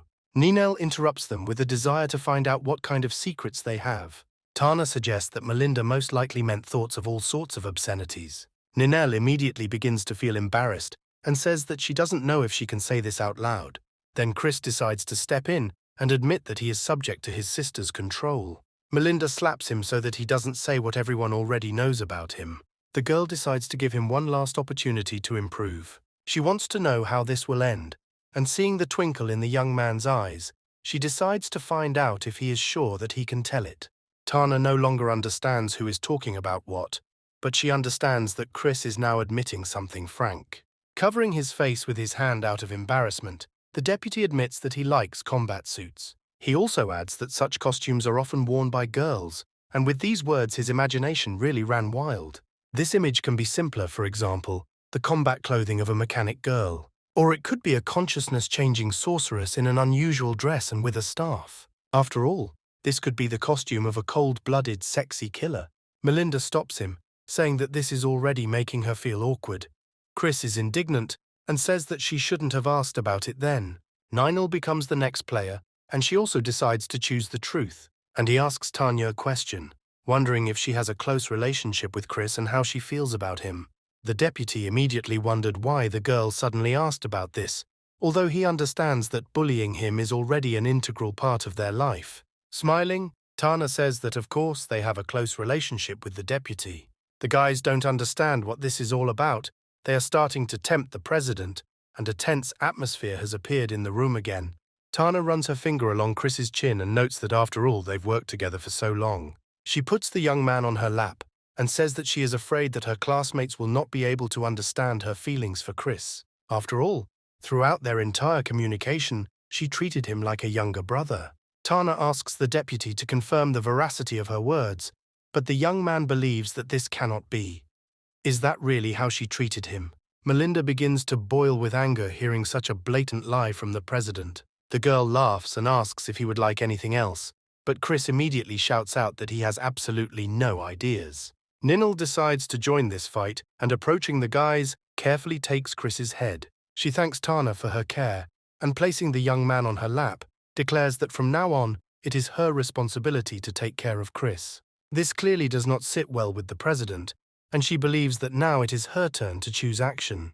The fox draws a card and asks the sweet couple to complete a task, which says that you need to kiss the lower abdomen 10 times. Tana planned this trick knowing that he would not be able to lift his t-shirt and show the sticker.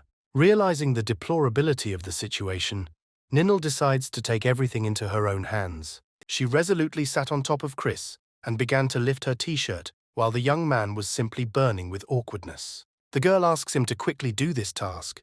She begins to feel shame and excitement. Melinda, Tana, and Chris simply did not understand what would happen here now. The young man wants to know whether he really needs to do this, to which he receives a positive answer. Ninel is afraid that if they don't do this, their rivals will begin to doubt that they are really a couple. Chris yells for the girl to stop and lightly pushes her away from him. The flushed young man asks to be allowed to prepare for this. Ninel understands that it will be useless to wait, and she decisively lifts Chris's t-shirt. Chris tries to cover himself, realizing that a little more and something on his stomach will be visible. At this moment, everyone sees this sticker, which is like a brand from his little sister. The girls start laughing and teasing him about his sister's control. Meanwhile, Ninel decides not to hesitate, and lowering her head, she slowly kisses his lower abdomen. The girl feels how Chris began to tremble, and she decided to find out what was happening to him. It turns out that the young man feels and is afraid of tickling. Ninel gets up and confirms his loss, saying that they can now move on to the next one. Now it's Chris's turn. Taking the deck in his hands, the young man only thinks that he cannot continue in this spirit. The fox sarcastically notes that it seems that everything in their relationship is not as smooth as she thought. She also wonders if lovers like them really have problems. Ninel, hearing this, takes the deck from the deputy and says that she needs to prove something to Tanya. The president insists that if young people cannot do this, then she will not force them, but the opponent is already serious about taking revenge. Tana gets another task, which says that you need to leave a mark on the neck of a player of the opposite sex. Melinda is clearly not happy with this task. She believes that the president is only giving them a chance. But she calms the girl down, knowing that Ninel has the right to choose, and meanwhile the heroine has already rushed to Chris. And seeing with what determination the girl rushed to complete the task, she understands that apparently she really gave them a chance for something more.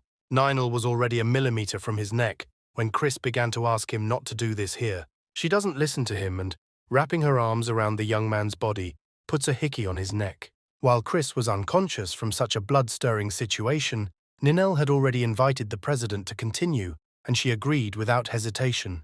Before the deputy had time to move away from the previous task, the next one sounded, in which he had to do 10 push-ups over the player. Tana immediately rushed to complete the task, but it turned out to be not an easy one. Watching this, Melinda begins to sulk and say that this is not fair, and she also wants to participate, but Ninel replies that she cannot meddle. This is only between her and Tana. The duel continues, and now the task required raising a player of the opposite sex, and Ninel courageously lifted Chris in her arms. The intensity dropped a little when Tanya was given the task of listening to the heartbeat, but adrenaline began to boil in her blood again on the next task, when Ninel had to feed a player of the opposite sex without using her hands. A similar fate awaited Tanu immediately after, because now she had to get a player of the opposite sex drunk without using her hands. Next, Ninel had to exert all her natural charm to show cuteness. With each round the situation became tense, the girls mercilessly attacked each other, and the invincible Chris Brown was defeated with defeat. He fell on the table exhausted and asked to give up. In the end, he runs away from them, saying that he urgently needs to go to the toilet. Melinda asks him to wait, since she too can't bear it anymore. Left alone, Ninel asks if her rival wants to continue, but Ninel falls to the floor from fatigue and says that this is a game only for couples, and if her opponent still wants to play with her, then she will have to doubt her preferences. After such words, the rival begins to carefully touch the president's chest. If the game has come to an end, then Ninel now wants to hear an honest answer from Tana about whether she likes Chris. The president freezes in a frenzy. She could not expect such pressure from the quiet head of the literary club. And since they are now alone, Tana decides to confess that she likes him. To be honest, faced with such a direct question, she couldn't even think of an answer. Her memory stores memories that no one knows about, of course. All this didn't happen like that. She just had to be brave. It might all be stupid, but of course she just had to say it. But she limply followed the hunter, was weak and failed. Desperately clinging to the hope of getting an answer, he only continues to strategically advance and retreat. Having expressed all this, Tana changes her answer and says that she doesn't like anyone. Life is boring for her, and she just knows the deputy for a long time, and he is a very interesting person. After listening to her rival's explanations, Ninel breathed a sigh of relief. As she left, she noted that this was all good because after all, Chris now had a girlfriend. Finally, the war between Ninel and the president ended, and everything returned to calm, and the young man was able to sleep after such commotion and noise. Suddenly, in the darkness, something touched the protagonist's cheek, and this made him reflexively begin to fight the darkness. Without opening his eyes, he waves his fists and says that any evil will be punished. But realizing that the threat has disappeared somewhere, he lies back down. Ninel is touched by his foolishness. Only now the girls noticed that they both came to Chris, at first not noticing each other in the darkness. But none of them could have expected what would happen next. Melinda's head poked out from under Chris's blanket. She yawns and demands that no one touch the blanket. But when she sees her rivals in front of her, she tries to immediately hide under the blanket, saying that they have mistaken themselves. Her rivals throw off the blanket with her and want to know how she ended up here.